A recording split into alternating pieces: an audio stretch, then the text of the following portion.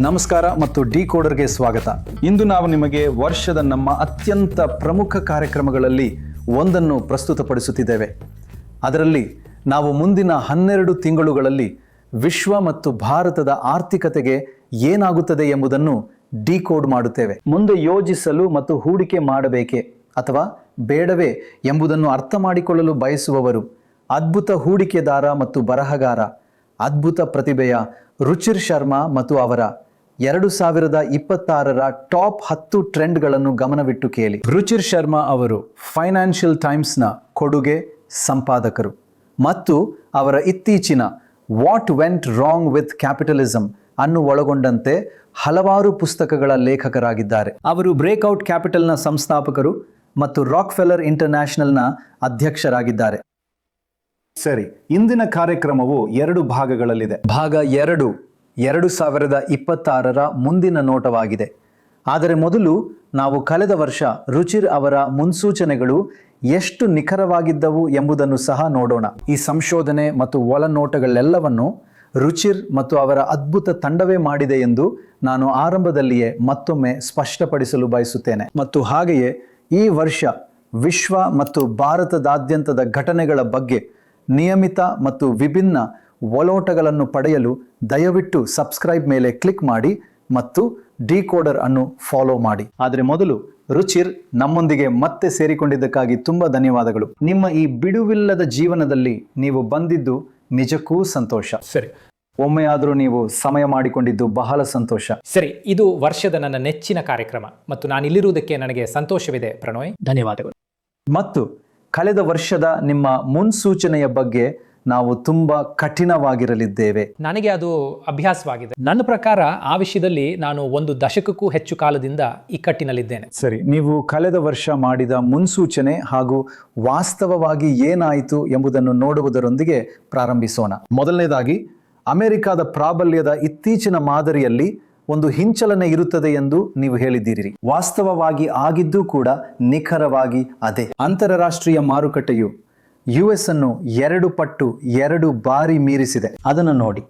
Europe ಷೇರು ಮಾರುಕಟ್ಟೆಯಲ್ಲಿ 35% ಆದಾಯ, America 18%, ಅಭಿವೃದ್ಧಿಶೀಲ ಮಾರುಕಟ್ಟೆಗಳು ಕೂಡ 34%, US 18%. ಇವೆಲ್ಲವೂ ಚೀನಾ, ಜಪಾನ್, ಇಡೀ ಜಗತ್ತು ಭಾರತವನ್ನು ಹೊರತುಪಡಿಸಿ ಭಾರತವು ಸ್ವಲ್ಪ ಕಡಿಮೆ ಇತ್ತು, ಕೇವಲ 3%, ಮತ್ತು ಇದು ಡಾಲರ್ಗಳಲ್ಲಿ ಎಂದು ನೀವು ಉಲ್ಲೇಖಿಸಿದ್ದೀರಿ. ಹೌದು, ಹಾಗಾಗಿ ಕಳೆದ ವರ್ಷ ಇದೇ ಸಮಯದಲ್ಲಿ ಪ್ರಣಯ್, ಜಗತ್ತಿನಲ್ಲಿ ಹೂಡಿಕೆ ಮಾಡಲು ಯೋಗ್ಯವಾದ ಏಕೈಕ ಸ್ಥಳ ಅಮೆರಿಕ ಎಂಬುದು ಸಾರ್ವತ್ರಿಕ ಒಮ್ಮತವಾಗಿತ್ತು ಎಂದು ನಾನು ಭಾವಿಸುತ್ತೇನೆ. ಹಾಗಾಗಿ ನೀವು ನೋಡಿದ್ರೆ ಜಾಗತಿಕ ಈಕ್ವಿಟಿ ಮಾನದಂಡಗಳಲ್ಲಿ ಅಮೆರಿಕದ ಪಾಲು ಉದಾಹರಣೆಗೆ ಅದು ಸುಮಾರು 66%ದಷ್ಟಿತ್ತು ಅಲ್ವೇ?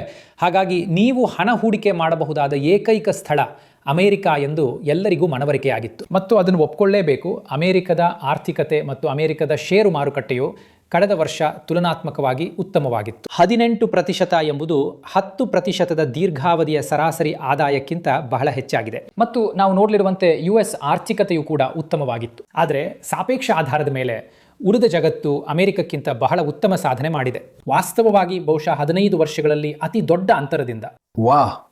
ಹಾಗಾಗಿ ಇದು ಒಂದು ಪ್ರವೃತ್ತಿಯ ಆರಂಭವನ್ನು ಸೂಚಿಸುತ್ತದೆ ಎಂದು ನನಗನಿಸುತ್ತದೆ. ಇದು 2017ರಲ್ಲಿ ನಡೆದಂಥ ಕೇವಲ 1 ಬಾರಿಯದ್ದೇ ಅಥವಾ ಇದು ದೀರ್ಘಾವಧಿಯ ಪ್ರವೃತ್ತಿಯ ಭಾಗವೇ ಎಂದು ನಾವು ನೋಡೋಣ. ಆದರೆ ನನ್ನ ಭಾವನೆ ಏನಂದರೆ 2025 ಒಂದು ಪ್ರಮುಖ ತಿರುವು ಆಗಿತ್ತು. ಸರಿ, ಮತ್ತು ಮುಂದಿನ ಕೆಲವು ವರ್ಷಗಳಲ್ಲಿ ಉಳಿದ ಜಗತ್ತಿನ ಷೇರು ಮಾರುಕಟ್ಟೆಗಳು ಮೀರಿಸುತ್ತಲೇ ಇರುತ್ತವೆ. ಇಲ್ಲ ಅಂದರೆ ನೀವು ಆ ಭವಿಷ್ಯ ನುಡಿದಾಗ ನನಗೆ ನಿಜವಾಗಿಯೂ ಆಘಾತವಾಯಿತು. ಏಕೆಂದರೆ ನೀವು ಹೇಳಿದಂತೆ ಅಮೆರಿಕ ತುಂಬ ಚೆನ್ನಾಗಿ ಕಾರ್ಯನಿರ್ವಹಿಸುತ್ತಿತ್ತು ಮತ್ತು ನೀವು ಇದ್ದಕ್ಕಿದ್ದಂತೆ ನಾನು ತುಲನಾತ್ಮಕವಾಗಿ ಹಿಮ್ಮುಖಗೊಳಿಸಲಿದ್ದೇನೆ ಎಂದು ಹೇಳಿದಿರಿ. ಹೌದು. ಯಾವ ಸಂಕೇತ? ಅಂದರೆ ಏನು? ಅದನ್ನು ನೀವು ಹೇಗೆ ನೋಡಿದಿರಿ? ಸರಿ, ಅದರ ಒಂದು ಭಾಗವೆಂದರೆ ನಿಮ್ಗೆ ಗೊತ್ತಲ್ಲ, ಎಲ್ಲರೂ ಒಂದೇ ಅಭಿಪ್ರಾಯವನ್ನು ಹೊಂದಿರುವಾಗ, ಅಂತಹ ಸಾರ್ವತ್ರಿಕ ಒಮ್ಮತವಿದ್ದಾಗ, ಆಗ ನೀವು ನಿಮ್ಮನ್ನು ಕೇಳಿಕೊಳ್ಳುವ ಪ್ರಶ್ನೆ ಅಂದರೆ ಖರೀದಿಸಲು ಇನ್ನು ಯಾರು ಉಳಿದಿದ್ದಾರೆ. ಆದರೆ ಎಲ್ಲರೂ ಒಂದು ರೀತಿಯಲ್ಲಿ ಈಗಾಗಲೇ ಬುಲಿಶ್ ಆಗಿದ್ರೆ ಒಂದು ದೇಶದ ಬಗ್ಗೆ, ಹಾಗಾದರೆ ಖಂಡಿತವಾಗಿಯೂ ಅವರು ಈಗಾಗಲೇ ತಮ್ಮ ಎಲ್ಲ ಬಂಡವಾಳವನ್ನು ಅಲ್ಲಿ ಹಾಕಿದ್ದಾರೆ. ಮತ್ತು ಹಾಗಾಗಿ ನನಗನ್ಸುವುದೇನೆಂದರೆ ವಿಷಯವಿಷ್ಟೇ, ಅಮೆರಿಕ ಯಾವಾಗಲೂ ವಿಶ್ವದ ಪ್ರಮುಖ ಷೇರು ಮಾರುಕಟ್ಟೆಯಾಗಿ ಮತ್ತು ಅದರ ಅತಿ ದೊಡ್ಡ ಆರ್ಥಿಕತೆಯಾಗಿಯೂ ಸಹ ಉಳಿಯುತ್ತದೆ ಗಾತ್ರದಲ್ಲಿ. ಆದರೆ ನಿಮಗೆ ಗೊತ್ತಲ್ಲ, ಈ ವಿಷಯಗಳು ಆ ವಿಷಯದಲ್ಲಿ ಹಿಮ್ಮುಖವಾಗುತ್ತವೆ. ಹೌದು, ಕಳೆದ 100 ವರ್ಷಗಳಲ್ಲಿ ಯಾವಾಗಲೂ ಹಾಗೇ ಆಗಿದೆ. ಆದರೆ ಉಳಿದ ಜಗತ್ತು ಉತ್ತಮವಾಗಿ ಕಾರ್ಯನಿರ್ವಹಿಸಿದಂತಹ ಸಾಕಷ್ಟು ಅವಧಿಗಳು, ದಶಕಗಳು ಸಹ ಕಳೆದು ಹೋಗಿವೆ. ಸರಿ, ಅದೊಂದು ಅದ್ಭುತವಾದ ಮುನ್ಸೂಚನೆಯಾಗಿತ್ತು. ಮತ್ತು ನಾನು ಸಂಪತ್ತು ನಿರ್ವಹಣಾ ಸಂಸ್ಥೆ 360 ಗ್ರಾಹಕರಿಗೆ ಸಲಹೆ ನೀಡುತ್ತಿರುವುದೇನೆಂದರೆ, ಅವರು ನಿಜವಾಗಿಯೂ ಕೇವಲ ಅಮೆರಿಕದಲ್ಲಿ ಹೂಡಿಕೆ ಮಾಡುವುದನ್ನು ಮೀರಿ ಯೋಚಿಸಬೇಕು. ಎರಡನೇದಾಗಿ, US ಒಂದು ಮಾರಣಾಂತಿಕ ತಪ್ಪನ್ನು ಮಾಡಿದೆ ಎಂದು ನೀವು ಹೇಳಿದ್ದೀರಿ. ಒಂದು ವಿತ್ತೀಯ ಕೊರತೆಯು ತನ್ನದೇ ಆದ ಲೀಗ್ನಲ್ಲಿದೆ. ವಾಸ್ತವವಾಗಿ ಏನಾಯಿತು ಎಂದರೆ, ಸುಂಕಗಳು ವಿತ್ತೀಯ ಕಾಳಜಿಗಳನ್ನು ಸರಾಗಗೊಳಿಸಿದವು ಮತ್ತು 10 ವರ್ಷಗಳ ಇಳುವರಿಗಳು ಕಡಿಮೆಯಾದವು. ಆದರೆ GDPಯ ಶೇಕಡವಾರು ಪ್ರಮಾಣದಲ್ಲಿ ವಿತ್ತೀಯ ಕೊರತೆಯನ್ನು ನೋಡಿ. ಅಮೆರಿಕ 6.9ರಿಂದ 6ಕ್ಕೆ ಇಳಿದಿದೆ. ಆದರೆ ಇನ್ನೂ 6%, ಯುರೋಪಿನ ಅರ್ಧದಷ್ಟು ಅಂದರೆ 3%ಕ್ಕೆ ಹೋಲಿಸಿದರೆ ಭಾರತವು ಅಮೆರಿಕಕ್ಕಿಂತಲೂ ತುಂಬ ಕಡಿಮೆ 4.8 ಮತ್ತು ಉದಯೋನ್ಮುಖ ಮಾರುಕಟ್ಟೆಗಳು ಒಟ್ಟಾರೆಯಾಗಿ 4.8. ಆದ್ದರಿಂದ ಇನ್ನೂ ತುಂಬ ಹೆಚ್ಚು, ಆದರೆ ಸ್ವಲ್ಪ ಕಡಿಮೆಯಾಗಿದೆ. ಹೌದು, ಹಾಗಾಗಿ ಇದು ನನಗೆ ಸ್ವಲ್ಪ ಮಟ್ಟಿಗೆ ಆಶ್ಚರ್ಯವನ್ನು ಉಂಟು ಮಾಡಿತ್ತು ಎಂದು ನಾನು ಭಾವಿಸ್ತೇನೆ. ಮತ್ತು ನಾನು ನಿರೀಕ್ಷಿಸಿದ ರೀತಿಯಲ್ಲಿ ಇದು ನಡೆಯಲಿಲ್ಲ. ಯಾಕೆಂದರೆ ಅಮೆರಿಕದಲ್ಲಿ ಬಜೆಟ್ ಕೊರತೆಯನ್ನು ಕಡಿಮೆ ಮಾಡುವ ಪ್ರೋತ್ಸಾಹವು ತುಂಬ ಕಡಿಮೆ ಇದೆ ಎಂದು ನನಗಿದೆ ಎಂದು ನಾನು ಭಾವಿಸ್ತೇನೆ. ಮತ್ತು ರಾಜಕಾರಣಿಗಳು ಅವರು ಒಂದು ಬಿಕ್ಕಟ್ಟನ್ನು ಎದುರಿಸುವವರೆಗೂ ಸರಿ, ಅವರ ಅಭ್ಯಾಸವೆಂದರೆ ಹೆಚ್ಚು ಖರ್ಚು ಮಾಡುವುದು ಮತ್ತು ಸಾಧ್ಯವಾದಲ್ಲೆಲ್ಲ ತೆರಿಗೆಗಳನ್ನು ಕಡಿತಗೊಳಿಸುವುದು. ಯಾಕೆಂದರೆ ಅವರು ಒಂದು ರೀತಿಯಲ್ಲಿ ಹಣವನ್ನು ಹಿಂತಿರುಗಿಸಲು ಬಯಸ್ತಾರೆ ಅಥವಾ ಅವರು ಇತರರ ಹಣವನ್ನು ಖರ್ಚು ಮಾಡಲು ಬಯಸ್ತಾರೆ. ಸರಿ, ಹಾಗಾಗಿ ರಾಜಕಾರಣಿಗಳು ಮಾಡೋದು ಅದನ್ನೇ. ಸರಿ, ಹಾಗಾಗಿ ವಿಷಯವೇನೆಂದರೆ, ಯಾವುದೇ ದೊಡ್ಡ ಬಿಕ್ಕಟ್ಟು ಇಲ್ಲದೆ ಅಮೆರಿಕದ ಬಜೆಟ್ ಕೊರತೆ ಕಡಿಮೆ ಆಯಿತು. ಯಾಕೆಂದರೆ ಇಲ್ಲಿ ಸುಂಕಗಳು ಬಹಳ ದೊಡ್ಡ ಪಾತ್ರವನ್ನು ವಹಿಸಿದವು. ಸುಂಕದ ಆದಾಯಗಳು GDPಯ 1% ಕೊಡುಗೆ ನೀಡಿದವು. ಅಮೆರಿಕದ ವಿತ್ತೀಯ ಕೊರತೆಗೆ ಮತ್ತು ಅದೇ ವಿತ್ತೀಯ ಕೊರತೆಯನ್ನು ಕಡಿಮೆ ಮಾಡಲು ಸಹಾಯ ಮಾಡಿತು. ಸರಿ, ಹಾಗಾಗಿ ನನಗನ್ಸುತ್ತೆ ಅಮೆರಿಕ ನಿಮ್ಗೆ ಗೊತ್ತಾ ನಿರ್ವಹಿಸಿದೆ. ಆದರೂ 6% ಹೆಚ್ಚಾಗಿದೆ. 6% ಇನ್ನೂ ತುಂಬ ಹೆಚ್ಚಾಗಿದೆ. ಮತ್ತು ನಾನು ಇನ್ನೂ ನಂಬುತ್ತೇನೆ ಇದು ಅಮೆರಿಕನ್ ಆರ್ಥಿಕ ಮಾದರಿಯಲ್ಲಿನ ಒಂದು ಮೂಲಭೂತ ದೋಷವಾಗಿದೆ. ಅವರು GDPಯ ಸುಮಾರು 3% ಬಜೆಟ್ ಕೊರತೆಯನ್ನು ನಡೆಸುತ್ತಿದ್ದರು. ವಾಹ್! ಕಳೆದ ದಶಕದ ಬಹುತೇಕ ಭಾಗದಲ್ಲಿ, ಉದಾಹರಣೆಗೆ 2010ರ ದಶಕದಲ್ಲಿ, ಈಗ ಸರಾಸರಿ 6% ಇರುವ ಹಾಗೆ ಕಾಣುತ್ತದೆ, ಹೊಸ ಸಾಮಾನ್ಯದಂತೆ ಕಾಣುತ್ತದೆ. ವಾಹ್, ಅದು ನಿಜವಾಗಿಯೂ ಒಂದು ದೊಡ್ಡ ಬದಲಾವಣೆ. ಹೌದು, ಮತ್ತು ನಾವು ನಂತರ ಕಾರ್ಯಕ್ರಮದಲ್ಲಿ ಚರ್ಚಿಸುವಂತೆ ನನಗೆ ಅನಿಸುತ್ತದೆ, ನಾನು ಶಂಕಿಸುತ್ತೇನೆ, 6% ಹೆಚ್ಚಾಗುವ ಸಾಧ್ಯತೆ ಇದೆ 2026ರಲ್ಲಿ. ವಾಹ್! ಆದರೆ ಕನಿಷ್ಠ 2025ರಲ್ಲಿ ಬಾಂಡ್ ಯೀಲ್ಡ್ಗಳು ಅಷ್ಟೊಂದು ಹೆಚ್ಚಾಗಲಿಲ್ಲ. ಸರಿ, ಮತ್ತು ಹಾಗಾಗಿ ನಿಮಗೆ ಸ್ವಲ್ಪ ಪರಿಹಾರ ಸಿಕ್ತು.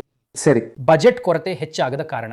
ಸರಿ, ಕಳೆದ ವರ್ಷ ನಿಮ್ಮ 3ನೇ ಮುನ್ಸೂಚನೆ ಎಂದರೆ ಅಮೆರಿಕ ಕಡಿಮೆ ಅಸಾಧಾರಣವಾಗಿ ಕಾಣುತ್ತದೆ ಎಂಬುದು. ವಾಸ್ತವವಾಗಿ ಏನಾಯ್ತೆಂದರೆ, ಅಮೆರಿಕ US ಬೆಳವಣಿಗೆಯು ದೊಡ್ಡ AI ಉತ್ತೇಜನದ ಹೊರತಾಗಿಯೂ ನಿಧಾನವಾಯಿತು ಮತ್ತು AI ಮೇಲೆ ಎಷ್ಟು ಹಣವನ್ನು ಖರ್ಚು ಮಾಡಲಾಗಿದೆ ಎಂದು ನಮಗೆಲ್ಲರಿಗೂ ತಿಳಿದಿದೆ. ಅಮೆರಿಕದಲ್ಲಿ ಏನಾಯಿತು ಎಂದು ನೋಡಿ. ನೈಜ GDP ಬೆಳವಣಿಗೆಯು 2.8ರಿಂದ 2.1% ಇಳಿಯಿತು.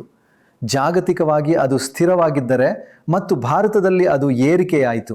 ಆದರೆ ಅಮೆರಿಕದ್ದು ಕುಸಿಯಿತು. ಇಲ್ಲ, ಆದರೆ ನನಗಿನ್ನೂ ಅನಿಸುತ್ತೆ ಅಮೆರಿಕ 2.1% ದರದಲ್ಲಿ ಬೆಳೆಯಲು ಸಾಧ್ಯವಾಗಿದ್ದು ತುಲನಾತ್ಮಕವಾಗಿ ಪ್ರಭಾವಶಾಲಿಯಾಗಿ. ಯಾಕೆಂದರೆ ಅದು ಒಂದು ದೊಡ್ಡ ಆಧಾರ. ಇದೊಂದು ದೊಡ್ಡ ಆಧಾರ. ಆದರೆ ವಾಸ್ತವವೆಂದರೆ ಇದಕ್ಕೂ ಹಿಂದಿನ ವರ್ಷಗಳಲ್ಲಿ ಅಮೆರಿಕದ ಆರ್ಥಿಕತೆಯು ಕೆಲವು ವರ್ಷಗಳಲ್ಲಿ ಇನ್ನೂ ವೇಗವಾಗಿ ಬೆಳೆಯುತ್ತಿತ್ತು, ವಿಶೇಷವಾಗಿ ನಾಮಮಾತ್ರದ ದೃಷ್ಟಿಯಿಂದ ಜಗತ್ತಿನ ಉಳಿದ ಭಾಗಗಳಿಗೆ ಹೋಲಿಸಿದರೆ. ಕಳೆದ ವರ್ಷ ಆ ಪ್ರವೃತ್ತಿ ನಿಮ್ಗೆ ಗೊತ್ತಲ್ಲ, ಅದು ತಾನಾಗಿಯೇ ತಗ್ಗಿತ್ತು. ಯಾಕೆಂದರೆ ಉಳಿದವರು. ಹಾಗಾಗಿ ಮೊದಲ ಪ್ರವೃತ್ತಿಯಲ್ಲಿ ಮತ್ತು 3ನೇ ಪ್ರವೃತ್ತಿಯಲ್ಲಿಯೂ ಇದ್ದ ದೊಡ್ಡ ಕಥೆಯು ಸಹಜವಾದುದು. ಅಮೆರಿಕಕ್ಕೆ ಕೆಟ್ಟ ವರ್ಷವಿತ್ತು ಎಂದಲ್ಲ, ಅಮೆರಿಕದ ಆರ್ಥಿಕತೆಯು ನಿಭಾಯಿಸಿತು. ಆದರೂ ಅದು AI ಮೇಲಿನ ಒಂದು ದೊಡ್ಡ ಪಣವಾಗಿ ಮಾರ್ಪಟ್ಟಿದೆ ಎಂಬ ಕಾರಣದಿಂದಾಗಿ ಅದು ಬಹಳಷ್ಟು ಮಟ್ಟಿಗೆ ನಿಂತಿತ್ತು. ಆದರೆ 2025ರ ದೊಡ್ಡ ಕಥೆಯು ವಿಶ್ವದ ಉಳಿದ ಭಾಗಗಳಾಗಿದ್ದವು ಎರಡೂ ದೃಷ್ಟಿಯಿಂದ. ಹೌದು, ಷೇರು ಮಾರುಕಟ್ಟೆ ಮತ್ತು ಆರ್ಥಿಕ ಬೆಳವಣಿಗೆಯಲ್ಲಿ ಜನರು ನಿರೀಕ್ಷಿಸಿದ್ದಕ್ಕಿಂತ ಹೆಚ್ಚಿನ ಸಾಧನೆ ಮಾಡಿತ್ತು. ಹಾಗಾಗಿ ಅದು ನಿಜವಾಗಿಯೂ 2025ರ ದೊಡ್ಡ ಕಥೆಯಾಗಿತ್ತು. ಅಮೆರಿಕದ ಎಕ್ಸೆಪ್ಷನಲಿಸಂ ಕೊನೆಗೊಂಡಿತ್ತು. ಉಳಿದ ಪ್ರಪಂಚ ಮತ್ತು ಭಾರತ 7.2. ಹೌದು, ಆದರೆ ಈಗ ಭಾರತದ GDP ರೀತಿಯ ಡೇಟಾವನ್ನು ನಾವು ಚರ್ಚಿಸಬಹುದು. ಅದರಲ್ಲಿ ಕೆಲವು ತಾಂತ್ರಿಕವಾಗಿದೆ. ಯಾಕೆಂದರೆ GDP ಡಿಫ್ಲೇಟರ್ನಲ್ಲಿನ ಹಣದುಬ್ಬರದ ಡೇಟಾ ನೈಜ GDP ಬೆಳವಣಿಗೆಯನ್ನು ಬಹುಶಃ ಅತಿಶಯೋಕ್ತಿ ಮಾಡುತ್ತಿದೆ. ಸರಿ ಸರಿ. ಆದರೆ ಸಾಮಾನ್ಯವಾಗಿ ನಿಮಗೆ ಗೊತ್ತಲ್ಲ, ಭಾರತದಂತೆ ಮತ್ತು ಉಳಿದ ಉದಯೋನ್ಮುಖ ಮಾರುಕಟ್ಟೆಗಳ ಆರ್ಥಿಕ ಬೆಳವಣಿಗೆಯು ಉತ್ತಮವಾಗಿತ್ತು, ವಿಶೇಷವಾಗಿ ಅಮೆರಿಕಕ್ಕೆ ಪ್ರತಿಯಾಗಿ ನಿರೀಕ್ಷೆಗಳಿಗೆ ಹೋಲಿಸಿದರೆ. ಸರಿ, ನಾನು ಹೇಳಲೇಬೇಕು, ನಾವು ಮೊದಲು ಚರ್ಚಿಸಿದ ನನ್ನ ನೆಚ್ಚಿನ ವಿಷಯಗಳಲ್ಲಿ ಒಂದು 7.2 ಉತ್ತಮವಾಗಿದೆ. ಹೌದು, ಆದರೆ ನಾನು ಪ್ರತಿ ವರ್ಷ ಚೀನಾಕ್ಕೆ ಹೋಗುತ್ತಿದ್ದೆ 25 ವರ್ಷಗಳ ಕಾಲ. ಮತ್ತು ನಾನು ಡೆಂಗ್ ಶಿಯೋಪಿಂಗ್ ಅವರನ್ನು ನೋಡಿದೆ ಮತ್ತು ಅವರು 12%, 14% ದರದಲ್ಲಿ ಬೆಳೆಯುತ್ತಿದ್ದರು. ಸರಿ. ಹಾಗಾಗಿ 7.2 ಹಿಂದಿಗಿಂತಲೂ ಹೆಚ್ಚು ಉತ್ತಮ ಮತ್ತು ಇರಬೇಕು. ಅಂದರೆ ಹೆಚ್ಚು ಉತ್ತಮವೇನಲ್ಲ, ಆದರೆ 1 ಬಹಳ ಉತ್ತಮ ದರ. ಆದರೆ ನಾವು 12, 14 ತಲುಪುವವರೆಗೆ ನಾವು ಮತ್ತೊಂದು ಆಗುವುದಿಲ್ಲ. ಏಷ್ಯಾದ ಪವಾಡ. ಹೌದು, ನೀವು ಹೇಳ್ದಂತೆ ನಿಮ್ಗೆ ಗೊತ್ತಲ್ಲ, ಒಂದು ರೀತಿ ಹೇಳೋದಾದ್ರೆ ಹಾಗಾಗಿ ನಾವು 12 ಅಥವಾ 14 ಸತ್ಯ ತಲುಪಿದಾಗ ಮಾತ್ರ ಸಂತೋಷವಾಗಿರಬೇಕು. ನಾನು ಅದನ್ನು ಗಂಭೀರವಾಗಿ ನಂಬುತ್ತೇನೆ. ಹೌದು, ಆದರೆ ಅದಕ್ಕಾಗಿ ನಾವು ಇನ್ನೂ ಬಹಳಷ್ಟು ಮಾಡಬೇಕಾಗಿದೆ. ಮತ್ತು ನಿಮ್ಗೆ ಗೊತ್ತಲ್ಲ, ನಾವು ಕಾರ್ಯಕ್ರಮ ಮುಂದುವರೆದಂತೆ ನಾವು ಅದರ ಬಗ್ಗೆ ಮಾತನಾಡ್ತೇವೆ. ಭಾರತವು ಹೆಚ್ಚು ವೇಗವಾಗಿ ಬೆಳೆಯಲು ಬಯಸಿದರೆ ಈ ಬೆಳವಣಿಗೆ ದರಗಳನ್ನು ಉಳಿಸಿಕೊಳ್ಳಲು ಕೂಡ, ಯಾಕೆಂದ್ರೆ ಇದು ಒಂದು ಕಡಿಮೆ ಬೇಸ್ ಕೂಡ. ಹೌದು, ಕಡಿಮೆ ಬೇಸ್ ಹೊರತುಪಡಿಸಿ ಕೆಲವು ತಾಂತ್ರಿಕ ಸಮಸ್ಯೆಗಳಿವೆ. ಅದಕ್ಕಾಗಿ ಬೆಳವಣಿಗೆಯ ದರವು ನಿಮ್ಗೆ ಗೊತ್ತಲ್ಲ 8%ಗೆ ಹತ್ತಿರವಾಗಿ ಕಾಣ್ತದೆ ಹೊರತು ಬಹುಶಃ ನಿಜವಾದ 6%ಗಿಂತ ಸರಿ ನಾವು ಅದನ್ನ ಬರುವ ವರ್ಷ ಅಥವಾ ಆಸುಪಾಸಿನಲ್ಲಿ ನೋಡಬಹುದು. ಸರಿ. ಮತ್ತು ಅದಕ್ಕೆ ಕಾರಣವೇನೆಂದ್ರೆ GDP ಡಿಫ್ಲೇಟರ್ ಕೆಲವು ಸಮಸ್ಯೆಗಳನ್ನು ಉಂಟು ಮಾಡುತ್ತಿರುವುದನ್ನು ಹೊರತುಪಡಿಸಿ ಈ ಬಗ್ಗೆ ಹೆಚ್ಚು ತಾಂತ್ರಿಕವಾಗಿ ಹೋಗದೆ ಮೂಲಭೂತ ಸಮಸ್ಯೆ ಇದಾಗಿದೆ. ಇದು ನಾವು ಮಾತನಾಡಿದ ಭಾರತೀಯ ಷೇರು ಮಾರುಕಟ್ಟೆಗಳ ಕಾರ್ಯಕ್ಷಮತೆಯಲ್ಲಿ ಕಾಣಿಸಿಕೊಳ್ಳುತ್ತದೆ. ಇದು ನಾವು ಮಾತನಾಡಲಿರುವ ಇತರ ಡೇಟಾದಲ್ಲಿಯೂ ಕಾಣಿಸಿಕೊಳ್ಳುತ್ತದೆ. ಏನಂದ್ರೆ ಭಾರತಕ್ಕೆ ಹೆಚ್ಚು ವಿದೇಶಿ ಬಂಡವಾಳದ ಅಗತ್ಯವಿದೆ ಮತ್ತು ಕಡಿಮೆ ಜನರನ್ನ ರಫ್ತು ಮಾಡಬೇಕಾಗಿದೆ. ಆದರೆ ಬದಲಾಗಿ ನಾವು ಭಾರತದಲ್ಲಿ ನೋಡ್ತಿರುವುದೇನೆಂದ್ರೆ ವಾಸ್ತವವಾಗಿ ಈ ದೇಶದಲ್ಲಿ ವಿದೇಶಿ ಬಂಡವಾಳವು ಕಾಣಿಸಿಕೊಳ್ಳುತ್ತಿಲ್ಲ. ವಾಸ್ತವವಾಗಿ ಅದು ಭಾರತದಿಂದ ಹೊರಗೆ ಹರಿಯುತ್ತಾ ಇದೆ. ಹೌದು, ಈ ವರ್ಷ ಅದು ನಿಜವಾಗಿಯೂ ಬಹಳ ಆತಂಕಕಾರಿಯಾಗಿತ್ತು. ಹೌದು. ಮತ್ತು ಇನ್ನೊಂದು ಅಂಶವಂದ್ರೆ, ಯಾಕೆಂದರೆ ಒಂದು ಉತ್ತಮ ವಿಷಯ ಅಂದರೆ ಚೀನಾದ 12% ಪ್ರಮುಖ ಕಾರಣವೆಂದರೆ ಹಣ ಒಳಗೆ ಬರುತ್ತಿದ್ದುದು. ಹಾಗೆ ಹೌದು, ವಿಶೇಷವಾಗಿ ವಿದೇಶಿ ನೇರ ಹೂಡಿಕೆ ಅಂದ್ರೆ ಅವರು ನಿಮಗೆ ಗೊತ್ತಲ್ಲ GDPಯ 3ರಿಂದ 4% ವಿದೇಶಿ ನೇರ ಹೂಡಿಕೆಯನ್ನ ಪಡೆಯುತ್ತಿದ್ದರು ಭರಾಟೆಯ ವರ್ಷಗಳಲ್ಲಿ. ಆದರೆ ಭಾರತದ ನಿವ್ವಳ FDI 0ಗೆ ಹತ್ತಿರದಲ್ಲಿದೆ. ಅದು ನಿರ್ಣಾಯಕ. ಮತ್ತು ಒಟ್ಟು FDI ಕೂಡ GDPಯ ಸುಮಾರು 1% ಹಾಗಾಗಿ ನನಗನ್ಸುವುದೇನೆಂದರೆ ಭಾರತವು ನಿಭಾಯಿಸಬೇಕಾದ ಮೂಲಭೂತ ಸಮಸ್ಯೆ ಅಂದರೆ ನಾವು ಹೆಚ್ಚು ವಿದೇಶಿ ಬಂಡವಾಳವನ್ನು ಹೇಗೆ ಪಡೆಯುವುದು. ಯಾಕೆಂದರೆ ನಮಗೆ ಅದು ಬೇಕು. ಯಾಕೆಂದರೆ ಖಾಸಗಿ, ವಿಶೇಷವಾಗಿ ಹೂಡಿಕೆ, ಕೈಗಾರಿಕೆಗಳಲ್ಲಿ ಮತ್ತು ಇತ್ಯಾದಿಗಳಲ್ಲಿ ನೇರ ಹೂಡಿಕೆ ಅಲ್ವಾ? ಯಾಕೆಂದರೆ ಅದು ತಂತ್ರಜ್ಞಾನ ವರ್ಗಾವಣೆಗಳಿಗೂ ಕೂಡ ಸಹಾಯ ಮಾಡುತ್ತದೆ. ಹೌದು. ಮತ್ತು ನಾವು ಅದರ ಬಗ್ಗೆ ಮಾತನಾಡುವಂತೆ ನೀವು ಜನರನ್ನ ಕಡಿಮೆ ರಫ್ತು ಮಾಡೋದು ಹೇಗೆ, ಅದೇನೆಂದರೆ ಬಹಳಷ್ಟು ಜನರು ಭಾರತವನ್ನು ತೊರೆಯುತ್ತಿದ್ದಾರೆ, ವಿಶೇಷವಾಗಿ ಈಗ ಸಾಮೂಹಿಕ ಮಟ್ಟದಲ್ಲಿ. ನನಗನ್ಸುವುದೇನೆಂದರೆ ಕಳೆದ ವರ್ಷ ಅಥವಾ ಆಸ್ಪಾಸಿನಲ್ಲಿ ಸುಮಾರು 7 ಲಕ್ಷ ಜನರು ತೊರೆದ್ರು ಭಾರತವನ್ನು. ಆ ಸಂಖ್ಯೆ ಕಳೆದ ದಶಕದಲ್ಲಿ 3 ಲಕ್ಷಕ್ಕೆ ಹತ್ತಿರವಾಗಿರುತ್ತಿತ್ತು. ವಾಹ್. ಮತ್ತು 2 ದಶಕಗಳ ಹಿಂದೆ ಸಮತೋಲನಕ್ಕೆ ಹತ್ತಿರವಾಗಿತ್ತು. ಹಾಗಾದರೆ ಜನರು ದೇಶವನ್ನು ತೊರೆಯುತ್ತಿರುವ ಈ ವೇಗವರ್ಧಿತ ಪ್ರವೃತ್ತಿಯನ್ನು ನಾವು ಇಲ್ಲಿ ಏಕೆ ನೋಡುತ್ತಿದ್ದೇವೆ? ನನಗನ್ಸುತ್ತೆ ಅವು 2 ವಿಷಯಗಳು ನನಗನ್ಸುತ್ತೆ ನಾವು ಗಮನ ಹರಿಸಬೇಕಾಗಿದೆ.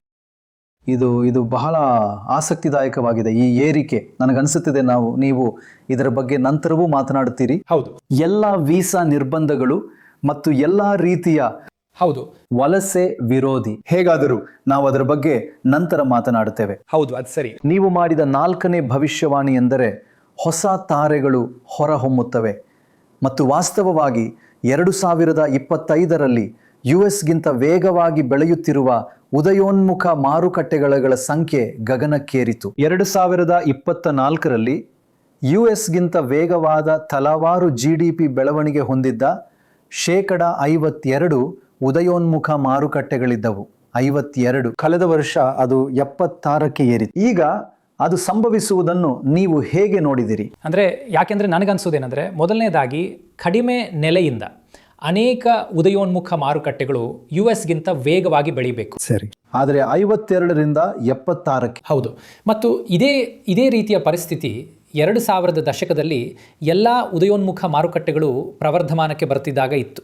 ಆದರೆ ಉದಯೋನ್ಮುಖ ಮಾರುಕಟ್ಟೆಗಳಿಗೆ ಕಳೆದ ಸುಮಾರು 10 ವರ್ಷಗಳಿಂದ ಬಹಳ ಬಹಳ ಬಹಳ ಕಷ್ಟಕರವಾಗಿದೆ. ಹಾಗಾಗಿ ನನ್ನ ವಾದವೇನೆಂದರೆ ಅವು ಸಾಕಷ್ಟು ಆರ್ಥಿಕ ಸುಧಾರಣೆಗಳನ್ನು ಮಾಡಿವೆ, ಅವು ತಮ್ಮ ವ್ಯವಸ್ಥೆಯನ್ನು ಸರಿಪಡಿಸಿಕೊಂಡಿವೆ ಮತ್ತು ಈಗ ಅವು ಉತ್ತಮವಾಗಿ ಬೆಳೆಯುವ ಸ್ಥಿತಿಯಲ್ಲಿವೆ. ಅದು ನನ್ನ ಮೂಲಭೂತ ಅನಿಸಿಕೆಯಾಗಿತ್ತು. ಸರಿ. ನಾನು ಉದಯೋನ್ಮುಖ ಮಾರುಕಟ್ಟೆಗಳನ್ನು ಸಮೀಕ್ಷೆ ಮಾಡಿದಾಗ. ಹೌದು. ಮತ್ತು ಅದು ಒಂದು ರೀತಿಯಲ್ಲಿ ತನ್ನಷ್ಟಕ್ಕೆ ತಾನೇ ನಡೀತಾ ಇದೆ. ಹೌದು. ಮತ್ತು ಇದು ವೇಗಗೊಳ್ಳಲಿದೆ ಎಂದು ನಾನು ಭಾವಿಸುತ್ತೇನೆ. ಹಾಗಾಗಿ ಕೆಲವು ದೇಶಗಳಿವೆ, ಅದು AI ಉತ್ತೇಜನದಿಂದಾಗೇ ಇರಲಿ, ತೈವಾನ್ ಮತ್ತು ಇತರವುಗಳಂತೆ ನಿಮಗೆ ಗೊತ್ತಲ್ಲ ಬಹಳ ವೇಗವಾಗಿ ಬೆಳೀತಿವೆ. ತೈವಾನ್ ಅದ್ಭುತವಾಗಿದೆ. ಹೌದು, ಒಂದು ದೊಡ್ಡ ಯಶಸ್ಸಿನ ಕಥೆಯಂತೆ. ಮತ್ತು ನಂತರ ಪೂರ್ವ ಯುರೋಪ್ ಮತ್ತು ಇತರ ಸ್ಥಳಗಳಲ್ಲಿನ ಬೇರೆ ದೇಶಗಳಲ್ಲಿಯೂ ಸಹ ಬೆಳವಣಿಗೆಯು ವೇಗಗೊಂಡಿತ್ತು. ಹಾಗಾಗಿ ಇದು ಉದಯೋನ್ಮುಖ ಮಾರುಕಟ್ಟೆಗಳಿಗೆ ಒಳ್ಳೆಯ ಸುದ್ದಿ ಎಂದು ನಾನು ಭಾವಿಸುತ್ತೇನೆ. ಸರಿ. ಅನೇಕ ದೇಶಗಳಲ್ಲಿ ಯುಎಸ್ಗೆ ಹೋಲಿಸಿದರೆ ಬೆಳವಣಿಗೆಯು ಕುಸಿಯುತ್ತಿದ್ದ ಅವಧಿಯ ನಂತರ ಈಗ ಯುಎಸ್ಗೆ ಹೋಲಿಸಿದರೆ ಬೆಳವಣಿಗೆಯು ವೇಗಗೊಳ್ಳುತ್ತಿದೆ. ಹಾಗಾಗಿ ಅದರ ಅರ್ಥ ಷೇರು ಮಾರುಕಟ್ಟೆಯಲ್ಲಿ ಇನ್ನಷ್ಟು ಉತ್ತಮ ಕಾರ್ಯಕ್ಷಮತೆ, ಉದಯೋನ್ಮುಖ ಮಾರುಕಟ್ಟೆಗಳಿಗೆ ಇನ್ನಷ್ಟು ಬಂಡವಾಳದ ಹರಿವು ಮತ್ತು ಹೊಸ ತಾರೆಗಳು ಉದಯಿಸುತ್ತಿವೆ. ನೀವು ಕಂಡ ಒಂದು ಬಹಳ ದೊಡ್ಡ ಬದಲಾವಣೆ. ಹೌದು, ಒಂದು ಸಲವಾದರೂ ನೀವು ಸರಿಯಾಗಿ ಹೇಳಿದಿರಿ. ಸರಿ, ನೀವು ಮಾಡಿದ 5ನೇ ಮುನ್ಸೂಚನೆ ಚೀನಾ ಮತ್ತೆ ಹೂಡಿಕೆ ಮಾಡಬಹುದಾದ ದೇಶವಾಗಲಿದೆ ಎಂಬುದಾಗಿತ್ತು. ಈಗ ನೀವು ಹಲವು ವರ್ಷಗಳಿಂದ ಚೀನಾದ ಬಗ್ಗೆ ಸ್ವಲ್ಪ ನಕಾರಾತ್ಮಕವಾಗಿದ್ದಿರಿ. ಮತ್ತು ನಂತರ ನಾನು ಈ ಮುನ್ಸೂಚನೆಯನ್ನು ನೋಡಿದೆ ಮತ್ತು ಅದು ಒಂದು ದೊಡ್ಡ ಬದಲಾವಣೆ, ನೀವು ಇದ್ದಕ್ಕಿದ್ದಂತೆ ಒಂದು ತಿರುವನ್ನು ನೋಡಿದ್ದೀರಿ ಎಂದು ಹೇಳಿದೆ.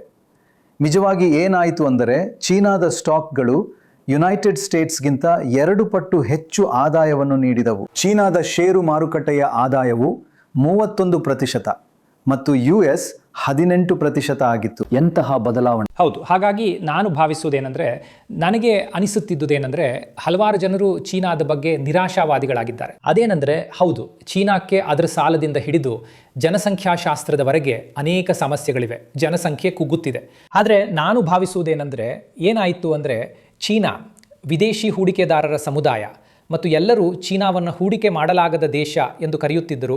ನಾವು ಚೀನಾದಲ್ಲಿ ಹೂಡಿಕೆ ಮಾಡಲು ಸಾಧ್ಯವಿಲ್ಲ. ಮತ್ತು ನಂತರ ನಾನು ಭಾವಿಸ್ತೇನೆ, ಅವರು ಮರುಶೋಧಿಸಿದ್ದೇನೆಂದರೆ, ಇಲ್ಲ, AI ಮತ್ತು ತಂತ್ರಜ್ಞಾನದಂಥ ವಿಷಯಗಳಿಗೆ ಬಂದಾಗ ಚೀನಾ ಇನ್ನೂ ಉತ್ತಮ ಆಯ್ಕೆಯಾಗಿದೆ. ಹಾಗಾಗಿ ನಾನು ಭಾವಿಸುವುದೇನೆಂದರೆ, ವಿಶ್ವಾದ್ಯಂತ ನಡೆಯುತ್ತಿರುವ AI ಉತ್ಕರ್ಷದಿಂದ ಉತ್ತೇಜಿತಗೊಂಡು ಮತ್ತು ಚೀನಾಕ್ಕೆ AIನಲ್ಲಿ ಅಂತಹ ಸಾಮರ್ಥ್ಯಗಳಿವೆ ಎಂಬ ಕಾರಣದಿಂದ ಚೀನಾದ ಷೇರು ಮಾರುಕಟ್ಟೆಯು ಅಲಿಬಾಬಾ, ಟೆನ್ಸೆಂಟ್ನಂತಹ ತನ್ನ ಕಂಪನಿಗಳ ನೇತೃತ್ವದಲ್ಲಿ ದೊಡ್ಡ ಪುನರಾಗಮನ ಮಾಡಲು ಸಾಧ್ಯವಾಯಿತು. ನಿಮಗೆ ಗೊತ್ತಲ್ಲ? ಸರಿ, ನಿಮಗೆ ಗೊತ್ತಲ್ಲ. ಮತ್ತು ಕೆಲವು ಇತರ ಕಂಪನಿಗಳು ಯಾವಂದರೆ ತುಂಬ ಸ್ಪರ್ಧಾತ್ಮಕ LLM ಮಾದರಿಗಳನ್ನು ಅಭಿವೃದ್ಧಿಪಡಿಸಿದೆ. ಸರಿ. ಆದ್ದರಿಂದ ಚೀನಾದ ಷೇರು ಮಾರುಕಟ್ಟೆಯು ತುಲನಾತ್ಮಕವಾಗಿ ಉತ್ತಮವಾಗಿ ಕಾರ್ಯನಿರ್ವಹಿಸಿತು ಮತ್ತು ಮತ್ತೆ ಹೂಡಿಕೆ ಮಾಡಬಹುದಾದಂತ ಆಯಿತು. ಅದು ಆ ನಂತರ ಹೌದು ಅನೇಕ ವರ್ಷಗಳಿಂದ ದೂರವಿಡಲ್ಪಟ್ಟಿತ್ತು, ನಿಮ್ಮಿಂದಲೂ ಸೇರಿದಂತೆ ಹಲವು ವರ್ಷಗಳ ಕಾಲ. ಮತ್ತು ನಂತರ ಈ ಬದಲಾವಣೆ ಮತ್ತು ಅದು ಸರಿ ಎಂದು ಸಾಬೀತಾಯಿತು. ಹೌದು, ನನಗನ್ಸುತ್ತೆ.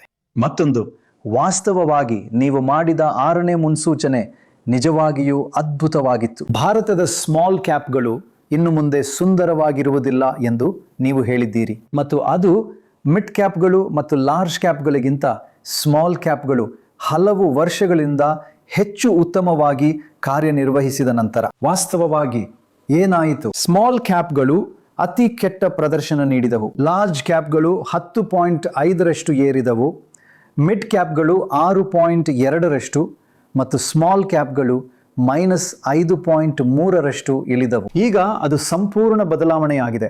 ಹಲವು ವರ್ಷಗಳಿಂದ ಸ್ಮಾಲ್ ಕ್ಯಾಪ್ಸ್ಗಳು ಹೂಡಿಕೆ ಮಾಡುವ ವಿಷಯವಾಗಿದ್ದವು ಮತ್ತು ಕಳೆದ ವರ್ಷ ಅದರ ವಿರುದ್ಧವಾಗಿತ್ತು. ಹೌದು, ಮತ್ತು ಇವೆಲ್ಲವೂ ರೂಪಾಯಿಗಳಲ್ಲಿನ ಸಂಖ್ಯೆ. ಹಾಗಾಗಿ ಖಂಡಿತ ಡಾಲರ್ಗಳಲ್ಲಿ ಹೇಳೋದಾದ್ರೆ ಅದು ಇನ್ನೂ ಸ್ವಲ್ಪ ಹೆಚ್ಚಾಗಿದೆ. ಹೌದು, ಆದರೆ ತುಲನಾತ್ಮಕವಾಗಿ ಅವರು ಹೇಳುವ ಹಾಗೆ ಇರುತ್ತದೆ. ಅದು ಸರಿ ಅಲ್ಲಿ. ಆದರೆ ಇಲ್ಲಿರುವ ಅಂಶವೇನೆಂದರೆ ವ್ಯಾಲ್ಯೂಯೇಷನ್ಗಳು. ನಿಮಗೆ ಗೊತ್ತಲ್ಲ ಇದು, ಅಂದರೆ ನಾವು ಮರ್ತು ಬಿಡ್ತೀವಿ, ನಾವು ಈ ಎಲ್ಲ ಹುಚ್ಚಾಟಗಳಲ್ಲಿ ಸಿಕ್ಕಾಕೊಳ್ತೀವಿ ಮತ್ತು ವ್ಯಾಲ್ಯೂಯೇಷನ್ಸ್ ಎಂಬ ಒಂದು ವಿಷಯ ಇದೆ ಎಂಬುದನ್ನು ನಾವು ಮರ್ತು ಬಿಡ್ತೀವಿ.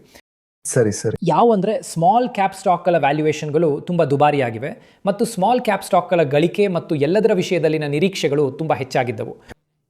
ಆದರೆ ಈಗ ವಾಸ್ತವದಲ್ಲಿ ನಾವು ನೋಡುತ್ತಿರೋದು, ಮತ್ತು ಇದು ಸಾಮಾನ್ಯವಾಗಿ ಸ್ವಲ್ಪ ಚಿಂತಾಜನಕವಾಗಿದೆ, ಏನಂದರೆ ಒಟ್ಟಾರೆ ಮಾರುಕಟ್ಟೆಯ ಕಳೆದ ವರ್ಷದಲ್ಲಿ ಒಟ್ಟಾರೆ ಮಾರುಕಟ್ಟೆಯ ಆದಾಯದ ಬೆಳವಣಿಗೆ ಕೇವಲ 4% ಸರಿ. GDP ಬೆಳವಣಿಗೆಗೆ ಏನಾಗಿದೆಯೋ ಅದರೊಂದಿಗೆ ಒಂದು ದೊಡ್ಡ ವ್ಯತ್ಯಾಸ ಅಲ್ವೇ? ಯಾಕೆಂದ್ರೆ ನಾವು ಮಾತಾಡ್ತಿರೋದು ಹೌದು 8% ಮಾದರಿಯ GDP ಬೆಳವಣಿಗೆ, ಆದರೂ ಒಟ್ಟಾರೆ ಷೇರು ಮಾರುಕಟ್ಟೆಯ ಆದಾಯ ಬೆಳವಣಿಗೆಯು 4%ದಷ್ಟಿದೆ.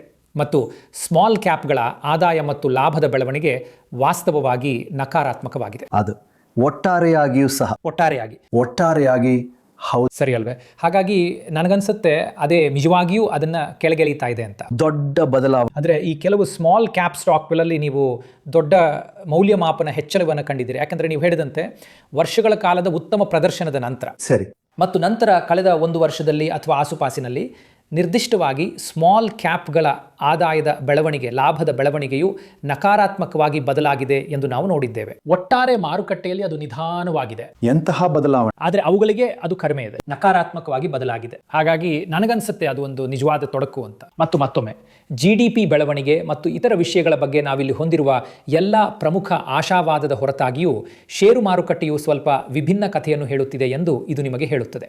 ಏಕೆಂದರೆ ಸ್ಮಾಲ್ ಕ್ಯಾಪ್ ಸ್ಟಾಕ್ಗಳು ಸರಿ, ಷೇರು ಮಾರುಕಟ್ಟೆ ಎಂದರೆ ಜನರು ತಮ್ಮ ಹಣವನ್ನು ಹೂಡುವ ಸ್ಥಳ, ಅವರು ಹೇಳಿದ್ದನ್ನು ಮಾಡಿ ತೋರಿಸುವ ಸ್ಥಳ, ಮತ್ತು ಅದು ವಾಸ್ತವಿಕವಾಗಿದೆ. ಹೌದು, ಯಾಕೆಂದರೆ ಈ ಸ್ಮಾಲ್ ಕ್ಯಾಪ್ ಸ್ಟಾಕ್ಗಳು ಹೆಚ್ಚು ಆರ್ಥಿಕವಾಗಿ ಸೂಕ್ಷ್ಮವಾಗಿರುತ್ತವೆ ಎಂಬ ಕಾರಣದಿಂದಲೂ ಇದು ಹೀಗಿದೆ ಎಂದು ನನಗನ್ಸುತ್ತೆ.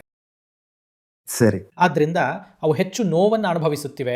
ಅಲ್ಲಿ ಸ್ಪಷ್ಟವಾಗಿ ನಕಾರಾತ್ಮಕ ಆದಾಯ ಮತ್ತು ಲಾಭದ ಬೆಳವಣಿಗೆಗಾಗಿ ಎಲ್ಲೋ ಒಂದು ರೀತಿಯ ನಿಧಾನಗತಿ ಆಗುತ್ತಿದೆ. ಸರಿ, ಕಳೆದ ವರ್ಷ ನೀವು ಮಾಡಿದ 10 ಮುನ್ಸೂಚನೆಗಳಲ್ಲಿ 7ನೇದು ಏನೆಂದರೆ AI ಮೇಲೆ ಅತಿಯಾದ ಖರ್ಚು ಇರುತ್ತದೆ, ಇದು ಬಿಗ್ ಟೆಕ್ಗೆ ಹಾನಿ ಮಾಡುತ್ತದೆ, ಮತ್ತು ಈ ಮ್ಯಾಗ್ನಿಫಿಸೆಂಟ್ 7 ಅಥವಾ ಮ್ಯಾಗ್ 7 ಎಂದು ಕರೆಯಲ್ಪಡುವ ಅವು US ಮಾರುಕಟ್ಟೆಯನ್ನು ಮುನ್ನಡೆಸುವುದನ್ನು ಮುಂದುವರೆಸಿವೆ. ಹೌದು, ಮ್ಯಾಗ್ 7 US ರಿಟರ್ನ್ಸ್ ವಿಷಯದಲ್ಲಿ 23% ಏರಿಕೆ ಮತ್ತು ಸ್ಟ್ಯಾಂಡರ್ಡ್ ಅಂಡ್ ಪೂವರ್ಸ್ ಇಂಡೆಕ್ಸ್ ಕೇವಲ 18 ಏರಿಕೆ. ಆದ್ದರಿಂದ ಮ್ಯಾಗ್ 7 ಇತರ ಸ್ಟಾಕ್ಸ್ಗಳಿಗಿಂತ ಹೆಚ್ಚು ಉತ್ತಮವಾಗಿ ಕಾರ್ಯನಿರ್ವಹಿಸಿತು. ಹೌದು, ಹಾಗಾಗಿ ಇದು ನಾನು ನಿರೀಕ್ಷಿಸಿದಂತೆ ಸಂಪೂರ್ಣವಾಗಿ ನಡೆಯಲಿಲ್ಲ ಅಂತ ನನಗನ್ಸುತ್ತೆ. ಯಾಕೆಂದರೆ ನಿಮ್ಗೆ ಗೊತ್ತಲ್ಲ, ನಾನು AI ಶಕ್ತಿಯಲ್ಲಿ ಮತ್ತು ಈ ವಿಷಯದಲ್ಲಿ ದೊಡ್ಡ ನಂಬಿಕೆ ಉಳ್ಳವನು.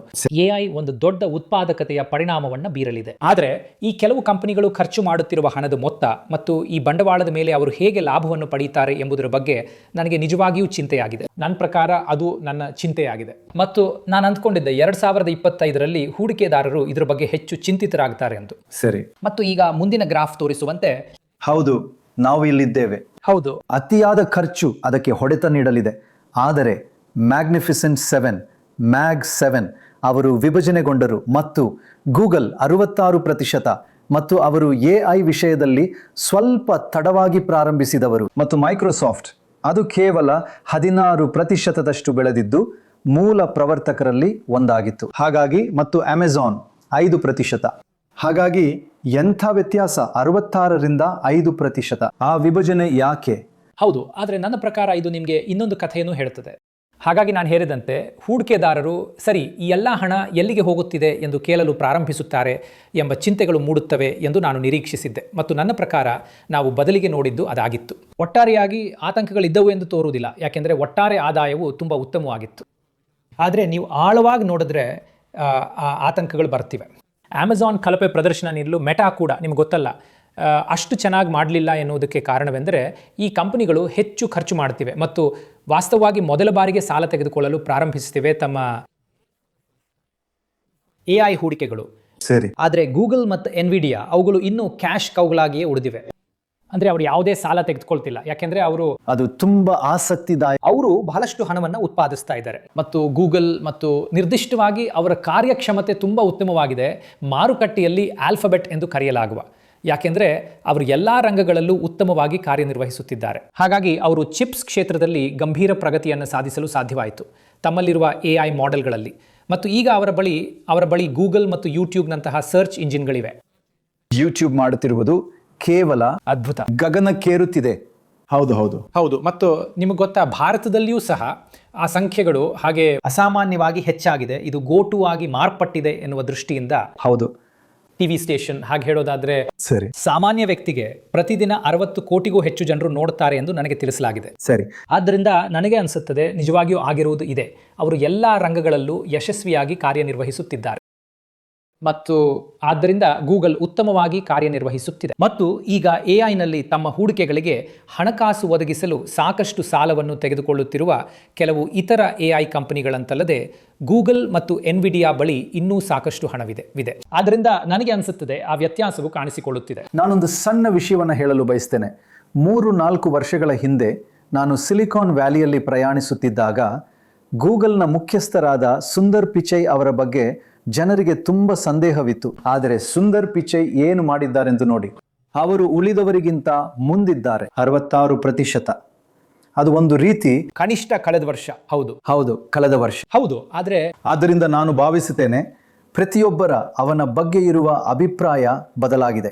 ಯಾಕೆಂದರೆ ಅವನು ನಿಜವಾಗಿಯೂ ಉತ್ತಮ ಪ್ರದರ್ಶನ ನೀಡಿದ್ದಾನೆ. ಆಲ್ಫಬೆಟ್ಗೆ ಒಂದು ಗಮನಾರ್ಹ ವರ್ಷದ ಹಾಗೆ, ಅಥವಾ ಹೌದು, ಅವರು ಪರಿಚಿತವಾಗಿರುವಂತೆ ಗೂಗಲ್. ಹೌದು, ಸರಿ. ನಿಮ್ಮ 10 ಮುನ್ಸೂಚನೆಗಳಲ್ಲಿ ನಿಮ್ಮ 8ನೆಯದು ಅಮೆರಿಕವಿಲ್ಲದೆ ಪ್ರಪಂಚದಾದ್ಯಂತ ವ್ಯಾಪಾರವು ಬೆಳೆಯುತ್ತದೆ ಎಂಬುದಾಗಿತ್ತು. ವಾಸ್ತವವಾಗಿ ಅಮೆರಿಕದಲ್ಲಿ ವ್ಯಾಪಾರವು ಕುಸಿಯಿತು ಮತ್ತು ಅಮೆರಿಕದ ಹೊರಗೆ ಹೆಚ್ಚಾಯಿತು. ಈಗ ಅಮೆರಿಕ ಸುಂಕಗಳನ್ನು ವಿಧಿಸಿತು, ಆದರೆ ರಫ್ತು ಬೆಳವಣಿಗೆಯ ದರಗಳನ್ನು ನೋಡಿ. US ಹೊರತುಪಡಿಸಿ ಜಗತ್ತಿನಲ್ಲಿ ವ್ಯಾಪಾರವು 5% 6.4% ಬೆಳವಣಿಗೆ ದರಕ್ಕೆ ಏರಿತು. ಅದ್ಭುತ.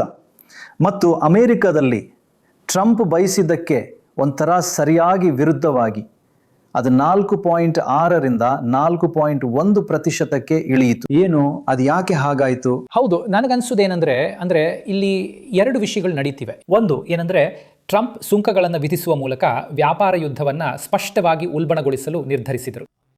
ಉಳಿದ ಜಗತ್ತು ಬಹಳ ಕುತೂಹಲಕಾರಿಯಾಗಿ ಪ್ರತೀಕಾರ ತೀರಿಸಿಕೊಳ್ಳಲಿಲ್ಲ. ಸರಿ. ಆದ್ದರಿಂದ ಅದು ವ್ಯಾಪಾರ ಯುದ್ಧದಿಂದಾದ ಹಾನಿಯನ್ನ ನಿಯಂತ್ರಿಸಿದ ಒಂದು ವಿಷಯ. ಉಳಿದ ಜಗತ್ತು, ಹೌದು, ಅವರು ನಾವು ಹೆಚ್ಚಿಸುತ್ತೇವೆ ಅಂತ ಹೇಳಲಿಲ್ಲ. ಹೌದು, ವಾಸ್ತವವಾಗಿ ಅವರು ಸರಿ ಅಂದ್ರು. ಖಂಡಿತ ನಿಜ. ಹೌದು, ನೋಡಿ, ನಾವು ಮಾತುಕತೆ ನಡೆಸ್ತೇವೆ ಮತ್ತು ಅದು ವ್ಯಾಪಾರ ಯುದ್ಧದ ಪರಿಣಾಮವನ್ನು ದುರ್ಬಲಗೊಳಿಸಿತ್ತು. ಆದರೆ ಎರಡನೇದಾಗಿ, ನಾನು ಕಳೆದ ವರ್ಷ ಮಾತಾಡಿದ್ದ ಬಹುಶಃ ಹೆಚ್ಚು ಆಸಕ್ತಿದಾಯಕವಾದ ಪ್ರವೃತ್ತಿಯು ಈಗ ನಡೆಯುತ್ತಿದೆ. ಅದೇನೆಂದ್ರೆ, ಹಲವು ದೇಶಗಳು ಹೇಳುತ್ತಿವೆ, ಸರಿ, ಅಮೆರಿಕ ನಮಗೆ ಹೀಗೆ ಮಾಡ್ತಾ ಇದೆ, ನಾವು ಪರಸ್ಪರ ಹೆಚ್ಚು ವ್ಯಾಪಾರ ಮಾಡುವುದು ಹೇಗೆ ಎಂದು ಕಂಡುಹಿಡಿಯೋಣ. ನನಗೆ ಅರ್ಥವಾಯಿತು. ನಾವು ಇನ್ನೂ ಮುಕ್ತ ವ್ಯಾಪಾರದ ಪ್ರಯೋಜನಗಳಲ್ಲಿ ನಂಬಿಕೆ ಇಟ್ಟಿದ್ದೇವೆ ಮತ್ತು ಅದು ಭಾರತಕ್ಕೂ ಸತ್ಯ. ಸರಿ. ಅದಂದರೆ, ನೀವು ಭಾರತವನ್ನು ನೋಡಿದ್ರೆ ನಾವು ಹಿಂದೆ ಮಾತಾಡ್ತಿದ್ದ ವಿಷಯಗಳಲ್ಲಿ ಒಂದಂದರೆ, ಭಾರತವು ಸ್ವಲ್ಪ ಹೆಚ್ಚು ಸಂರಕ್ಷಣಾತ್ಮಕವಾಗಿತ್ತು. ಸರಿ. ಆದರೆ ಈಗ ಇತ್ತೀಚೆಗೆ ನಾವು ನೋಡ್ತಾ ಇದ್ವಿ, ಭಾರತವು ಇತರ ದೇಶಗಳೊಂದಿಗೆ ಹೆಚ್ಚು ವ್ಯಾಪಾರ ಒಪ್ಪಂದಗಳನ್ನು ಮಾಡಲು ಪ್ರಾರಂಭಿಸುತ್ತಾ ಇದೆ, ಮತ್ತು ಅದು ಕೂಡ ಅತಿ ಶೀಘ್ರದಲ್ಲಿ. ನನ್ನ ಪ್ರಕಾರ ಅವರು ನ್ಯೂಜಿಲೆಂಡ್ನೊಂದಿಗೆ ಒಂದನ್ನು ಶೀಘ್ರದಲ್ಲಿ ಮಾಡಿದ್ರು. ಹೌದು. ಮತ್ತು ಈಗ ಮಧ್ಯಪ್ರಾಚ್ಯದಲ್ಲಿ ನಿಮಗೆ ಗೊತ್ತಾ, ಅವರು ಓಮನ್ನೊಂದಿಗೆ ಮಾಡದಂತೆ ತುಂಬ ಶೀಘ್ರದಲ್ಲಿ ಒಂದು ವಿಸ್ತಾರವಾದ ಸಮಗ್ರ ಆರ್ಥಿಕ ಪಾಲುದಾರಿಕೆ. ಅದರಿಂದ ನನಗನ್ಸುತ್ತೆ, ನಿಮ್ಗೆ ಗೊತ್ತಾ ಇದೇ ವಿಷಯ, ಅതെಂದರೆ ಮತ್ತು ಯುರೋಪಿನ ಸಂಕಷ್ಟ ಬಂದಾಗ ಭಾರತ ಅತ್ಯುತ್ತಮವಾಗಿ ಪ್ರತಿಕ್ರಿಯಿಸುತ್ತದೆ. ಹೌದು, ಮತ್ತು ಅದು ಮಾಡುತ್ತಾ ಇದೆ. ಈಗ ಅದು ಅದನ್ನೇ ಮಾಡುತ್ತಾ ಇದೆ, ನೀವು ಹೇಳಿದ ಹಾಗೆ ಹೆಚ್ಚು ವೇಗವಾಗಿ. ಖಂಡಿತವಾಗಿಯೂ ಅದು ವ್ಯಾಪಾರವಾಗಿರಲಿ, ನಾವು ಮಾತನಾಡಲಿರುವ ಅನಿಯಂತ್ರಣವಾಗಿರಲಿ, ಅಂದರೆ ಕಾನೂನುಗಳಲ್ಲಿನ ಕೆಲವು ಬದಲಾವಣೆಗಳಂತೆ. ಅದರಿಂದ ನನಗನ್ಸುತ್ತೆ ಅವರು ತಾವು ಸ್ವಲ್ಪ ಮುತ್ತಿಗೆಗೆ ಒಳಗಾಗಿದ್ದೇವೆ ಎಂದು ಗ್ರಹಿಸುತ್ತಿದ್ದಾರೆ ಮತ್ತು ಪ್ರತಿಕ್ರಿಯಿಸುತ್ತಾ ಇದ್ದಾರೆ. ಅವರು ಪ್ರತಿಕ್ರಿಯಿಸುತ್ತಿದ್ದಾರೆ. ವಿಶೇಷವಾಗಿ ವ್ಯಾಪಾರ ರಂಗದಲ್ಲಿ ನಾವು ಭಾರತದ ಮನೋಭಾವದಲ್ಲಿ ಒಂದು ಪ್ರಮುಖ ಬದಲಾವಣೆಯನ್ನು ನೋಡಿದ್ದೇವೆ ಎಂದು ನನಗನ್ಸುತ್ತದೆ. ಇತರ ದೇಶಗಳೊಂದಿಗೆ ವ್ಯಾಪಾರ ಒಪ್ಪಂದಗಳನ್ನು ಮಾಡಿಕೊಳ್ಳೋದ್ರಲ್ಲಿ, ಮತ್ತು ಇದು ಇತರ ಪ್ರದೇಶಗಳಲ್ಲಿಯೂ ಕೂಡ ಸತ್ಯ. ನೀವು ಯುರೋಪ್ ಮತ್ತು ಲ್ಯಾಟಿನ್ ಅಮೆರಿಕವನ್ನು ನೋಡಿದ್ರೆ, ಈ ಎಲ್ಲ ಸ್ಥಳಗಳು ಅವು ಪರಸ್ಪರ ಹೆಚ್ಚು ವ್ಯಾಪಾರ ಮಾಡ್ತಿವೆ ಮತ್ತು ಡೇಟಾ ಅದನ್ನೇ ತೋರಿಸ್ತದೆ. ಮತ್ತು ನೀವು ಹೇಳಿದ ಒಂದು ವಿಷಯ ನನಗೆ ತುಂಬ ಇಷ್ಟವಾಯಿತು. ಟ್ರಂಪ್ ಅಮೆರಿಕವನ್ನು ಮತ್ತೆ ಶ್ರೇಷ್ಠವಾಗಿಸುತ್ತಾರೋ ಇಲ್ಲವೋ ಎಂಬುದು ನಿಮಗೆ ಖಚಿತವಿಲ್ಲ, ಆದರೆ ಅವರು ಜಗತ್ತನ್ನು ಮತ್ತಷ್ಟು ಶ್ರೇಷ್ಠವಾಗಿಸುತ್ತಿದ್ದಾರೆ. ಸರಿ, ಅದು ಮಾರುಕಟ್ಟೆಯ ಕಾರ್ಯಕ್ಷಮತೆಯಲ್ಲಿ ಕಾಣಿಸುತ್ತಿದೆ. ಹೌದು, ನಿಖರವಾಗಿ. ಇದು ಈ ವಾಸ್ತವಕ್ಕೆ ಒಂದು ಪ್ರತಿಕ್ರಿಯೆ. ಮಾರುಕಟ್ಟೆಯ ಕಾರ್ಯಕ್ಷಮತೆ, ರಫ್ತುಗಳು, ಕಾರ್ಯಕ್ಷಮತೆ, ಅವನು ಜಗತ್ತನ್ನು ಮತ್ತೆ ಶ್ರೇಷ್ಠವಾಗಿ ಮಾಡುತ್ತಿದ್ದಾನೆ. ಯಾಕೆಂದ್ರೆ ಅವನು ಜಗತ್ತು ತಮ್ಮನ್ನು ತಾವು ಸರಿಪಡಿಸಿಕೊಳ್ಳಲು ಒಂದು ರೀತಿಯಲ್ಲಿ ಪ್ರೋತ್ಸಾಹಿಸುತ್ತಿದ್ದಾನೆ. ಹೌದು. ನೋಡಿ, ಈ ಪ್ರತಿಕೂಲ ಜಗತ್ತಿನಲ್ಲಿ ನಾವು ಸ್ಪರ್ಧಿಸಬೇಕಾದ್ರೆ ನಾವು ನಮ್ಮನ್ನು ಸರಿಪಡಿಸ್ಕೊಳ್ಬೇಕು ಅಥವಾ ಇತರ ದೇಶಗಳೊಂದಿಗೆ ಬಲವಾದ ಸಂಬಂಧಗಳನ್ನು ಹೊಂದಿರಬೇಕು. ಹಾಗಾಗಿ ಇಲ್ಲಿ ನಡೆಯುತ್ತಿರುವುದು ಅದೇ. ಹಾಗಾಗಿ ಭೂಮಿಯನ್ನ ಮತ್ತೆ ಶ್ರೇಷ್ಠವನ್ನಾಗಿ ಮಾಡುವುದು ಮೆಗಾ. ಸರಿ. ಹೌದು, ಸರಿ ತಾನೆ. ಅದೊಂದು ಸುಂದರವಾದದ್ದು. ನಿಮ್ಮ 10ರಲ್ಲಿ 9ನೆಯದು ಜಾಗತಿಕವಾಗಿ ಖಾಸಗಿ ನಿಧಿಯು ನಿಧಾನಗೊಳ್ಳುವುದು ಎಂಬುದಾಗಿತ್ತು. ಮತ್ತು ವಾಸ್ತವವಾಗಿ ಏನಾಯಿತು ಎಂದರೆ, ಖಾಸಗಿ ಕ್ರೆಡಿಟ್ಗೆ ಹರಿವು ಕುಸಿಯಿತು ಮತ್ತು ಸಂಸ್ಥೆಗಳು ಒತ್ತಡದಲ್ಲಿವೆ. ಕಳೆದ ವರ್ಷ S&P 18% ಹೆಚ್ಚಾಯಿತು, ಆದರೆ ಪ್ರಮುಖ ಖಾಸಗಿ ಇಕ್ವಿಟಿ ಸಂಸ್ಥೆಗಳು 12% ಕುಸಿದವು. ಈಗ ನೀವು ಇದನ್ನು ಇನ್ನೂ ಸ್ವಲ್ಪ ಸ್ಪಷ್ಟವಾಗಿ ವಿವರಿಸಬೇಕು. ಏನು ಪ್ರಮುಖ ಖಾಸಗಿ ಇಕ್ವಿಟಿ ಸಂಸ್ಥೆಗಳು ಎಂದರೆ ನಿಮ್ಮ ಅರ್ಥವೇನು? ಹೌದು, ಮತ್ತು ಇದು ಯಾಕೆ ಸಂಭವಿಸಿತು? ಹೌದು, ಆದ್ದರಿಂದ ನಿಮಗೆ ತಿಳಿದಿರುವಂತೆ ಇವು ವಿಶಿಷ್ಟವಾಗಿ ಐತಿಹಾಸಿಕವಾಗಿ ಖಾಸಗಿ ಇಕ್ವಿಟಿ ಸಂಸ್ಥೆಗಳಾಗಿದ್ದವು. ಆದರೆ ಅವು ಈಗ ಹೆಚ್ಚು ದೊಡ್ಡದಾಗಿವೆ. ಅವು ಖಾಸಗಿ ಕ್ರೆಡಿಟ್ ಅನ್ನು ಸಹ ಮಾಡ್ತವೆ. ಅಂದರೆ ನಿಮಗೆ ಗೊತ್ತಲ್ಲ, ಬ್ಯಾಂಕ್ ಸಾಲದ ಬದಲಿಗೆ ನಿಮಗೆ ಗೊತ್ತಲ್ಲ, ಇವು ಖಾಸಗಿ ಕ್ರೆಡಿಟ್ ಮಾಡಲಾಗುವ ಡೀಲ್ಗಳು. ಇದಕ್ಕೆ ಈ ಜನರು ಹಣಕಾಸು ಒದಗಿಸಲು ಸಾಧ್ಯವಾಗ್ತದೆ. ಆದ್ದರಿಂದ ಇವು ತಾವು ಮಾರ್ಪಟ್ಟಿರುವಂತೆ ಖಾಸಗಿ ಕ್ರೆಡಿಟ್ ದೈತ್ಯಗಳಾಗಿ ಮತ್ತು ಹಣಕಾಸು ಈ ಕಡೆಗೆ ಬಹಳಷ್ಟು ಸಾಗಿದೆ. ಅದಂದರೆ ಕಳೆದ ದಶಕ ಅಥವಾ ಅದಕ್ಕಿಂತ ಹೆಚ್ಚು ಕಾಲದಿಂದ ಖಾಸಗಿ ಮಾರುಕಟ್ಟೆಗಳು ಬಹಳ ವೇಗವಾಗಿ ಬೆಳೀತಿವೆ. ಆದರೆ ಕಳೆದ ವರ್ಷದಲ್ಲಿ ಏನಾಯಿತು ಅಂದರೆ ಜನರು ಪ್ರಶ್ನೆಗಳನ್ನು ಕೇಳಲು ಪ್ರಾರಂಭಿಸಿದ್ರು ನಾನು ಭಾವಿಸ್ತೇನೆ. ಅದಂದರೆ ಸಾರ್ವಜನಿಕ ಮಾರುಕಟ್ಟೆಗಳು ಇಷ್ಟು ಚೆನ್ನಾಗಿ ಕಾರ್ಯನಿರ್ವಹಿಸ್ತಿದ್ದರೆ ನನ್ನ ಇಷ್ಟೊಂದು ಹಣವನ್ನು ನಾನು ಖಾಸಗಿ ಮಾರುಕಟ್ಟೆಗಳಲ್ಲಿ ಲಾಕ್ ಮಾಡಬೇಕೇ, ಏಕೆಂದರೆ ಅಲ್ಲಿ ನಿರ್ಗಮನವು ಹೆಚ್ಚು ಕಷ್ಟಕರವಾಗಿದೆ. ಆದ್ದರಿಂದ ಅದೇ ನಡೆಯುತ್ತಿತ್ತು ಎಂದು ನಾನು ಭಾವಿಸ್ತೇನೆ. ಮತ್ತು ಹೀಗೆ ಖಾಸಗಿ ಈಕ್ವಿಟಿ ರಂಗದಲ್ಲಿ US ಮತ್ತು ಯುರೋಪ್ನಂತಹ ಸ್ಥಳಗಳಲ್ಲಿ ಜನರು ನೋಡಿದ ನಿರ್ಗಮನಗಳು ಹೆಚ್ಚು ಕಷ್ಟಕರವೆಂದು ನಾವು ಕಂಡುಕೊಂಡಿದ್ದೇವೆ. ಈ ಖಾಸಗಿ ಸಹ ಈಕ್ವಿಟಿ ಕಂಪನಿಗಳು 3, 4, 5 ವರ್ಷಗಳ ಹಿಂದೆ ಸಾಕಷ್ಟು ಹೆಚ್ಚಿನ ಮೌಲ್ಯಮಾಪನಗಳಲ್ಲಿ ಹೂಡಿಕೆ ಮಾಡಿವೆ. ಆದರೆ ನಾವು ಹೇಗೆ ನಿರ್ಗಮಿಸೋದು? ಆದ್ದರಿಂದ ನಿರ್ಗಮನಗಳು ಆಗುತ್ತವೆ, ಬಹಳ ಮುಖ್ಯ, ಹೆಚ್ಚಿನ ಸಮಸ್ಯೆ ಆಗುತ್ತದೆ. ಮತ್ತು ಖಾಸಗಿ ಕ್ರೆಡಿಟ್ ವಿಷಯದಲ್ಲೂ ಜನರು ಈ ಪ್ರಶ್ನೆಯನ್ನು ಕೇಳಲು ಪ್ರಾರಂಭಿಸಿದರು. ಯಾಕೆಂದರೆ ಖಾಸಗಿ ಕ್ರೆಡಿಟ್ ಮಾರುಕಟ್ಟೆಗಳಲ್ಲಿ ಕೆಲವು ಒಂದೆರಡು ಉನ್ನತ ಮಟ್ಟದ ತೊಂದರೆಗಳು ನಡೆದವು. ನಾವು ಸ್ವಲ್ಪ ಆಯಿತು ಇಲ್ಲಿ ಈ ಎಲ್ಲ ಸಾಲಗಳನ್ನು ವಿಸ್ತರಿಸುತ್ತಾ ಇದ್ದೇವೆ. ಆದರೆ ಈ ಕಂಪನಿಗಳಿಗೆ ಹೆಚ್ಚು ಸಾಲ ಕೊಡುವ ಅಥವಾ ಪಡೆಯುವ ಇತಿಹಾಸವಿಲ್ಲ. ಹಾಗಾಗಿ ನಾವು ಆ ಬಂಡವಾಳವನ್ನು ಮರಳಿ ಪಡೆಯುತ್ತೇವೆ ಎಂದು ನಮಗೆ ಹೇಗೆ ತಿಳಿಯುತ್ತದೆ? ಸಾರ್ವಜನಿಕ ಮಾರುಕಟ್ಟೆಗಳಂತಲ್ಲದೆ ಅವು ಹೆಚ್ಚು ಪರೀಕ್ಷಿಸಲ್ಪಟ್ಟಿವೆ. ಹಾಗಾಗಿ ನನಗನ್ಸುತ್ತೆ ಅದು ಒಂದು ರೀತಿಯ ಹೌದು, ನಿಜವಾಗಿಯೂ ಎಂಥ ಬದಲಾವಣೆ. ಹೌದು, ಹಾಗಾಗಿ ನನಗನ್ಸುತ್ತೆ ಅದು ನಾವು ಈ ಕ್ಷಣದಲ್ಲಿ ನೋಡುತ್ತಿರುವ ವಿಷಯ. ಮತ್ತು ನಿಮ್ಮ ಹತ್ತರಲ್ಲಿ 10ನೆಯದು ಎಂದಿನಂತೆ ಸ್ವಲ್ಪ ಅಪ್ರಸ್ತುತವಾದ ವಿಷಯ ಬೊಜ್ಜು. ಈ ಎಲ್ಲ ಔಷಧಗಳು ಮತ್ತು ಇಂಜೆಕ್ಷನ್ಗಳು ಇತ್ಯಾದಿಗಳಿಗೆ ಯಾವುದೇ ಮಾಂತ್ರಿಕ ಪರಿಹಾರಗಳಿಲ್ಲ. ನಿಜವಾಗಿ ಏನಾಯ್ತೆಂದರೆ ಬೊಜ್ಜು ನಿರೋಧಕ ಔಷಧಗಳು ಇನ್ನೂ ಒಂದು ಸಂಚಲನವಾಗಿವೆ. ಆದರೆ ಹೆಚ್ಚಿನ ಮಾರಾಟವಿತ್ತು. ಆದರೆ ಮಾರಾಟವು ತೀವ್ರವಾಗಿ ನಿಧಾನವಾಯಿತು. ನನ್ನ ಪ್ರಕಾರ ಅವು 2024ರಲ್ಲಿ 27%, 43%, 64%ದಷ್ಟು ಬೆಳೆಯುತ್ತಿದ್ದವು ಮತ್ತು ಅದು 26%ಕ್ಕೆ ಇಳಿಯಿತು. ಇನ್ನೂ ಕೆಟ್ಟದಲ್ಲ, 26%. ಖಂಡಿತವಾಗಿಯೂ ಹೌದು. ಆದರೆ ಯಾಕೆ? ಜನರು ಅದರ ಬಗ್ಗೆ ಚಿಂತಿತರಾಗಿದ್ದಾರೆಯೇ ಅಥವಾ? ಸರಿ, ಅದರಲ್ಲಿ ಒಂದು ನಿಮಗೆ ಗೊತ್ತಾ, ಇದು ಒಂದು ಹೆಚ್ಚಿನ ಆಧಾರದಂತೆ. ಹೌದು, ಯಾಕಂದ್ರೆ ಬೆಳವಣಿಗೆ ಆಗಿತ್ತು, ಸರಿ, ಈಗಾಗಲೇ ಸ್ಫೋಟಗೊಂಡಿತ್ತು. ಅದು ಬಹಳ ಮುಖ್ಯ. ಹಾಗಾಗಿ ನನಗನ್ಸುವುದೇನೆಂದರೆ ಅದು ಇನ್ನೂ ಜನಪ್ರಿಯವಾಗಿರುವಂಥದ್ದು. ಬೆಳವಣಿಗೆಯ ದರಗಳು ನಿಧಾನವಾಗಿವೆ. ಹಾಗಾಗಿ ನನಗೆ ಖಚಿತವಾಗಿಲ್ಲ ನಾನು. ಆದರೆ ಈ ವಿಷಯಕ್ಕೆ ಬಂದಾಗ ನಾನು ಪ್ರಾಮಾಣಿಕವಾಗಿರಬೇಕು. ನನ್ನ ಪಕ್ಷಪಾತ ಇಲ್ಲಿ ಮಾತಾಡ್ತದೆ. ಯಾಕಂದರೆ ನಾನು ಸ್ವಲ್ಪ ಮಟ್ಟಿಗೆ ಪ್ರಕೃತಿವಾದಿ ಮತ್ತು ಎಲ್ಲಕ್ಕಿಂತ ಕೆಟ್ಟ ವಿಷಯವೆಂದರೆ ನಿಮಗೆ ಅದರ ಅವಶ್ಯಕತೆ ಇಲ್ಲ. ಹೌದು, ಹಾಗಾಗಿ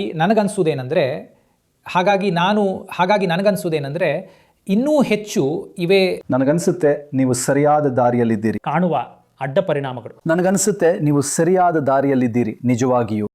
ಹಾಗಾಗಿ ನನಗನ್ಸುವುದೇನೆಂದರೆ ಹೆಚ್ಚು ಕಾಣುವ ಅಡ್ಡ ಪರಿಣಾಮಗಳಿವೆ ಮತ್ತು ಹಾಗಾಗಿ ಕೆಲವು ಬೆಳವಣಿಗೆಯ ದರಗಳು ನಿಧಾನವಾಗಿರಬಹುದು. ಆದರೆ ಇದರಲ್ಲಿ ಕೆಲವು ಬೇಸ್ ಎಫೆಕ್ಟ್ಗೆ ಸಂಬಂಧಿಸಿದ್ದಾಗಿರಬಹುದು. ಆದರೆ ಎಲ್ಲ ನ್ಯಾಯಸಮ್ಮತವಾಗಿ ಅವು ಒಟ್ಟಾರೆಯಾಗಿ ಸಾಕಷ್ಟು ಜನಪ್ರಿಯವಾಗಿಯೇ ಉಳಿದಿವೆ. ಹೌದು, ನಿಮ್ಗೆ ಗೊತ್ತಲ್ಲ, ಅಲ್ಲಿ ಖಂಡಿತ ಸ್ಟಾಕ್ ಬೆಲೆಯ ಕಾರ್ಯಕ್ಷಮತೆ ಈಗ ಬಹಳಷ್ಟು ಭಿನ್ನವಾಗಿದೆ. ಅಂದರೆ ನಿಮಗೆ ಗೊತ್ತಲ್ಲ, ಕೆಲವು ಹೊಸ ಪ್ರಗತಿಗಳನ್ನು ಹೊಂದಿರುವವು, ಅಥವಾ ನಿಮಗೆ ಗೊತ್ತಲ್ಲ, ಅಮೆರಿಕಾದಲ್ಲಿರುವ ಎಲಿ ಲಿಲ್ಲಿಯ ಹಾಗೆ ಹೌದು ತುಂಬ ಚೆನ್ನಾಗಿ ಮಾಡ್ತು. ಆದರೆ ಯುರೋಪ್ನಲ್ಲಿರುವ ನೋವೋ ನಾರ್ಡಿಸ್ಕ್ ಅಷ್ಟು ಚೆನ್ನಾಗಿ ಮಾಡಲಿಲ್ಲಲ್ಲ. ಸರಿ, ಹಾಗಾಗಿ ನೀವು ಹೆಚ್ಚು ಭಿನ್ನತೆಯನ್ನು ನೋಡ್ತಿದ್ದೀರಿ. ಬಹುಶಃ ಮಾರುಕಟ್ಟೆಯು ಇನ್ನಷ್ಟು ಪ್ರಬುದ್ಧವಾಗುತ್ತಿರಬಹುದು. ಸರಿ, ಹಾಗಾಗಿ ಈ ಹುಚ್ಚು ಹೋಗಿದೆ ಅಂತ ನಾನು ಭಾವಿಸೋದಿಲ್ಲ. ಇದಿನ್ನೂ ಚಾಲ್ತಿಯಲ್ಲಿದೆ. ಆದರೆ ವಿಷಯವೇನೆಂದರೆ ಬೆಳವಣಿಗೆಯ ದರವು ನಿಧಾನವಾಗಿದೆ. ಮತ್ತು ಒಪೇರಾ ಸಚಿವಾಲಯವು ಅದನ್ನು ತೋರಿಸಿ ಅದು ಇನ್ನೂ ಒಂದು ಹುಚ್ಚು ಎಂದು. ಸರಿ, ನಿಮ್ಮ ಸ್ಕೋರ್ ಕಾರ್ಡ್ನ ಒಂದು ತ್ವರಿತ ಸಾರಾಂಶ ಮಾಡೋಣ. ನಾನು ನಿಮಗೆ 10ಕ್ಕೆ 8 ಕೊಡುತ್ತೇನೆ. ಅದು ನಿಜವಾಗಿಯೂ ತುಂಬ ಒಳ್ಳೆಯದು. ಮೊದಲನೆಯದಾಗಿ, ನೀವು ಅಮೆರಿಕದ ಪ್ರಾಬಲ್ಯದ ಇತ್ತೀಚಿನ ಮಾದರಿಯಲ್ಲಿ ಒಂದು ಬದಲಾವಣೆ ಎಂದು ಹೇಳಿದಿರಿ. ನಿಖರವಾಗಿ ಸರಿ. ಎರಡನೇದಾಗಿ ನೀವು ಹೇಳಿದಿರಿ US ಮಾರಣಾಂತಿಕ ದೋಷ, ಹಣಕಾಸಿನ ಕೊರತೆಯು ಅದರ ಮಟ್ಟವೇ ಬೇರೆ ಎಂದು.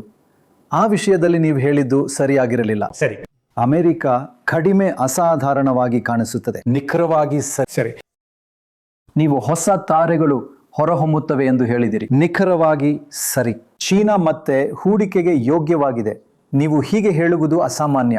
ಆದರೆ ನೀವು ಬದಲಾದಿರಿ ಮತ್ತು ಅದನ್ನು ಸರಿಯಾಗಿ ಗ್ರಹಿಸಿದಿರಿ. ಅವರ ಷೇರು ಮಾರುಕಟ್ಟೆಯಲ್ಲಿ ಭಾರೀ ಏರಿಕೆ. ಭಾರತದಲ್ಲಿ ಇದು ಆಶ್ಚರ್ಯಕರವಾಗಿತ್ತು.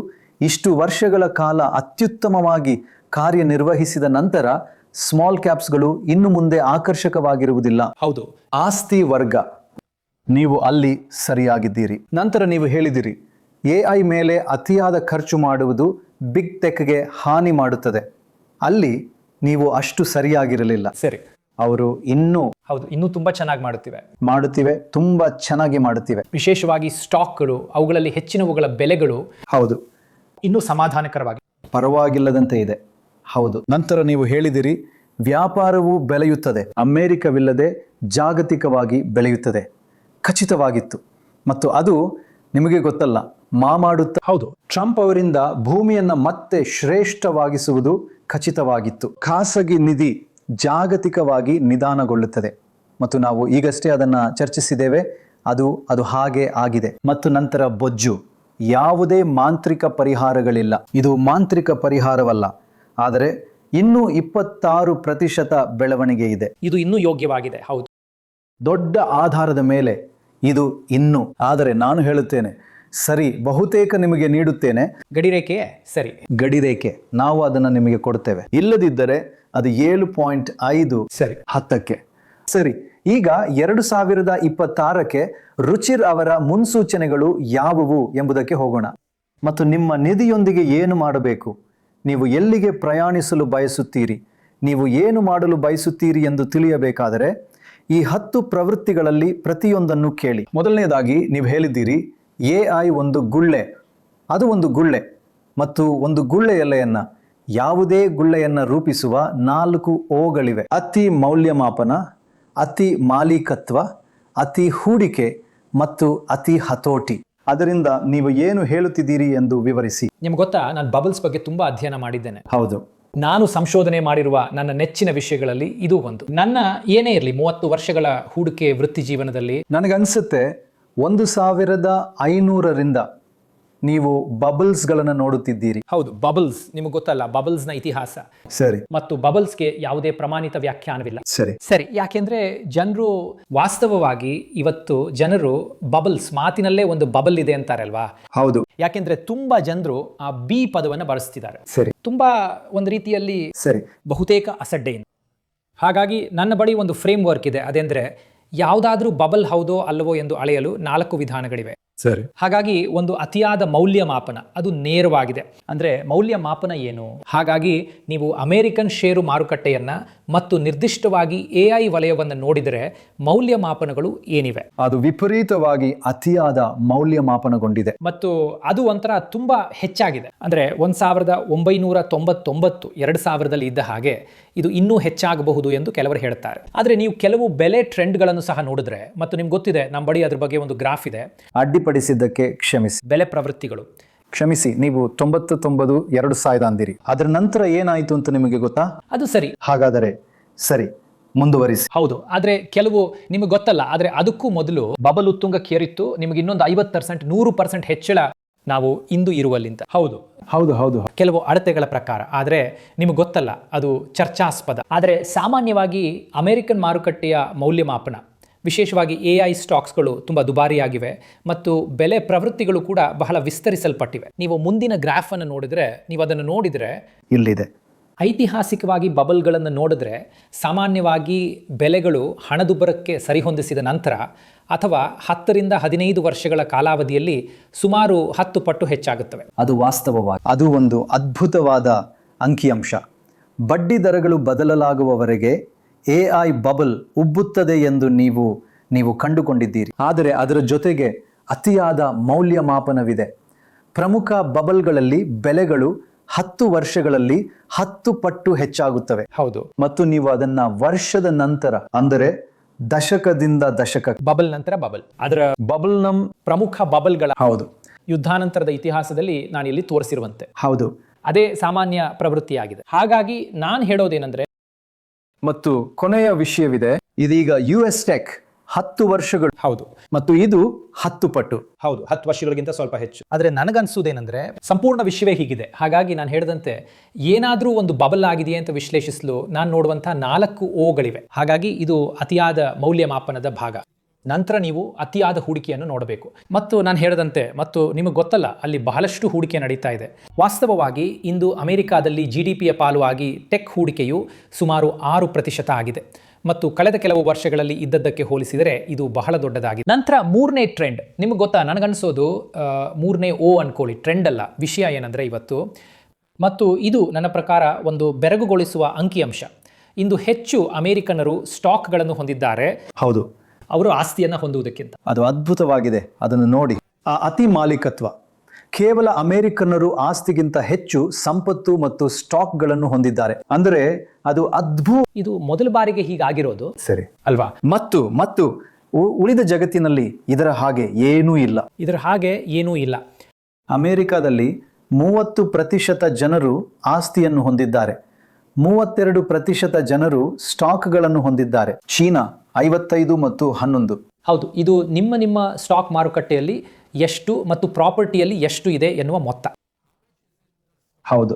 ಈಗ ಸಾಮಾನ್ಯವಾಗಿ ನಾವು ನೋಡೋ ಪ್ರಕಾರ ನಿಮ್ಮ ಹೆಚ್ಚಿನ ನಿವ್ವಳ ಮೌಲ್ಯವು ನೀವು ವಾಸಿಸುವ ಮನೆ ಮತ್ತು ನಿಮ್ಮಲ್ಲಿರುವ ಪ್ರಾಪರ್ಟಿಯಲ್ಲಿ ಇರುತ್ತದೆ. ಸರಿ. ಆದರೆ ಈಗ ಅಮೆರಿಕಾದಲ್ಲಿ ನಾವು ನೋಡೋದಂದ್ರೆ, ವಾವ್, ಜನರು ಪ್ರಾಪರ್ಟಿ ಮಾರುಕಟ್ಟೆಯಲ್ಲಿ ಹೊಂದಿರುವುದಕ್ಕಿಂತ ಹೆಚ್ಚಾಗಿ ಸ್ಟಾಕ್ ಮಾರುಕಟ್ಟೆಯಲ್ಲಿ ತಮ್ಮ ನಿವ್ವಳ ಮೌಲ್ಯವನ್ನು ಹೊಂದಿದ್ದಾರೆ. ಅದು ಅದ್ಭುತ. ಮತ್ತು ಭಾರತ, ಚೀನಾದಂತಹ ಸ್ಥಳಗಳಲ್ಲಿ ಎಲ್ಲೆಡೆ ನಿಮಗೆ ತಿಳಿದಿರುವಂತೆ ಡೇಟಾ ತುಂಬಾ ವಿಭಿನ್ನವಾಗಿದೆ. ಹೌದು.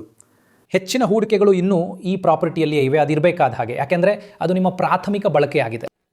ಆದ್ದರಿಂದ ಅಂದರೆ ಅದನ್ನು ಸ್ವಲ್ಪ ಹೆಚ್ಚು ವಿವರವಾಗಿ ಹೇಳಬೇಕೆಂದರೆ, ಚೀನಾ, ಯುರೋಪ್ ಮತ್ತು ಭಾರತದಲ್ಲಿ 50%ಕ್ಕಿಂತ ಹೆಚ್ಚು ಜನರ ಸಂಪತ್ತು ಪ್ರಾಪರ್ಟಿಯಲ್ಲಿದೆ. ಹೌದು. ಮತ್ತು ಕೇವಲ 11, 16 ಮತ್ತು 7% ಮಾತ್ರ ಸ್ಟಾಕ್ಗಳಲ್ಲಿವೆ. ಹೌದು. ಅಮೆರಿಕಾದಲ್ಲಿ 30% ಆಸ್ತಿಯಲ್ಲಿ ಮತ್ತು 32% ಸ್ಟಾಕ್ಗಳಲ್ಲಿ. ಅದನ್ನ ವಿವರಿಸಿ, ಏಕೆ? ಹೌದು, ಯಾಕೆಂದರೆ ನನಗನ್ಸೋದು ಅಮೆರಿಕಾದಲ್ಲಿ ಬಹಳಷ್ಟು ಜನರು ಟ್ರೇಡಿಂಗ್ ಇಷ್ಟಪಡ್ತಾರೆ. ಅಮೆರಿಕಾದಲ್ಲಿ ತುಂಬ ರೀಟೇಲ್ ಟ್ರೇಡಿಂಗ್ ನಡೀತದೆ. ನೀವು ಟ್ರೇಡಿಂಗ್ ವಾಲ್ಯೂಮ್ಗಳನ್ನು ನೋಡಿದ್ರೆ ಅದರ ಗಮನಾರ್ಹ ಭಾಗ ಈಗ ರೀಟೇಲ್ ಹೂಡಿಕೆದಾರರಿಗೆ ಸಂಬಂಧಿಸಿದೆ. ಹಾಗಾಗಿ ಅಲ್ಲಿ ಇಡೀ ದಿನ ಸ್ಟಾಕ್ಗಳನ್ನು ಟ್ರೇಡ್ ಮಾಡೋದರಲ್ಲೇ ಕಳೆಯುವ ಜನರ ಒಂದು ದೊಡ್ಡ ಸೈನ್ಯವೇ ಇದೆ. ಹಾಗಾದರೆ ಇದು ಮತ್ತೆ ಸಂಪೂರ್ಣವಾಗಿ AI ಬಗ್ಗೆ ಇದೆಯಾ? ಅದರಲ್ಲಿ ಹೆಚ್ಚಿನದು AI ಆಗಿದೆ. ಸರಿ. ಯಾಕೆಂದರೆ ಅವರು ಮೂಲಭೂತವಾಗಿ ಖರೀದಿಸ್ತಿರೋದು ಈ ಕೆಲವು ಮ್ಯಾಗ್ 7 ಸ್ಟಾಕ್ಸ್ಗಳು, ಅಥವಾ ಅವರು ಈ ಥರ ನಿಮಗೆ ಗೊತ್ತಲ್ಲ AI ಥೀಮ್ಯಾಟಿಕ್ ಸ್ಟಾಕ್ಸ್ಗಳನ್ನು ಖರೀದಿಸ್ತಿದ್ದಾರೆ. ಅದು ಪ್ಯಾಲಂಟೀರ್ ಆಗಿರಬಹುದು ಅಥವಾ ಅವರು ಖರೀದಿಸ್ತಿರುವ ಇತರ ಸ್ಟಾಕ್ಸ್ಗಳಾಗಿರಬಹುದು. ಹಾಗಾಗಿ ಮತ್ತು ಬೆಲೆಯಿಂದ ಗಳಿಕೆಗೆ, ಬೆಲೆಯಿಂದ ಮಾರಾಟಕ್ಕೆ ಬಂದಾಗ ಅವು ಎಲ್ಲ ರೀತಿಯ ಹುಚ್ಚು ಮೌಲ್ಯಮಾಪನಗಳಲ್ಲಿ ಟ್ರೇಡ್ ಆಗುತ್ತಿವೆ ಇನ್ನೂ ಹೆಚ್ಚಾಗಿ. ಹಾಗಾಗಿ ನನಗನ್ಸೋದು ಅದೇ ನಡೀತಾ ಇದೆ ಅಂತ. ಅದು ಅಮೆರಿಕ ಮತ್ತು ಉಳಿದ ಜಗತ್ತಿನ ನಡುವಿನ ಬಹಳ ದೊಡ್ಡ ವ್ಯತ್ಯಾಸ ಅಲ್ಲವೇ? ಹೌದು, ಇದು ನನಗೆ ಅತಿರೇಕದ ಒಂದು ಸಾಮಾಜಿಕ ಸಂಕೇತ. ಹೌದು. ಅದಂದ್ರೆ ನಿಮ್ಮ ಸಮಯದ ಇಷ್ಟೊಂದು ಭಾಗವನ್ನ ನೀವು ಸ್ಟಾಕ್ಗಳಲ್ಲಿ ಟ್ರೇಡಿಂಗ್ ಮಾಡಲು ಯಾಕೆ ಕಳೆಯಬೇಕು? ಮತ್ತು ಅಮೆರಿಕದಲ್ಲಿನ ಬಹಳಷ್ಟು ಯುವ ಜನರು ಮನೆ ಖರೀದಿಸುವುದನ್ನು ಬಹುತೇಕ ಕೈಬಿಟ್ಟಿದ್ದಾರೆ ಎಂದು ನನಗನ್ಸುತ್ತದೆ. ಮತ್ತು ಅವ್ರು ಹೇಳ್ತಿದ್ದಾರೆ, ನಿಮ್ಗೆ ಗೊತ್ತಲ್ಲ, ಅದು ತುಂಬಾ ದುಬಾರಿ ಆಗಿರೋದ್ರಿಂದ ನಮಗೆ ಸಿಗುವುದನ್ನೆಲ್ಲ ನಾವು ಖರ್ಚು ಮಾಡ್ತೇವೆ ಟ್ರೇಡಿಂಗ್ ವಿಷಯದಲ್ಲಿ, ಸ್ಟಾಕ್ ಮಾರ್ಕೆಟ್ ಅಲ್ಲಿ. ಹಾಗಾಗಿ ದೇವರೇ, ಮತ್ತು ನೀವು ಹೇಳಿದ ಇನ್ನೊಂದು ಅಂಶ, ಮತ್ತೆ ಹಿಂದಕ್ಕೆ ಹೋದರೆ ನೀವು ಅದರ ಬಗ್ಗೆ ಬಹಳಷ್ಟು ಸಂಶೋಧನೆ ಮಾಡಿದ್ದೀರಿ. ಬಬಲ್ಗಳು ಒಡೆಯುತ್ತವೆ ಯಾವಾಗ? ಬಡ್ಡಿ ದರಗಳು. ಹೌದು, ನಾನು ಸ್ವಲ್ಪ ಒಂಥರ ಇಲ್ಲಿ ಒಂದು ಅಂಶವನ್ನು ಹೇಳೋದಾದ್ರೆ, ಹೌದು, ಕ್ಷಮಿಸಿ. ಅದೇನಂದ್ರೆ, ಹಾಗಾಗಿ ನಾವು ಇಲ್ಲಿ 4 ಓಗಳನ್ನ ಮಾಡಿದ್ದೇವೆ. ಹಾಗಾಗಿ ನಾನು ಹೇಳಿದ ಹಾಗೆ ಹೌದು. ಹಾಗಾಗಿ ನಾವು ಮಾತಾಡಿದ್ವಿ, ನಿಮ್ಗೆ ಗೊತ್ತಲ್ಲ ಇದು ಇಲ್ಲಿ ಹೇಗೆ ಸರಿ ಹೊಂದುತ್ತದೆ ಅಂದ್ರೆ, ನಿಮ್ಮಲ್ಲಿ ಓವರ್ ವ್ಯಾಲ್ಯೂಯೇಷನ್ ಇದೆ. ಹೌದು. ನಿಮ್ಮಲ್ಲಿ ಓವರ್ ಇನ್ವೆಸ್ಟ್ಮೆಂಟ್ ಇದೆ. ಸರಿ. ಓವರ್ ಓನರ್ಶಿಪ್ ಅನ್ನು ನಾವು ಈಗಷ್ಟೇ ತೋರಿಸಿದ್ದೇವೆ. ಸರಿ. ಏನ್ ನಡೀತಿದೆ ಅನ್ನೋದ್ರ ಬಗ್ಗೆ. ಮತ್ತು ಕೊನೆಯದು ಓವರ್ ಲೆವರೇಜ್ ಆಗಿದೆ.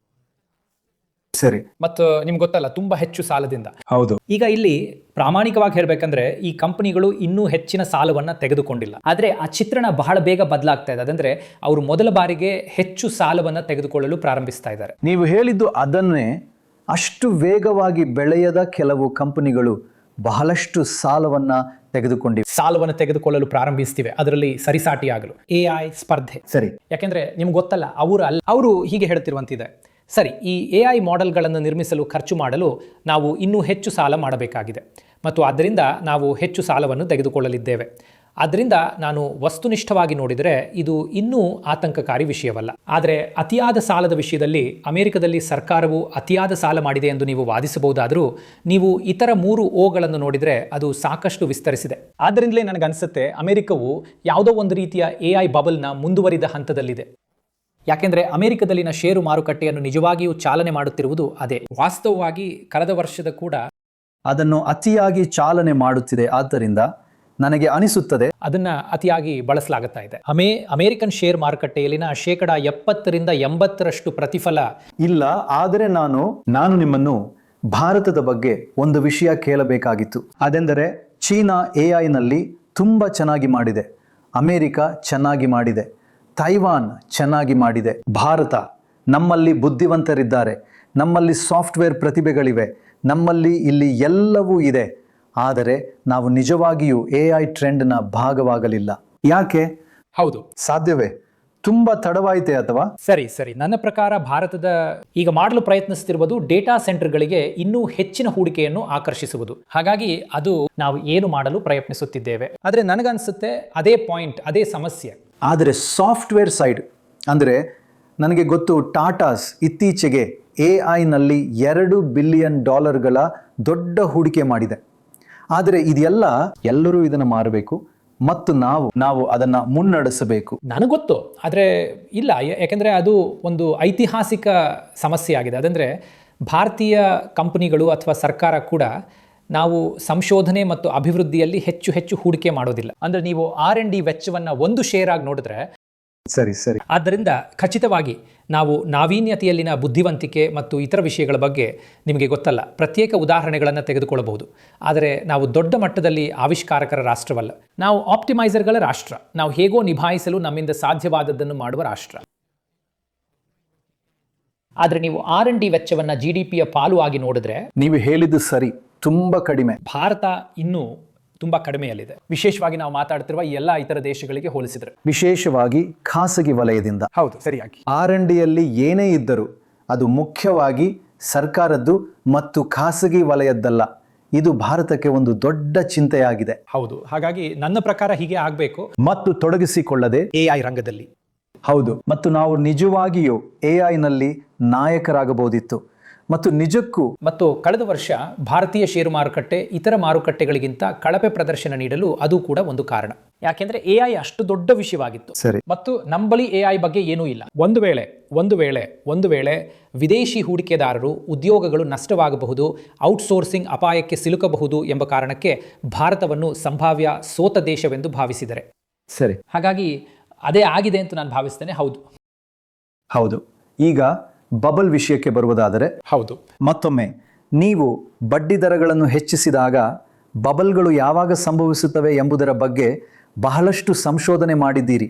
ಮತ್ತೊಂದು 10 ವರ್ಷ ಇದು ಜನರು ಮತ್ತು ಸರ್ಕಾರಗಳು ಬಡ್ಡಿ ದರಗಳನ್ನು ಹೆಚ್ಚಿಸುವ 10 ವರ್ಷದ ಪಾಯಿಂಟ್ ಆಗಿದೆ. ಅದನ್ನು ನೋಡಿ, 1929. ಹೌದು, ಅವರು ಬಡ್ಡಿ ದರವನ್ನು ಹೆಚ್ಚಿಸಿದರು. ಆದರೆ ಇವೆಲ್ಲವೂ ಬಬಲ್ಗಳು. 73, 80, 89, 94. ಪ್ರತಿ ಬಾರಿಯೂ ಅದು ಸುಮಾರು 10 ವರ್ಷಗಳಾಗಿತ್ತು. ಸ್ಟಾಕ್ ಬೆಲೆ 10 ಪಟ್ಟು ಹೆಚ್ಚಾಗಿತ್ತು ಮತ್ತು ಬಡ್ಡಿ ದರವನ್ನು ಹೆಚ್ಚಿಸಲಾಯಿತು. ನಿಜವಾಗಿಯೂ ಕಂಡುಹಿಡಿಯಲು ಎಂತಹ ಸಂಯೋಜನೆ.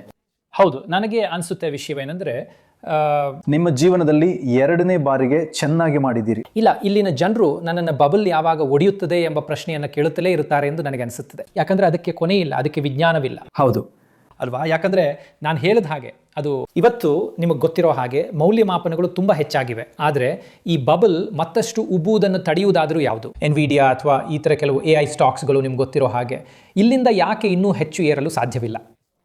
ಮತ್ತು ನಾನು ಮಾಡಿದ ಐತಿಹಾಸಿಕ ಸಂಶೋಧನೆಯ ಪ್ರಕಾರ ಬಬಲ್ ಯಾವಾಗ ಸಿಡಿಯುತ್ತದೆ ಎಂದು ತಿಳಿಯುವ ಏಕೈಕ ಮಾರ್ಗವೆಂದರೆ ಬಡ್ಡಿ ದರಗಳು ಹೆಚ್ಚಾಗಲು ಪ್ರಾರಂಭಿಸಿದಾಗ. ಅದು ಸಾವಿನ ಮುನ್ಸೂಚನೆಯಾಗಿದೆ. ಅದು ತುಂಬಾ ಆಸಕ್ತಿದಾಯಕವಾಗಿದೆ. ಪ್ರತಿ ಒಂದೇ ಒಂದು ಬಬಲ್ನ. ಆದ್ದರಿಂದ ಬಡ್ಡಿ ದರಗಳು ಹೆಚ್ಚಾಗುವವರೆಗೆ ಬಬಲ್ ಮತ್ತಷ್ಟು ಉಬ್ಬುವ ಸಾಧ್ಯತೆ ಇದೆ. ಸ್ವಲ್ಪ ವಿಷಯಾಂತರ ಮಾಡುವುದಾದರೆ ಈ ಎಲ್ಲದರ ಮಧ್ಯೆ ಚಿನ್ನದ ಬಗ್ಗೆ ಏನು ಹೇಳ್ತೀರಿ? ಅದು ಗಗನಕ್ಕೇರುತ್ತಿದೆ. ಹೌದು, ಆದರೆ ನನ್ನ ಪ್ರಕಾರ ಇದೇ ಸಮಸ್ಯೆ. ಅಂದರೆ ನಾವು ನಿಮ್ಮ ಶೋನಲ್ಲಿ ಹಿಂದೆ ಮಾತಾಡಿದ್ವಿ. ಹೌದು, ನಾನು ಯಾವಾಗಲೂ ಅಲ್ಲ, ಕನಿಷ್ಠ ಈ ದಶಕದಲ್ಲಿ ಚಿನ್ನದ ಬಗ್ಗೆ ಸಾಕಷ್ಟು ಆಶಾವಾದಿಯಾಗಿದ್ದೆ. ಸರಿ. ಮತ್ತು ಯಾವಾಗಲೂ ಅಂದ್ಕೊಂಡಿದ್ದೆ ಚಿನ್ನ ಮತ್ತು ಬಿಟ್ಕಾಯಿನ್ ಡಾಲರ್ ವಿರೋಧಿ ಉತ್ತಮ ಆಯ್ಕೆಗಳೆಂದು. ಅതെಂದರೆ ನಾನು ಡಾಲರ್ ಬಗ್ಗೆ ಸ್ವಲ್ಪ ನಿರಾಶಾವಾದಿಯಾಗಿದ್ದೆ ಮತ್ತು ಚಿನ್ನ ಮತ್ತು ಬಿಟ್ಕಾಯಿನ್ 2 ಫಲಾನುಭವಿಗಳಾಗಬಹುದು ಎಂದು ಅಂದುಕೊಂಡಿದ್ದೆ. ಸರಿ. ಅದರ ನನಗೀಗ ಸ್ವಲ್ಪ ಚಿಂತೆಯಾಗಿದೆ ಮತ್ತು ವಾಸ್ತವವಾಗಿ ನಾನು ಇದರ ಬಗ್ಗೆ ಕೆಲವು ತಿಂಗಳ ಹಿಂದೆ ನಿಮಗೆ ಗೊತ್ತಲ್ಲ, ಸುಮಾರು ಕಳೆದ ಅಕ್ಟೋಬರ್ನಲ್ಲಿ ಒಂದು ಲೇಖನ ಬರೆದಿದ್ದೆ. ಅದೇನೆಂದರೆ, ಇಂದಿನ ಚಿನ್ನವು ಸುರಕ್ಷಿತ ಹೂಡಿಕೆಯಾಗಿಯೂ ವರ್ತಿಸುತ್ತಿಲ್ಲ. ಅದು ನಿಮ್ಗೆ ಗೊತ್ತಲ್ಲ, ಬಹುತೇಕ ಒಂದು ರೀತಿಯ ಬಬಲ್ ವಲಯವನ್ನು ಪ್ರವೇಶಿಸ್ತಿರುವಂತೆ ವರ್ತಿಸ್ತಿದೆ. ಅದಕ್ಕೆ ಕಾರಣ ಯಾಕೆಂದರೆ ಜನರು ಚಿನ್ನದ ಮೇಲೆ ತುಂಬ ಹಣವನ್ನು ಹಾಕುತ್ತಿದ್ದಾರೆ. ನನಗೆ ಚಿನ್ನ ಇಷ್ಟ, ಅದರ ಸುರಕ್ಷಿತ ಗುಣಲಕ್ಷಣಗಳಿಂದಾಗಿ. ಸರಿ, ಅದು ಬದಲಾಗುತ್ತಿದೆ. ಇದು ಒಂದು ಸ್ಥಿರ ಆಸ್ತಿ. ಅದು ಕಾಲಕ್ರಮೇಣ ಸ್ಥಿರವಾಗಿ ಏರುತ್ತದೆ, ಮೌಲ್ಯವನ್ನು ರಕ್ಷಿಸುತ್ತದೆ. ಆದರೆ ಈಗ ಏನಾಗುತ್ತಿದೆ ಎಂದು ನನಗನ್ನಿಸುತ್ತದೆ, ಮತ್ತು ಇದು ಅಲ್ಲಿ ತುಂಬ ದ್ರವ್ಯತೆ ಇದೆ, ವ್ಯವಸ್ಥೆಯ ಸುತ್ತಲೂ ತುಂಬ ಹಣ ಹರಿದಾಡುತ್ತಿದೆ ಎನ್ನುವ ಸತ್ಯದ ಪರಿಣಾಮವಾಗಿದೆ. ಮತ್ತು ಹೆಚ್ಚಿನ ಜನರು ಹೀಗೆ ಭಾವಿಸುವುದರಿಂದ ನಿಮಗೆ ಗೊತ್ತಾ, ಏನಾದರೂ ಆದರೆ ಸರ್ಕಾರ ನಮ್ಮನ್ನು ಪಾರು ಮಾಡುತ್ತದೆ. ಹಾಗಾಗಿ ನಾವು ತುಂಬ ಊಹಾಪೋಹ ಮಾಡಬಹುದು. ಮತ್ತು ನನಗನ್ಸುತ್ತದೆ ಅದೇ ನಡೆಯುತ್ತಾ ಇದೆ. ಏಕಕೇಕ ಕಾಲದಲ್ಲಿ ಹಲವಾರು ಆಸ್ತಿಗಳು ಏರುತ್ತಿವೆ. ಯಾಕೆ ಅಂದರೆ ಇದು ಮೊದಲೊಂದು ಆಗಿಲ್ಲ, ನಿಮಗೆ ಗೊತ್ತಿರಲಿ. ಚಿನ್ನ ಮತ್ತು ಷೇರುಗಳು ಈ ರೀತಿ ಒಟ್ಟಿಗೆ ಎಂದಿಗೂ ಪಾರ್ಟಿ ಮಾಡಿಲ್ಲ. ಸರಿ, ಐತಿಹಾಸಿಕವಾಗಿ ಏನಾಗುತ್ತೆ ಅಂದರೆ ಒಂದಲ್ಲ ಒಂದು. ಸರಿ, ನಿಮಗೆ ಗೊತ್ತಾ ಒಂದು ರೀತಿಯಲ್ಲಿ ಹೆಡ್ಜ್ ಆಗಿ ಕಾರ್ಯನಿರ್ವಹಿಸುತ್ತವೆ. ಷೇರುಗಳು ತುಂಬ ಏರಿದ್ರೆ ಆಗ ಚಿನ್ನವು ಸಾಮಾನ್ಯವಾಗಿ ಕಡಿಮೆ ಕಾರ್ಯಕ್ಷಮತೆ ತೋರುತ್ತದೆ. ಸರಿ, ಚಿನ್ನದ ಬೆಲೆ ತುಂಬ ಹೆಚ್ಚಾದರೆ ಅದು ಸಾಮಾನ್ಯವಾಗಿ ಕೆಟ್ಟ ಸಮಯದಲ್ಲಿ ಅಲ್ವಾ? ಯಾಕೆಂದರೆ ಜನರಿಗೆ ಒಂದು ರೀತಿಯಲ್ಲಿ ಹೆಡ್ಜ್ ಬೇಕು. ಸರಿ, ಯಾಕೆಂದ್ರೆ ಸ್ಟಾಕ್ಗಳು ಇಳಿದಿವೆ, ಜನರು ಸ್ಥಳಾಂತರಗೊಂಡಿದ್ದಾರೆ. ಸ್ಟಾಕ್ಗಳು ಇಳಿದಿವೆ ಮತ್ತು ಮತ್ತು ಮತ್ತು ಅಷ್ಟೇ. ಈ ಬಾರಿ ತುಂಬ ಅಸಾಮಾನ್ಯವಾದ ವಿಷಯವೆಂದರೆ ಚಿನ್ನ ಮತ್ತು ಸ್ಟಾಕ್ಗಳು ಒಟ್ಟಿಗೆ ಪಾರ್ಟಿ ಮಾಡ್ತವೆ. ಮತ್ತು ಹಾಗಾಗಿ ನನಗೆ ಇದರ ಅರ್ಥವೇನೆಂದರೆ, ಬಡ್ಡಿ ದರಗಳು ಏರಿದರೆ ಮತ್ತು ಏರಿದಾಗ ಅದು ಚಿನ್ನಕ್ಕೂ ನಕಾರಾತ್ಮಕವಾಗಬಹುದು. ಆದರೆ ಸದ್ಯಕ್ಕೆ ಅವೆರಡೂ ಇರುವವರೆಗೂ ಹೋಗುತ್ತಿದೆ, ಒಟ್ಟಿಗೆ ವರ್ತಿಸ್ತಿವೆ, ಎಲ್ಲರೂ ಸಂತೋಷವಾಗಿರ್ತಾರೆ. ಆದರೆ ಇದು ಭಾರತಕ್ಕೆ ಬಹಳ ಒಳ್ಳೆಯ ಸುದ್ದಿ. ಯಾಕೆಂದರೆ ನಮ್ಮಲ್ಲಿ ಮನೆಗಳಲ್ಲಿ ಮತ್ತು ಒಟ್ಟಾರೆಯಾಗಿ ದೇಶದಲ್ಲಿ ಬಹಳಷ್ಟು ಚಿನ್ನವಿದೆ. ಹಾಗಾಗಿ ಚಿನ್ನದ ಬೆಲೆ ಏರಿಕೆಯಾಗಿರುವುದು ನಮ್ಮ ಸಂಪತ್ತಿನ ಮೂಲವನ್ನು ನಿಜವಾಗಿಯೂ ಹೆಚ್ಚಿಸಿದೆ. ಮತ್ತು ಇದು ಮಿಶ್ರವಾಗಿದೆ. ಯಾಕೆಂದ್ರೆ ನಾವು ಅದನ್ನು ಬಹಳಷ್ಟು ಆಮದು ಕೂಡ ಮಾಡ್ಕೊಳ್ತೀವಿ. ಹಾಗಾಗಿ ನಾವು ಅದನ್ನು ಖರೀದಿಸಬೇಕು. ಹೌದು, ಯಾಕಂದ್ರೆ ನಾವು ಅದರ ಬಹಳಷ್ಟು ಆಮದು ಮಾಡ್ಕೊಳ್ತೀವಿ. ಮತ್ತು ಜನರು ಚಿನ್ನದಿಂದ ಹಣ ಗಳಿಸಲು ನಿಜವಾಗಿಯೂ ಏನನ್ನೂ ಮಾಡೋದಿಲ್ಲ ಅಲ್ವಾ?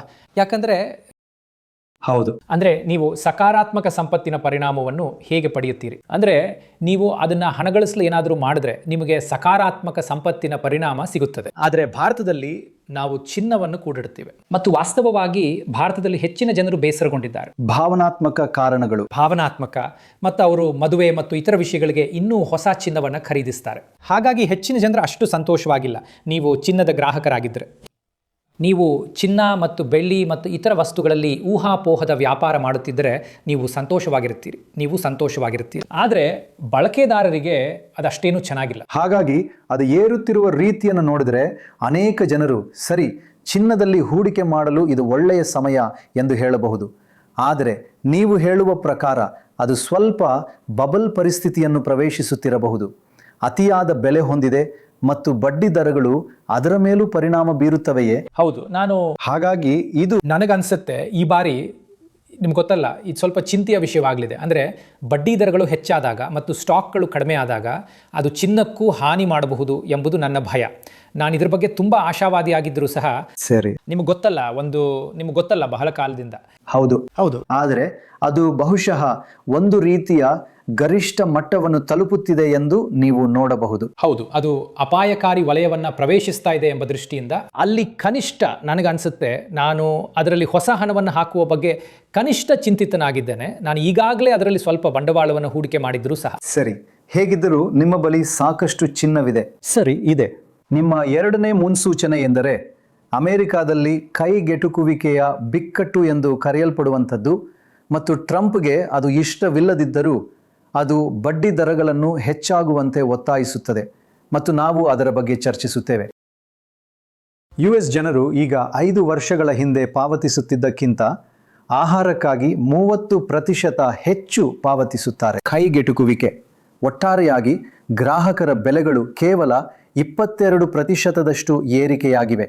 ಆದರೆ ಆಹಾರದ ಬೆಲೆಗಳು ಮತ್ತು ವಸತಿ ಬೆಲೆಗಳು, ಅಂದರೆ ಅವರು ನಿಜವಾಗಿಯೂ ತಮ್ಮ ಜೀವನವನ್ನು ಕಳೆಯುವುದು ಅದರ ಮೇಲೆ, ಆ ಕೈಗೆಟುಕುವಿಕೆ 30%. ಹೌದು, ಹಾಗಾಗಿ ಅಮೆರಿಕದಲ್ಲಿ ಇದುವೇ ನಿಜವಾದ ಸಮಸ್ಯೆ ಎಂದು ನನಗನ್ನಿಸುತ್ತದೆ. ವಾಸ್ತವವಾಗಿ ಟ್ರಂಪ್ ಅವರ ಅನುಮೋದನೆಯ ರೇಟಿಂಗ್ಗಳನ್ನು ಕಡಿಮೆ ಮಾಡಲು ಕಾರಣವಾದ ಮೊದಲನೇ ಸಮಸ್ಯೆ ಏನೆಂದರೆ, ಅಮೆರಿಕದಲ್ಲಿ ಹಣದುಬ್ಬರವು ಅನೇಕ ಜನರಿಗೆ ಇನ್ನೂ ತುಂಬ ಹೆಚ್ಚಾಗಿದೆ ಎಂಬ ವಾಸ್ತವ. ಹಾಗಾಗಿ ನಿಮಗೆ ಗೊತ್ತಲ್ಲ, ಅವರು ಖರೀದಿಸುತ್ತಿರುವ ಮೂಲಭೂತ ವಸ್ತುಗಳು, ದಿನಸಿ, ಆಹಾರ ದುಬಾರಿಯಾಗಿದೆ. ವಾಸ್ತವವಾಗಿ ಈ ಕಾಲಾವಧಿಯಲ್ಲಿ ವಿದ್ಯುತ್ ಬೆಲೆಗಳು 40% ಹೆಚ್ಚಾಗಿವೆ, ಭಾಗಶಃ AI ಕಾರಣದಿಂದಾಗಿ. 40%? ಮತ್ತು ವಿಶೇಷವಾಗಿ ನಿಮ್ಗೆ ಗೊತ್ತಲ್ಲ, ಯಾಕೆಂದರೆ ನಿಮ್ಗೆ ಗೊತ್ತಲ್ಲ, ಅವರು ಕೆಲವು ಪ್ರದೇಶಗಳಲ್ಲಿ ಹೆಚ್ಚು ವಿದ್ಯುತ್ ಬಳಸ್ತಾ ಇದ್ದಾರೆ, ವಿಶೇಷವಾಗಿ ವರ್ಜೀನಿಯಾದಂತಹ ಪ್ರದೇಶಗಳಲ್ಲಿ, ಮತ್ತು ಅಲ್ಲೆಲ್ಲ ಭಾಳಷ್ಟು ಡೇಟಾ ಸೆಂಟರ್ಸ್ಗಳು ಬಂದಿವೆ. ಸರಿ. ಹಾಗಾಗಿ ಅದೇ ನಿಜವಾದ ಕಳವಳ ಅಂತ ನಾನು ಭಾವಿಸ್ತೇನೆ. ಏನಂದರೆ ಆಹಾರದ ಬೆಲೆಗಳು, ಇತರ ಬೆಲೆಗಳು ಇನ್ನೂ ಬಹಳಷ್ಟು ಹೆಚ್ಚಾಗಿವೆ. ಮತ್ತು ಹಾಗಾಗಿಯೇ ನಿಮಗೆ ಗೊತ್ತಲ್ಲ, ಮತ್ತು ಕಳೆದ ವರ್ಷದಲ್ಲಿ ಆ ಬೆಲೆಗಳ ಏರಿಕೆಯು ಮಿತಗೊಳ್ಳಲು ಪ್ರಾರಂಭಿಸಿದೆ. ಆದರೆ ಅವುಗಳ ಅಮೆರಿಕದಲ್ಲಿ ಹಣದುಬ್ಬರ ಇನ್ನೂ 3% ಸಮೀಪದಲ್ಲಿದೆ, ಮತ್ತು ಅಮೆರಿಕ ಬಹಳ ದೀರ್ಘಕಾಲದಿಂದ ಈ ರೀತಿಯ ಹೆಚ್ಚಿನ ಹಣದುಬ್ಬರದೊಂದಿಗೆ ಬದುಕಿಲ್ಲ. 3% ಕೇವಲ ಸಾಮಾನ್ಯವಾಗಿದೆ, ಆದರೆ ಆಹಾರ ಮತ್ತು ವಸತಿ ಬಹುತೇಕ ಅದರ ದುಪ್ಪಟ್ಟು. ಹೌದು, ಕಳೆದ 5 ವರ್ಷಗಳಲ್ಲಿ ಏನಾಗಿದೆ ಎಂಬುದರ ದೃಷ್ಟಿಯಿಂದ. ಹೌದು ಹೌದು, ಕೇವಲ 5.5 ವರ್ಷಗಳು. 5 ವರ್ಷಗಳು. ಹೌದು. ಅಮೆರಿಕಾದಲ್ಲಿ ವಾರ್ಷಿಕ ಹಣದುಬ್ಬರವು 3%ದಷ್ಟಿದೆ ಮತ್ತು 2% ಗುರಿಯಾಗಿತ್ತು. ಈಗ ಅಮೆರಿಕಾವು ಸತತವಾಗಿ 55 ತಿಂಗಳುಗಳಿಂದ 2% ಆ ಗುರಿಯನ್ನು ತಪ್ಪಿಸಿಕೊಂಡಿದೆ. ಹಾಗಾಗಿ ಅದು ಕಾಲಕ್ರಮೇಣ ಸಂಯುಕ್ತವಾಗಲು ಪ್ರಾರಂಭಿಸುತ್ತದೆ. ಸರಿ ಸರಿ. ನೀವು ಒಂದು ರೀತಿಯಲ್ಲಿ ಹೆಚ್ಚಿನ ಮತ್ತು ಹೆಚ್ಚಿನ ಹಣದುಬ್ಬರವನ್ನು ಹೊಂದುತ್ತಲೇ ಇರ್ತೀರಿ, ಮತ್ತು ಆದ್ದರಿಂದ ಬಹಳಷ್ಟು ಜನರು ಅದರ ಬಗ್ಗೆ ಚಿಂತಿತರಾಗಿದ್ದಾರೆ. ಮತ್ತು ಹಣದುಬ್ಬರವು ಗರಿಷ್ಠ ಮಟ್ಟದಿಂದ ಇಳಿದಿದ್ದರೂ ಸಹ ಅದು ಇನ್ನೂ ತುಲನಾತ್ಮಕವಾಗಿ ಅಂಟಿಕೊಂಡಿರುವ ಕಾರಣದಿಂದಾಗಿ ತಮ್ಮ ಯೋಗಕ್ಷೇಮದ ಬಗ್ಗೆ ಅಷ್ಟು ಚೆನ್ನಾಗಿ ಭಾವಿಸುತ್ತಿಲ್ಲ, ಮತ್ತು ಅದು ಟ್ರಂಪ್ ಅವರ ಅನುಮೋದನೆಯ ರೇಟಿಂಗೂ ಸಹ ಹಾನಿ ಮಾಡುತ್ತಾ ಇದೆ. ಹೌದು, ಮತ್ತು ಅವರು ಈಗ ಹೆಚ್ಚು ಹಣವನ್ನು ಹಂಚುತ್ತಿದ್ದಾರೆ. ಆದ್ದರಿಂದ ಇದು ಸ್ಪಷ್ಟವಾಗಿ ಸರ್ಕಾರಕ್ಕೆ ಬಹಳ ನಕಾರಾತ್ಮಕ ಪ್ರತಿಕ್ರಿಯೆಯನ್ನು ಉಂಟು ಮಾಡುತ್ತಿದೆ. ಹೌದು, ಮತ್ತು ನನಗನ್ಸುತ್ತೆ, ನಾನು ಭಾವಿಸುವ ವಿಷಯವೇ ಅದು. ಅದೆಂದರೆ ಒಂದು ಅಪಾಯದ ಪರಿಣಾಮವಿದೆ. ಅವರು ಬಡ್ಡಿ ದರಗಳು ಕೆಳಗೆ ಬರಬೇಕೆಂದು ಬಯಸ್ತಾರೆ. ಅವರು ಅದು ಕೆಳಗೆ ಬರಬೇಕೆಂದು ಬಯಸುತ್ತಾರೆ. ಆದರೆ ನನ್ನ ಭಯವೇನೆಂದರೆ, ಜನರನ್ನು ಮೆಚ್ಚಿಸಲು ಅವರು ಹೆಚ್ಚು ಹಣ ಖರ್ಚು ಮಾಡಿದರೆ ಅಮೆರಿಕಾದಲ್ಲಿ ಬಡ್ಡಿ ದರಗಳು, ವಿಶೇಷವಾಗಿ ಅವರು ನಿಯಂತ್ರಿಸದ ದರಗಳು ಹೆಚ್ಚಾಗಬಹುದು. ಅವರು ಒಂದು ರೀತಿಯಲ್ಲಿ ಇಡಲು ಪ್ರಯತ್ನಿಸ್ತಾ ಇದ್ದಾರೆ. ನಿಮಗೆ ಗೊತ್ತಲ್ಲ, ಫೆಡ್ನಲ್ಲಿ ಸ್ನೇಹಪರ ಜನರನ್ನು ಇಟ್ಟು ಬಡ್ಡಿ ದರಗಳನ್ನು ಕೆಳಗೆ ತಳ್ಳಲು ಪ್ರಯತ್ನಿಸುವುದು. ಆದರೆ ದೀರ್ಘಾವಧಿಯ ಬಡ್ಡಿ ದರಗಳು ಹೆಚ್ಚಾಗಲು ಪ್ರಾರಂಭಿಸಬಹುದು. ಹೌದು, ಅವರು ಫೆಡ್ನಲ್ಲಿ ವಿಶ್ವಾಸಾರ್ಹತೆಯನ್ನು ಕಳೆದುಕೊಳ್ಳಲು ಪ್ರಾರಂಭಿಸಿದರೆ, ಮತ್ತು ನಿಮ್ಗೆ ಗೊತ್ತಲ್ಲ ಅಮೆರಿಕಾದಲ್ಲಿ ಏನಾಗುತ್ತೆ. ಹಾಗಾಗಿ ಅದು ಕಳವಳಗಳಲ್ಲಿ ಒಂದು. ಮತ್ತು ಈಗ ಬಹಳ ಆಸಕ್ತಿದಾಯಕ ಸಂಗತಿ ಅಂದರೆ, ಜಗತ್ತಿನ ಉಳಿದ ಭಾಗಗಳಲ್ಲಿ ವಾಸ್ತವವಾಗಿ ಬಡ್ಡಿ ದರಗಳು, ವಿಶೇಷವಾಗಿ ದೀರ್ಘಾವಧಿಯ ಬಡ್ಡಿ ದರಗಳು ಹೌದು ಹೆಚ್ಚಾಗುತ್ತಲೇ ಇವೆ. ವಾಸ್ತವವಾಗಿ ಈ ಕೈಗೆಟುಕುವಿಕೆಯ ಬಿಕ್ಕಟ್ಟು ಬೆಲೆಗಳು ಏರುತ್ತಿವೆ ಮೂಲಭೂತವಾಗಿ, ಏಕೆಂದರೆ ಮಾರುಕಟ್ಟೆಯಲ್ಲಿ ಹೆಚ್ಚುವರಿ ಹಣವಿದೆ. ಹಾಗಾಗಿ ಫೆಡ್ ಅಥವಾ ರಿಸರ್ವ್ ಬ್ಯಾಂಕ್ಗಳು ಬಡ್ಡಿ ದರಗಳನ್ನು ಹೆಚ್ಚಿಸಲು ಬಯಸುತ್ತವೆ. ಹೌದು, ಮತ್ತು ಇದು ಪ್ರಪಂಚದಾದ್ಯಂತ ನಡೆಯುತ್ತಾ ಇದೆ. ನಾವು ಇದೀಗ ಉಲ್ಲೇಖಿಸಿದಂತೆ ಜಪಾನ್ನಲ್ಲಿ ಗಣನೀಯವಾಗಿ, ಕೊರಿಯಾ, ಜರ್ಮನಿ, ಫ್ರಾನ್ಸ್ ಬಡ್ಡಿ ದರಗಳು ಏರುತ್ತಿವೆ. ಹೌದು, ಅಮೆರಿಕ ಅವನು ಇದನ್ನು ಕೆಳಗೆ ತರಲು ಬಯಸುತ್ತಾನೆ. ಇದರ ಹೊರತಾಗಿಯೂ ಆಹಾರದಲ್ಲಿ 30% ಹೆಚ್ಚಳ. ಹೌದು, ಅದು ಸರಿ. ಹಾಗಾಗಿ ನನಗನ್ಸುತ್ತೆ, ನಿಮ್ಗೆ ಗೊತ್ತಲ್ಲ, ಹಾಗೆ ಅವನಿಗೆ ಈ ಸೈದ್ಧಾಂತಿಕ ವಿಷಯವಿದೆ ಅಂತ ನನಗೆ ಸುಮ್ಮನೆ ಅನಿಸುತ್ತೆ. ಬಹುಶಃ ನಿಮ್ಗೆ ಗೊತ್ತಲ್ಲ, ಒಬ್ಬ ಡೆವಲಪರ್ನಿಂದ ಬರ್ತಿದೆ, ಅವನು ಬಯಸ್ತಾನೆ. ನಿಮ್ಗೆ ಗೊತ್ತಲ್ಲ, ಅವನು ಹಣಕಾಸಿನ ವೆಚ್ಚವನ್ನು ಕಡಿಮೆ ಮಾಡುವುದರಲ್ಲಿ ನಂಬಿಕೆ ಇಟ್ಟಿದ್ದಾನೆ. ಸರಿ. ಆದರೆ ಸಮಸ್ಯೆ ಏನಂದರೆ, ಅನೇಕ ಜನರಿಗೆ ಹಣದುಬ್ಬರವು ಬಾಧಿಸುತ್ತಿದೆ. ಮತ್ತು ಗಮನಿಸಬೇಕಾದ ಒಂದು ಬಹಳ ಮುಖ್ಯವಾದ ದೇಶ ಜಪಾನ್ ಆಗಲಿದೆ. ಯಾಕೆಂದರೆ ನನಗೆ ಅನಿಸುತ್ತದೆ ಆ ಸಂಗತಿ, ಸರಿ, ಜಪಾನ್ ವರ್ಷಗಳಿಂದ ಹಣದುಬ್ಬರ ವಿಲಿತದಿಂದ ಬಳಲುತ್ತಿದ್ದ ದೇಶವಾಗಿತ್ತು. ಸರಿ. ಈಗ ಜಪಾನಲ್ಲಿ ಬಡ್ಡಿ ದರಗಳು ಹೆಚ್ಚಾಗುತ್ತಿವೆ, ಯಾಕೆಂದರೆ ಅಲ್ಲಿ ಹಣದುಬ್ಬರವು ಒಂದಲ್ಲ ಒಂದು ರೀತಿಯಲ್ಲಿ ಮರಳಿದೆ, ಮತ್ತು ಸೆಂಟ್ರಲ್ ಬ್ಯಾಂಕ್ ಬಡ್ಡಿ ದರಗಳನ್ನು ಹೆಚ್ಚಿಸಲು ಮೀನಮೇಷ ಎಣಿಸುತ್ತಿದೆ, ಮತ್ತು ಅವರ ಬಳಿ ಬಹಳಷ್ಟು ಸಾಲವಿದೆ. ಆದ್ದರಿಂದ ಜಪಾನ್ನಲ್ಲಿ ಬಡ್ಡಿ ದರಗಳು ಬಹಳಷ್ಟು ಹೆಚ್ಚಾಗುವ ಪರಿಸ್ಥಿತಿ ಬಂದರೆ ಅದು ಸಮಸ್ಯಾತ್ಮಕವಾಗಬಹುದು ಎಂದು ನಾನು ಭಾವಿಸುತ್ತೇನೆ. ಏಕೆಂದರೆ ಅದು ಅಮೆರಿಕವನ್ನು ಒಳಗೊಂಡಂತೆ ಬಡ್ಡಿ ದರಗಳನ್ನು ಹೆಚ್ಚಿಸುವ ಜಾಗತಿಕ ಪರಿಣಾಮವನ್ನು ಬೀರುತ್ತದೆ. ಹಾಗಾಗಿ ನನಗೇನೋ ಹಾಗನ್ನಿಸುತ್ತೆ, ಇವು ನನ್ನ ಮೊದಲ 2 ಟ್ರೆಂಡ್ಗಳು. ಸರಿ, ಅಂದರೆ AI ಬಬಲ್ ಇನ್ನೂ ಹೆಚ್ಚಿನ ಲಿಕ್ವಿಡಿಟಿಯಿಂದ ಬೆಂಬಲಿತವಾಗಿದೆ, ಮತ್ತು ಅದು ಉಬ್ಬುತ್ತಲೇ ಇರಬಹುದು. ಸರಿ. ಆದರೆ ಬಡ್ಡಿ ದರಗಳು ಏರಬಹುದು ಎಂಬ ಅಂಶದ ಮೇಲೆ ಕಣ್ಣಿಡಿ, ವಿಶೇಷವಾಗಿ ವರ್ಷದ ಅಂತ್ಯದ ವೇಳೆಗೆ. ಏಕೆಂದರೆ ಈ ಹಣದುಬ್ಬರವು ಮುಂದುವರಿಯುತ್ತದೆ, ಮತ್ತು ಇದು ಅಂತಿಮವಾಗಿ ಬಬಲ್ಗೆ ಕೂಡ ಹಾನಿ ಮಾಡಬಹುದು ಎಂದು ನಾನು ಭಾವಿಸುತ್ತೇನೆ. ಖಂಡಿತ, ಇದು ಮತ್ತೊಂದು ಕಾರಣಕ್ಕಾಗಿ ಬಡ್ಡಿ ದರಗಳು ಹೆಚ್ಚಾಗಬಹುದು, ಅದು ಬಬಲ್ ಅನ್ನು ಒಡೆಯಬಹುದು. ಹೌದು, ಅಂತಿಮವಾಗಿ ಹೌದು. ಆ ಸಂಪರ್ಕ ಬಹಳ ಮುಖ್ಯ. ಹೌದು. ಈಗ 2026ಕ್ಕಾಗಿಯ ನಿಮ್ಮ 3ನೇ ಮುನ್ಸೂಚನೆ. ಅಂತಾರಾಷ್ಟ್ರೀಯ ಇತರ ದೇಶಗಳು ಯುನೈಟೆಡ್ ಸ್ಟೇಟ್ಸ್ ಅನ್ನು ಮೀರಿಸುತ್ತವೆ. US ಹಾಟ್ ಮನಿ ಮೇಲೆ ಅವಲಂಬಿತವಾಗಿದೆ, ಮತ್ತು ಅದು ಹಿಂದೆಂದಿಗಿಂತಲೂ ಹೆಚ್ಚು ಅವಲಂಬಿತವಾಗಿದೆ. ಅಮೆರಿಕಕ್ಕೆ ಎಷ್ಟು ವಿದೇಶಿ ಹಣ ಬರುತ್ತಿದೆ ಎಂದು ನಾವು ನೋಡಿದರೆ ಅದು 1.7 ಟ್ರಿಲಿಯನ್ಗೆ ಏರಿದೆ. ಅಂದರೆ, ಮತ್ತು ಅದು ನಿಜವಾಗಿಯೂ ತೀವ್ರವಾಗಿ ಏರಿದೆ. ಹೌದು, ಇತ್ತೀಚೆಗೆ. ಆದರೆ ಅದರ ಚಾಲ್ತಿ ಖಾತೆ ಕೊರತೆಯು 1.3 ಟ್ರಿಲಿಯನ್ಗೆ ಕುಸಿದಿದೆ. ಹೌದು. ಹಾಗಾಗಿ ಅದನ್ನು ಕೇವಲ ಮುಚ್ಚಿ ಹಾಕಲಾಗುತ್ತಿದೆ ಕೊರತೆಯನ್ನ ಹಾಟ್ ಮನಿಯಿಂದ ಮುಚ್ಚಿ ಹಾಕಲಾಗುತ್ತಿದೆ. ಸರಿ, ನಿಖರವಾಗಿ. ಮತ್ತು ನಿಮಗೆ ಗೊತ್ತಿದೆ, ಇದು ನಾವು ಉದಯೋನ್ಮುಖ ಮಾರುಕಟ್ಟೆಗಳಲ್ಲಿ ನೋಡುವ ಒಂದು ಸಾಮಾನ್ಯವಾದ ಸಮಸ್ಯೆ ಆಗಿದೆ. ಅതെಂದ್ರೆ ನೀವು ಒಂದು ರೀತಿಯಲ್ಲಿ ನೀವು ಉತ್ಪಾದಿಸಬಲ್ಲದಕ್ಕಿಂತ ಹೆಚ್ಚು ಬಳಕೆ ಮಾಡ್ತೀರಿ, ಆದ್ರಿಂದ ನಿಮಗೆ ಚಾಲ್ತಿ ಖಾತೆ ಕೊರತೆ ಇರ್ತದೆ. ಚಾಲ್ತಿ ಖಾತೆ ಕೊರತೆ ಅಂದ್ರೆ ಇದೇ. ಹೌದು. ಅಂದ್ರೆ ನಿಮಗೆ ಗೊತ್ತಿದೆ, ನೀವು ಸ್ವದೇಶದಲ್ಲಿ ಉತ್ಪಾದಿಸೋದಕ್ಕಿಂತ ಬಹಳ ಹೆಚ್ಚು ಬಳಕೆ ಮಾಡ್ತಾ ಕೊನೆಗೊಳ್ಳುತ್ತೀರಿ. ಹೌದು. ಹಾಗಾಗಿ ನೀವು ಬಹಳಷ್ಟು ಆಮದು ಮಾಡ್ಕೊಳ್ಬೇಕಾಗತ್ತೆ. ಹೌದು. ಆದರೆ ನೀವು ಅದಕ್ಕೆ ಹಣಕಾಸು ಒದಗಿಸುತ್ತಿದ್ದೀರಿ ಎಂಬ ಅಂಶ ನಿಮಗೆ ಗೊತ್ತಲ್ಲ. ಅಮೆರಿಕವು GDPಯ ಸುಮಾರು 3-4% ಚಾಲ್ತಿ ಖಾತೆ ಕೊರತೆಯನ್ನು ಹೊಂದಿದೆ. ನೀವು ಅದರ ಹೆಚ್ಚಿನ ಭಾಗಕ್ಕೆ ಹಣಕಾಸು ಒದಗಿಸುತ್ತಿದ್ದೀರಿ. ಅಂದರೆ ನಿಮ್ಮ ಸ್ಟಾಕ್ ಮಾರುಕಟ್ಟೆಯಲ್ಲಿ ಜನರು ಹೂಡಿಕೆ ಮಾಡುವುದರಿಂದ ಮತ್ತು ಅಲ್ಲಿಗೆ ಬರುವ ಹಾಟ್ ಮನಿ ಹರಿವುಗಳಿಂದ. ಈಗ ನಾಳೆ ಯಾವುದೋ ಕಾರಣಕ್ಕಾಗಿ ಈ ವಿದೇಶಿಯರು ಅಮೆರಿಕದ ಬಗ್ಗೆ ಇಷ್ಟೊಂದು ಉತ್ಸಾಹದಿಂದ ಇರುವುದನ್ನು ನಿಲ್ಲಿಸಿದರೆ ಮತ್ತು AI ಉತ್ಕರ್ಷವು ಸ್ವಲ್ಪ ಕಡಿಮೆಯಾದರೆ, ಯಾಕೆಂದರೆ ಇದರಲ್ಲಿ ಹೆಚ್ಚಿನವು AI ಹೂಡಿಕೆಗಳಿಗೆ ಹೋಗುತ್ತಿದೆ, ಆಗ ಈ ಚಾಲ್ತಿ ಖಾತೆ ಕೊರತೆಗೆ ಏನಾಗುತ್ತದೆ ಎಂಬುದೇ ಚಿಂತೆಯಾಗುತ್ತದೆ ಎಂದು ನಾನು ಭಾವಿಸುತ್ತೇನೆ. ಹಾಗಾಗಿ ಸರಿ, ಅದು ನನ್ನ ಮುಖ್ಯ ಚಿಂತೆ. ಮತ್ತು ಮತ್ತು ಮತ್ತು ಹಾಟ್ ಮನಿ. ಹೌದು, ಅದು ಒಳಗೆ ಮತ್ತು ಹೊರಗೆ ಹೋಗಬಹುದು ಮತ್ತು ನಿಮಗೆ ಗೊತ್ತಲ್ಲ, ನಿಮ್ಮ ನಿಯಂತ್ರಣಕ್ಕೆ ಮೀರಿ. ಹಾಗಾಗಿ ನೀವು ಕೂಡ ಜಗತ್ತು ಯುನೈಟೆಡ್ ಸ್ಟೇಟ್ಸ್ ಅನ್ನು ಮೀರಿಸುತ್ತದೆ. ಅಂತಾರಾಷ್ಟ್ರೀಯ ಮಾರುಕಟ್ಟೆಗಳು US-ಗಿಂತ ಇನ್ನೂ ಅಗ್ಗವಾಗಿವೆ. ಉದಾಹರಣೆಗೆ ವಿಶ್ವ ಮಾರುಕಟ್ಟೆಗಳು, ಅಂತಾರಾಷ್ಟ್ರೀಯ ಮಾರುಕಟ್ಟೆಗಳು ಅಮೆರಿಕಕ್ಕಿಂತ ಶೇಕಡಾವಾರು ವಿಷಯದಲ್ಲಿ ಹೆಚ್ಚು ಅಗ್ಗವಾಗಿವೆ. ಅಭಿವೃದ್ಧಿಶೀಲ ಮಾರುಕಟ್ಟೆಗಳು ಇನ್ನೂ ಅಗ್ಗ, ಸುಮಾರು 40% ಅಗ್ಗವಾಗಿವೆ. ಭಾರತ ಅಷ್ಟೊಂದಲ್ಲ, ಅಮೆರಿಕನ್ ಮಾರುಕಟ್ಟೆಗಿಂತ ಕೇವಲ ಸುಮಾರು 5% ಅಗ್ಗ ಅಥವಾ ಅದಕ್ಕಿಂತಲೂ ಕಡಿಮೆ. ಆದರೆ ವಿಶ್ವ ಮಾರುಕಟ್ಟೆಗಳು ಅಮೆರಿಕಕ್ಕಿಂತ ತುಂಬ ಅಗ್ಗವಾಗಿವೆ. ಹೌದು. ಹಾಗಾಗಿ ನಾನಿಲ್ಲಿ ಹೇಳುತ್ತಿರುವ ಅಂಶವೆಂದರೆ, ಅಮೆರಿಕದ ಕೊರತೆಗೆ ಹಾಟ್ ಮನಿ ಹರಿವುಗಳಿಂದ ಹಣಕಾಸು ಒದಗಿಸಲಾಗುತ್ತಿದೆ ಮತ್ತು ಅಲ್ಲಿ ಏನಾದರೂ ಸ್ವಲ್ಪ ಬದಲಾದರೆ ಡಾಲರ್ ಬಹಳಷ್ಟು ದುರ್ಬಲಗೊಳ್ಳಬಹುದು. ಯಾಕೆಂದರೆ ನಿಮಗೆ ಗೊತ್ತಲ್ಲ, ಆ ಹೊಂದಾಣಿಕೆಯಾಗದಿದ್ದರೆ ಮತ್ತು ಸಾಮಾನ್ಯವಾಗಿ ಡಾಲರ್ ದುರ್ಬಲಗೊಂಡಾಗ ಅಂತಾರಾಷ್ಟ್ರೀಯ ಮಾರುಕಟ್ಟೆಗಳು ಮೀರಿಸುತ್ತವೆ. ಅದು ಐತಿಹಾಸಿಕ ಟ್ರೆಂಡ್ ಆಗಿದೆ. ವಾಸ್ತವವಾಗಿ ಅಂತಾರಾಷ್ಟ್ರೀಯ ಉತ್ತಮ ಕಾರ್ಯಕ್ಷಮತೆ ಈಗಾಗಲೇ ಈ ವರ್ಷ 2025ರಲ್ಲಿ ಅಥವಾ ಕಳೆದ ವರ್ಷವೇ ಎನ್ನಿ ಡಾಲರ್ ದುರ್ಬಲಗೊಳ್ಳುತ್ತಿದ್ದ ಕಾರಣದಿಂದ ಸಂಭವಿಸಿದೆ. ಇಲ್ಲಿ ಏನಾದರೂ ಸಮಸ್ಯೆ ಆದರೆ ಡಾಲರ್ನ ದುರ್ಬಲತೆ ಹೆಚ್ಚಾಗಬಹುದು. ಮತ್ತು ಇಲ್ಲಿನ ವಿಷಯವೇನೆಂದರೆ, ಅಂತಾರಾಷ್ಟ್ರೀಯ ಮಾರುಕಟ್ಟೆಗಳು ಇನ್ನೂ US-ಗಿಂತ ಅಗ್ಗವಾಗಿ ವಹಿವಾಟು ನಡೆಸ್ತಿವೆ. ಆದ್ದರಿಂದ US-ಗೆ ಹೋಲಿಸಿದರೆ ಅವುಗಳಿಗೆ ಏರಲು ಸಾಕಷ್ಟು ಅವಕಾಶವಿದೆ. ಸರಿ ಸರಿ. ಹಾಗಾಗಿ ಇವೆರಡೂ ಅಂಶಗಳು ಒಟ್ಟಾಗಿವೆ ಅಂತ ನನಗನ್ನಿಸ್ತದೆ. ಆದರೆ ಭಾರತಕ್ಕೆ ಆಸಕ್ತಿದಾಯಕ ವಿಷಯವೆಂದರೆ ಅದು ಅಮೆರಿಕಕ್ಕಿಂತ ಕೇವಲ 2% ಅಗ್ಗವಾಗಿದೆ. ಹೌದು. ಆದರೆ ಇತರ ದೇಶಗಳು 30%, 40%. ಹಾಗಾಗಿ ನಾವು ಹೆಚ್ಚು ದುಬಾರಿಯಾಗಿದ್ದೇವೆ. ವಿಶ್ವ ಮಾರುಕಟ್ಟೆಗಳು ಮತ್ತು ಹೌದು, ಅದಕ್ಕಾಗಿಯೇ ಅಭಿವೃದ್ಧಿಶೀಲ ಮಾರುಕಟ್ಟೆಗಳು, ಅದಕ್ಕಾಗಿಯೇ ವಿದೇಶಿ ಹೂಡಿಕೆದಾರರು ಭಾರತದಲ್ಲಿ ಹಣ ಹೂಡಲು ಹೆಚ್ಚು ಹಿಂಜರಿಯುತ್ತಾರೆ. ಯಾಕೆಂದರೆ ನಾವು ಉಳಿದ ಪ್ರಪಂಚಕ್ಕಿಂತ ಹೆಚ್ಚು ದುಬಾರಿಯಾಗಿದ್ದೇವೆ.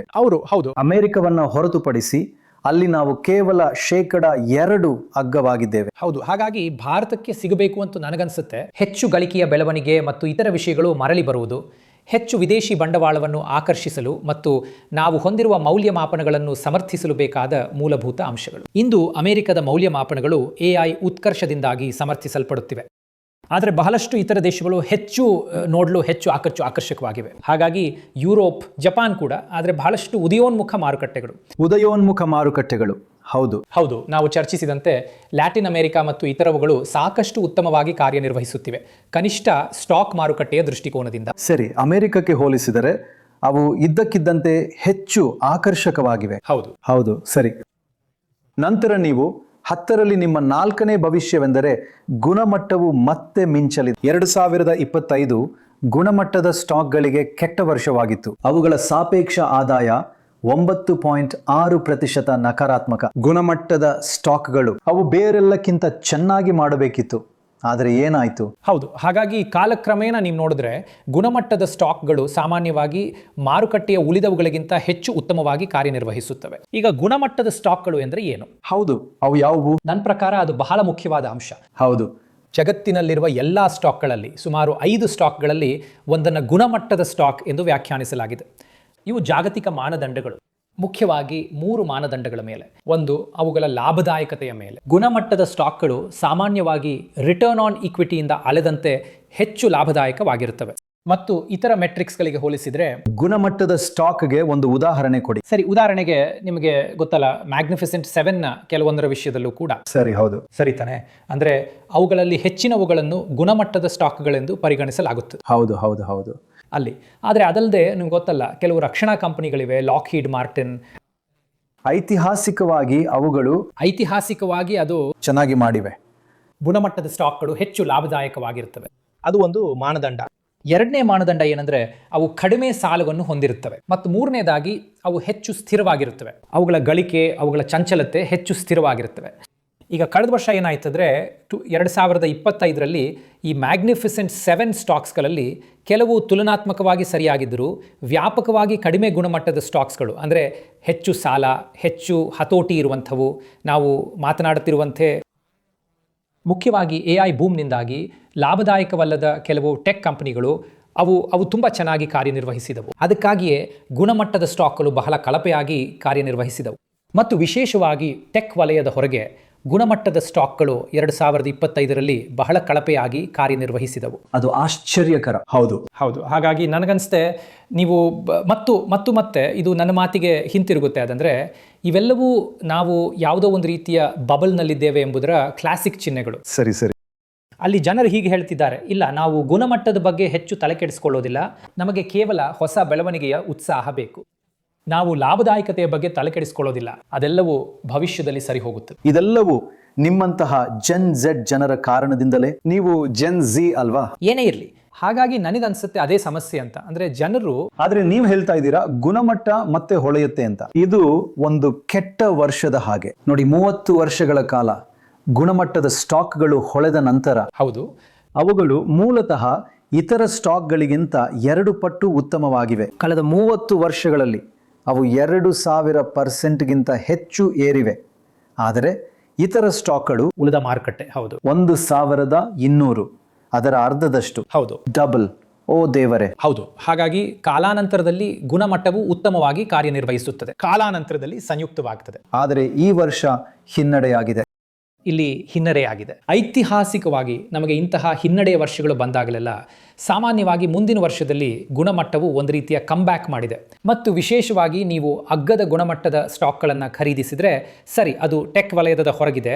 ನೀವು ಈ ಕೆಲವು ಅಗ್ಗದ ಗುಣಮಟ್ಟದ ಸ್ಟಾಕ್ಗಳನ್ನು ಖರೀದಿಸಿದರೆ ಅದು ನಿಮಗೆ ಗೊತ್ತಾ, ಕೆಲವು ಕನ್ಸ್ಯೂಮರ್ ಸ್ಟ್ಯಾಪಲ್ ಸ್ಟಾಕ್ಗಳು, ಡಿಸ್ಕ್ರೆಷನರಿ ಸ್ಟಾಕ್ಗಳು, ಕೆಲವು ಫಾರ್ಮಾ ಸ್ಟಾಕ್ಗಳಲ್ಲಿದೆ. ಮುಂದಿನ ಕೆಲವು ವರ್ಷಗಳಲ್ಲಿ ನೀವು ಬಹಳ ಉತ್ತಮವಾಗಿ ಕಾರ್ಯನಿರ್ವಹಿಸುವ ಸಾಧ್ಯತೆ ಇದೆ ಎಂದು ನಾನು ಭಾವಿಸುತ್ತೇನೆ. ಹಾಗಾಗಿ ನಾನು ಇಲ್ಲಿ ಮಾಡುತ್ತಿರುವ ನಿಜವಾದ ಹೇಳಿಕೆ ಇದೆ, ಗುಣಮಟ್ಟವು ಹೊಳೆಯುತ್ತದೆ. ವಿಶೇಷವಾಗಿ ಟೆಕ್ ವಲಯದ ಹೊರಗಿನ ಕೆಲವು ಅಗ್ಗದ ಗುಣಮಟ್ಟದ ಸ್ಟಾಕ್. ಅದು 9.6% ಇಳಿದ ನಂತರ ಇದನ್ನು ಹೇಳುವುದು ಬಹಳ ಧೈರ್ಯದ ಮಾತು. ಅದೆಲ್ಲವನ್ನು ರಿವರ್ಸ್ ಮಾಡಲಿದೆ ಎಂದು ಹೇಳುವುದು. ಹೌದು, ನೋಡೋಣ ಹೇಗೆ, ಅದು ಹೇಗಾಗುತ್ತದೆ. ಹೌದು, ಅವರು ಹೇಳುವಂತೆ ಕಾಲವೇ ಉತ್ತರಿಸಲಿದೆ. ಹೌದು, ಸರಿ. 10ರಲ್ಲಿ ನಿಮ್ಮ 5ನೇದು ಚೀನಾದ ಬಗ್ಗೆ. ಹೌದು, ಮತ್ತು ಅದು ನನ್ನ ಮತ್ತು ಹೆಚ್ಚಾಗಿ ನಿಮ್ಮ ನೆಚ್ಚಿನ ವಿಷಯ. ನೀವು ಹೇಳುತ್ತಿರುವುದು ಚೀನಾದ ಆರ್ಥಿಕತೆಯು ದುರ್ಬಲವಾಗಿಯೇ ಉಳಿಯುತ್ತದೆ ಮತ್ತು 2 ಮುಖವಾಡಗಳಿಂದ ಮರೆಯಾಗಿದೆ ಎಂದು. ಮೊದಲನೇದು ತಂತ್ರಜ್ಞಾನ. ಟೆಕ್ ಹೊರತುಪಡಿಸಿ ಚೀನಾದ ಗಳಿಕೆಯ ಬೆಳವಣಿಗೆಯು ನಕಾರಾತ್ಮಕವಾಗಿದೆ. ಹಾಗಾಗಿ ಒಟ್ಟಾರೆ ಬೆಳವಣಿಗೆಯು ಅದ್ಭುತವಾಗಿದೆ. ಆದರೆ ಟೆಕ್ ಸ್ಟಾಕ್ಗಳು 13% ಹೆಚ್ಚಾಗಿವೆ. ಎಲ್ಲ ಸಂಸ್ಥೆಗಳು 4%. ಆದರೆ ತಂತ್ರಜ್ಞಾನೇತರ -4. ಎಂತಹ ವ್ಯತ್ಯಾಸ! ಅಂದ್ರೆ ಸ್ವಲ್ಪ ತೊಂದರೆ ಇದೆ. ಹೌದು, ಆರ್ಥಿಕತೆಯಲ್ಲಿ. ಹೌದು. ಹಾಗಾಗಿ ಕಳೆದ ವರ್ಷ ನನ್ನ ದೃಷ್ಟಿಕೋನ ನಿಮಗೆ ತಿಳಿದಿರುವಂತೆ ಚೀನಾ ಮತ್ತೆ ಹೂಡಿಕೆಗೆ ಯೋಗ್ಯವಾಗಿದೆ. ಯಾಕೆಂದ್ರೆ ಜನರು ಚೀನಾದ ಬಗ್ಗೆ ತುಂಬಾ ನಿರಾಶಾವಾದಿಗಳಾಗಿದ್ದಾರೆ. ಸರಿ. ಆದರೆ ಚೀನಾದಲ್ಲಿನ ಮೂಲಭೂತ ಸಮಸ್ಯೆಗಳು ಇನ್ನೂ ಇವೆ. ಅതെಂದ್ರೆ ಚೀನಾದಲ್ಲಿ ದೇಶೀಯ ಆರ್ಥಿಕತೆ ಚೆನ್ನಾಗಿಲ್ಲ. ಪ್ರಾಪರ್ಟಿ ಮಾರುಕಟ್ಟೆ ಅದು ಚೀನಾದಲ್ಲಿನ ಬೆಳವಣಿಗೆಯ ಒಂದು ದೊಡ್ಡ ಚಾಲಕ ಶಕ್ತಿಯಾಗಿತ್ತು. ಸರಿ, ಹೌದು, ಕುಸಿದು ಬಿದ್ದಿದೆ. ಹಾಗಾಗಿ ಚೀನಾದಲ್ಲಿ ಪ್ರಾಪರ್ಟಿ ಬೆಲೆಗಳು ವಾಸ್ತವವಾಗಿ ಕುಸಿಯುತ್ತಿವೆ ಮತ್ತು ಆ ವೇಗವು ಕಳೆದ ಕೆಲವು ತಿಂಗಳುಗಳಲ್ಲಿ ಹೆಚ್ಚಾಗಿದೆ. ಮತ್ತು ಅದನ್ನ ಸರಿಪಡಿಸುವುದು ತುಂಬಾ ಕಷ್ಟ. ಹೌದು, ಯಾಕೆಂದ್ರೆ ಅದರ ಹಿಂದೆ ತುಂಬಾ ಸಾಲವಿದೆ. ಹೌದು ಹೌದು. ಚೀನಾದಲ್ಲಿನ ಸಂಪೂರ್ಣ ಸಾಲದ ಗೊಂದಲವನ್ನ ಹೇಗೆ ಸರಿಪಡಿಸುವುದು? ಹೌದು. ಮತ್ತು ಚೀನಾಕ್ಕಿರುವ ಇನ್ನೊಂದು ಮೂಲಭೂತ ಸಮಸ್ಯೆ ಅಂದರೆ ಅದರ ಜನಸಂಖ್ಯೆ ಕುಗ್ಗುತ್ತಿದೆ ಅಲ್ಲವೇ? ಆದ್ದರಿಂದ ಕುಗ್ಗುತ್ತಿರುವ ಜನಸಂಖ್ಯೆಯೊಂದಿಗೆ ದೇಶಗಳು ಬೆಳೆಯುವುದು ತುಂಬಾ ಕಷ್ಟ. ನಾವು ಅದನ್ನು ನೋಡಿದ್ವಿ. ಸರಿ, ನೀವು ಹಿಂದೆಯೂ ಹೇಳಿದ್ದೀರಿ, ವಿಶ್ವಾದ್ಯಂತ ಕುಗ್ಗುತ್ತಿರುವ ಜನಸಂಖ್ಯೆಯು ಒಂದು ದೊಡ್ಡ ಸಮಸ್ಯೆಯನ್ನು ಉಂಟು ಮಾಡುತ್ತಿದೆ ಎಂದು. ಜನಸಂಖ್ಯೆ, ಹೌದು ಹೌದು. ಚೀನಾಕ್ಕೆ ಸಂಬಂಧಿಸಿದಂತೆ ಜನಸಂಖ್ಯಾಶಾಸ್ತ್ರವು ಬೆಳವಣಿಗೆಗೆ ಅಂತಹ ದೊಡ್ಡ ಅಡಚಣೆಯಾಗಿದೆ. ಹಾಗಾಗಿ ಸಾಲ ಮತ್ತು ಜನಸಂಖ್ಯಾಶಾಸ್ತ್ರ ಅವರು ಹೊಂದಿರುವ, ನಿಮಗೆ ಗೊತ್ತಲ್ಲ, ದೇಶೀಯ ಆರ್ಥಿಕತೆಯನ್ನು ಕೆಳಗೆ ಎಳೆಯುತ್ತಿವೆ. ಈಗ ಕಳೆದ ವರ್ಷ ಏನಾಯ್ತೆಂದರೆ, ಜನರು ತಮ್ಮ ಚೀನಾವನ್ನು ಮುಖ್ಯವಾಗಿ AI ದೃಷ್ಟಿಕೋನದಿಂದ ಮರುಮೌಲ್ಯಮಾಪನ ಮಾಡಿದ್ದರಿಂದ ಅವ್ರು ಹೇಳಿದ್ದು ತಂತ್ರಜ್ಞಾನ ಮತ್ತು AI ಚೀನಾ ಚೆನ್ನಾಗಿ ಕೆಲಸ ಮಾಡ್ತಾ ಇದೆ. ಆದರೆ ಅವರು ಈ ಎರಡನ್ನು ತಪ್ಪಿಸಿಕೊಂಡರು, ಎರಡು ಗುಪ್ತ ಮುಖವಾಡಗಳನ್ನು ತಪ್ಪಿಸಿಕೊಂಡರು. ಹೌದು, ವಾಸ್ತವವೆಂದರೆ ಅದು ಮುಚ್ಚಿ ಹಾಕುತ್ತಿದೆ. ಹೌದು, AI ನಲ್ಲಿ ಸಾಮರ್ಥ್ಯವು ಸಾಮಾನ್ಯವಾಗಿ ದೇಶೀಯ ಆರ್ಥಿಕತೆ, ಹಳೆಯ ಶೈಲಿಯ ಆರ್ಥಿಕತೆ ಎಂಬ ವಾಸ್ತವವನ್ನು ಮುಚ್ಚಿ ಹಾಕುತ್ತಿದೆ, ಸರಿ, ಸಂಕಷ್ಟದಲ್ಲಿದೆ. ವಾಹ್, ಮತ್ತು ಹಾಗಾಗಿ ಅದು 2026ರಲ್ಲಿ ಹೆಚ್ಚು ಸ್ಪಷ್ಟವಾಗುತ್ತೆ ಎಂದು ನಾನು ಭಾವಿಸ್ತೇನೆ. ಸರಿ, ಇದು ನನ್ನ ಒಂದು ರೀತಿಯ ಅಭಿಪ್ರಾಯ. ಹೌದು, ಪ್ರಪಂಚದಾದ್ಯಂತ AI ಹೈಪ್ ಇರುವವರೆಗೂ AI ನಿಮಗೆ ಗೊತ್ತಲ್ಲ, ವಿಷಯಗಳು ಮುಂದುವರಿಯುತ್ತವೆ. ಆದರೆ ಚೀನಿ ಆರ್ಥಿಕತೆಯ ಉಳಿದ ಭಾಗ ಅದು ತತ್ತರಿಸುತ್ತಲೇ ಇರುತ್ತದೆ ಮತ್ತು ಅದು 2026ರಲ್ಲಿ ಹೆಚ್ಚು ಸ್ಪಷ್ಟವಾಗುತ್ತದೆ ಎಂದು ನಾನು ಭಾವಿಸುತ್ತೇನೆ. ವಾಸ್ತವವಾಗಿ ಚೀನಾದ ಆರ್ಥಿಕತೆಯು ದುರ್ಬಲವಾಗಿಯೇ ಉಳಿದಿದೆ. ಎರಡು ಮುಖವಾಡಗಳಿಂದ ಮರೆಯಾಗಿದೆ. ಎರಡನೇ ಮುಖವಾಡ ರಫ್ತು. ಅವು ಚೀನಾದ ಆರ್ಥಿಕತೆಗೆ ಉತ್ತೇಜನ ನೀಡುತ್ತಿವೆ. ಇದು ಆಂತರಿಕವಲ್ಲ, ಇದು ರಫ್ತು ಮಾಡುವುದು. ಇದು ಹೆಚ್ಚಾಗಿದೆ. ಇದು 16% ಹೆಚ್ಚಾಯಿತು. ಈಗ 29% ರಫ್ತು ಹೆಚ್ಚಳವಾಗಿದೆ. ಹೌದು, ಅದು ನಿವ್ವಳ ರಫ್ತು ಮೈನಸ್ ಆಮದುಗಳು. ಅದು ಬಹಳ ದೊಡ್ಡದು. ಹೌದು, ಅದು ಬೆಳವಣಿಗೆಗೆ ನೀಡುವ ಕೊಡುಗೆ. ಅಂದರೆ ಅದು, ಹೌದು, ಗೊತ್ತಾ, ಅವರು ಎಲ್ಲ ಆರ್ಥಿಕ ಬೆಳವಣಿಗೆಯ ಸುಮಾರು 1/3 ಕೊಡುಗೆ ನೀಡುತ್ತಿದ್ದಾರೆ. ಹಾಗಾಗಿ ಅಂದರೆ ಚೀನಾ ಹುಚ್ಚಾಪಟ್ಟೆ ರಫ್ತು ಮಾಡುತ್ತಾ ಇದೆ ಮತ್ತು ಅದರ ದೇಶೀಯ ಆರ್ಥಿಕತೆ ದುರ್ಬಲವಾಗಿರುವುದರಿಂದ ಅದರ ಆಮದು ಬೆಳವಣಿಗೆ ಅಷ್ಟು ಚೆನ್ನಾಗಿಲ್ಲ. ಹಾಗಾಗಿ ಅದು ಹುಚ್ಚಾಪಟ್ಟೆ ರಫ್ತು ಮಾಡ್ತಾ ಇದೆ ಮತ್ತು ಅದು ಚೀನಾದಲ್ಲಿ ಆರ್ಥಿಕ ಬೆಳವಣಿಗೆಯನ್ನು ಬೆಂಬಲಿಸ್ತಾ ಇದೆ. ಯಾಕೆಂದರೆ ನಾನು ಹೇಳಿದಂತೆ AI ಹೊರತುಪಡಿಸಿ ದೇಶೀಯ ಆರ್ಥಿಕತೆ ಸಾಕಷ್ಟು ದುರ್ಬಲವಾಗಿದೆ. ಹೌದು. ಹಾಗಾಗಿ ನಾನು ಹೇಳೋದೇನೆಂದರೆ, ರಫ್ತು ಯಂತ್ರವೇ ನಿಜವಾಗಿಯೂ ಒಂದು ರೀತಿ ಚೀನಾದ ಆರ್ಥಿಕತೆಯನ್ನು ಚಾಲನೆ ಮಾಡುತ್ತಿದೆ. ಮತ್ತು ನಾವು ನಮ್ಮ ಮುಂದಿನ ಅಂಶಕ್ಕೆ ಬರುವುದಾದರೆ, ಸರಿ, ಅದು ಒಂದು ಪ್ರಮುಖ ಜಾಗತಿಕ ಸಮಸ್ಯೆಯನ್ನು ಉಂಟು ಮಾಡುತ್ತಿದೆ. ಬಹಳ ಆಸಕ್ತಿದಾಯಕ. ಡಂಪಿಂಗ್ ಕಾರಣದಿಂದ ಚೀನಾದ ಡಂಪಿಂಗ್ ತೀವ್ರ ಪ್ರತಿಕ್ರಿಯೆಯನ್ನು ಪ್ರಚೋದಿಸುತ್ತದೆ. ಚೀನಾದ ರಫ್ತು ಬೆಲೆಗಳು ತುಂಬ ಕಡಿಮೆ ಇವೆ ಮತ್ತು ಚೀನಾದ ರಫ್ತು ಪ್ರಮಾಣ ತುಂಬ ಹೆಚ್ಚಾಗಿದೆ ಎಂದು ನೀವು ಹೇಳಿದಿರಿ. ಹಾಗಾಗಿ ಚೀನಾದ ಬೆಲೆಗಳು, ರಫ್ತು ಬೆಲೆಗಳು 20% ಕಡಿಮೆಯಾಗಿವೆ ಮತ್ತು ಪ್ರಮಾಣದ ಬೆಳವಣಿಗೆಯು 45% ಹೆಚ್ಚಾಗಿದೆ. ಏಕೆಂದರೆ ಅವರು ಮೂಲಭೂತವಾಗಿ ತಮ್ಮ ಬೆಲೆಗಳನ್ನು ಕಡಿತಗೊಳಿಸುತ್ತಿದ್ದಾರೆ, ಡಂಪಿಂಗ್ ಮಾಡುತ್ತಿದ್ದಾರೆ. ಹೌದು, ಹಾಗಾಗಿ ಚೀನಾ ತನ್ನ ರಫ್ತು ಸಾಮರ್ಥ್ಯಕ್ಕೆ ಯಾವಾಗಲೂ ಹೆಸರುವಾಸಿಯಾಗಿದೆ. ಸರಿ, ನಮಗೆ ಅದು ಗೊತ್ತು. ಆದರೆ ಕಳೆದ ದಶಕದಲ್ಲಿ ನೀವು ನೋಡಿದ್ರೆ ಚೀನಾ, ನಿಮ್ಗೆ ಗೊತ್ತಲ್ಲ, ಅವರ ರಫ್ತು ಪ್ರಮಾಣವು ವರ್ಷಕ್ಕೆ ಸುಮಾರು 17% ಬರೀತಿತ್ತು ಮತ್ತು ಬೆಲೆಗಳು ಕೂಡ ಏರ್ತಿದ್ದವು. ಅವರು ಬೆಲೆಗಳನ್ನು ಏರಿಸುತ್ತಿದ್ದರು. ನಿಮಗೆ ಗೊತ್ತಲ್ಲ, ಕಾಲಕ್ರಮೇಣ ರೂಢಿಯಲ್ಲಿರುವಂತೆ ನೀವು ರಫ್ತು ಮಾಡುವ ಸರಕುಗಳ ಮತ್ತು ಇತರ ವಸ್ತುಗಳ ಬೆಲೆಗಳನ್ನು ಹೆಚ್ಚಿಸುತ್ತೀರಿ. ಕಳೆದ ಕೆಲವು ವರ್ಷಗಳಲ್ಲಿ ಏನಾಗಿದೆ ಅಂದರೆ, ಚೀನಾದ ರಫ್ತು ಪ್ರಮಾಣದ ಬೆಳವಣಿಗೆಯು ಸುಮಾರು ದ್ವಿಗುಣಗೊಂಡಿದೆ ಅಲ್ವೇ? ಅದ್ಭುತ. ಮತ್ತು ಈಗ ಅದು 40%ಕ್ಕೆ ಹತ್ತಿರದಲ್ಲಿದೆ. ಹೌದು. ಮತ್ತು ಅವರು ಬೆಲೆಗಳನ್ನು ಗಣನೀಯವಾಗಿ ಕಡಿತಗೊಳಿಸುವ ಮೂಲಕ ಅದನ್ನು ಮಾಡಿದ್ದಾರೆ. ಹಾಗಾಗಿ ಈಗ ಬೆಲೆಗಳು ವರ್ಷಕ್ಕೆ 20% ಕಡಿಮೆಯಾಗಿವೆ ಮತ್ತು ರಫ್ತು ಪ್ರಮಾಣವು ಏರಿಕೆಯಾಗಿದೆ. ಇದು ಜಗತ್ತಿಗೆ ದೊಡ್ಡ ಸಮಸ್ಯೆಗಳನ್ನು ಉಂಟು ಮಾಡ್ತಾ ಇದೆ. ಯಾಕೆಂದರೆ ನೀವು ಎಲ್ಲಿಗೆ ಹೋದರೂ, ಹೌದು, ಮತ್ತು ನಾವು ಪ್ರಯಾಣಿಸ್ತೇವೆ ಇಂಡೋನೇಷ್ಯಾದಂತಹ ಸ್ಥಳಗಳಲ್ಲಿ ಅಥವಾ ಮೆಕ್ಸಿಕೋದಲ್ಲಿ, ಇತರ ಸ್ಥಳಗಳಲ್ಲಿ ಅವು ಅಗ್ಗದ ಚೀನಿ ಸರಕುಗಳಿಂದ ತುಂಬಿ ತುಳುಕುತ್ತಿವೆ ಮತ್ತು ಒಂದು ಮಟ್ಟದಲ್ಲಿ ಅದು ಗ್ರಾಹಕರಿಗೆ ಒಳ್ಳೆಯದು, ಜನರಿಗೆ ಒಳ್ಳೆಯದು, ಹೌದು. ಆದರೆ ಆರ್ಥಿಕತೆಗೆ, ಹೌದು, ಮತ್ತು ಗ್ರಾಹಕರಿಗೆ ಮತ್ತು ಆರ್ಥಿಕತೆಗೆ ಮತ್ತು ವಿಶೇಷವಾಗಿ ಉತ್ಪಾದನಾ ವಲಯ, ಅದು ಸಾಮಾನ್ಯವಾಗಿ ಈ ಅನೇಕ ಆರ್ಥಿಕತೆಗಳ ಜೀವಾಳವಾಗಿರಲು, ಹೌದು, ಅದು ನಿಜವಾಗಿಯೂ ಅವರಿಗೆ ಹಾನಿ ಮಾಡುತ್ತಾ ಇದೆ. ಖಂಡಿತ, ಹೌದು. ಏಕೆಂದರೆ ಅದು ಶಕ್ತಿ, ಅವರಿಂದ ಆ ಬೆಲೆಗೆ ಮಾರಲು ಸಾಧ್ಯವಿಲ್ಲ. ಆದ್ದರಿಂದ ವಾಸ್ತವವಾಗಿ ಅದು ಪ್ರತಿಕ್ರಿಯೆಯನ್ನು ಪ್ರಚೋದಿಸುತ್ತದೆ. ಮತ್ತು ನೀವು ಹೇಳಿದಿರಿ, ಡಂಪಿಂಗ್ ವಿಶ್ವದಾದ್ಯಂತ ಉತ್ಪಾದನಾ ವಲಯವನ್ನು ಟೊಳ್ಳಾಗಿಸುತ್ತಿದೆ. ನೀವು ಉತ್ಪಾದನೆಯಲ್ಲಿನ ಕುಸಿತವನ್ನು ನೋಡಿದರೆ, ಹೌದು, ಅನೇಕ ದೇಶಗಳಲ್ಲಿ 2018ರಿಂದ 2024ರವರೆಗೆ GDPಯ ಪಾಲು ಅಭಿವೃದ್ಧಿ ಹೊಂದಿದ ದೇಶಗಳಲ್ಲಿ 1%, ಆಸಿಯಾನ್ನಲ್ಲಿ 1.4, ಭಾರತದಲ್ಲಿ 2.3 ಇಳಿದಿದೆ. ಉತ್ಪಾದನೆ ಕಡಿಮೆಯಾಗಿದೆ. ಹೌದು. ಮತ್ತು ಪೂರ್ವ ಯುರೋಪಿನಲ್ಲಿ 2.8 ಕಡಿಮೆಯಾಗಿದೆ. ಇದು ಉತ್ಪಾದನೆ ಬೆಳೆಯುವ ಬದಲು ಡಂಪಿಂಗ್ ಅದನ್ನು ಕುಗ್ಗಿಸುತ್ತಿದೆ, ಕಡಿಮೆ ಆಗುತ್ತಿದೆ. ಹೌದು, ಹಾಗಾಗಿ ಅದು ಒಂದು ಪ್ರಮುಖ ಟ್ರೆಂಡ್ ಆಗಿದೆ. ಅದು ಹೌದು, ಅನುದ್ಯಮೀಕರಣದ್ದು. ಈಗ ಏನಾಗಿದೆ ಅಂದರೆ ಇದ್ರ ಬಗ್ಗೆ ಅಷ್ಟಾಗಿ ಮಾತಾಡಲಾಗಿಲ್ಲ, ಆದರೂ ಅದ್ರ ಬಗ್ಗೆ ಹೆಚ್ಚೆಚ್ಚಾಗಿ ಮಾತುಗಳು ಕೇಳಿ ಬರ್ತಿವೆ.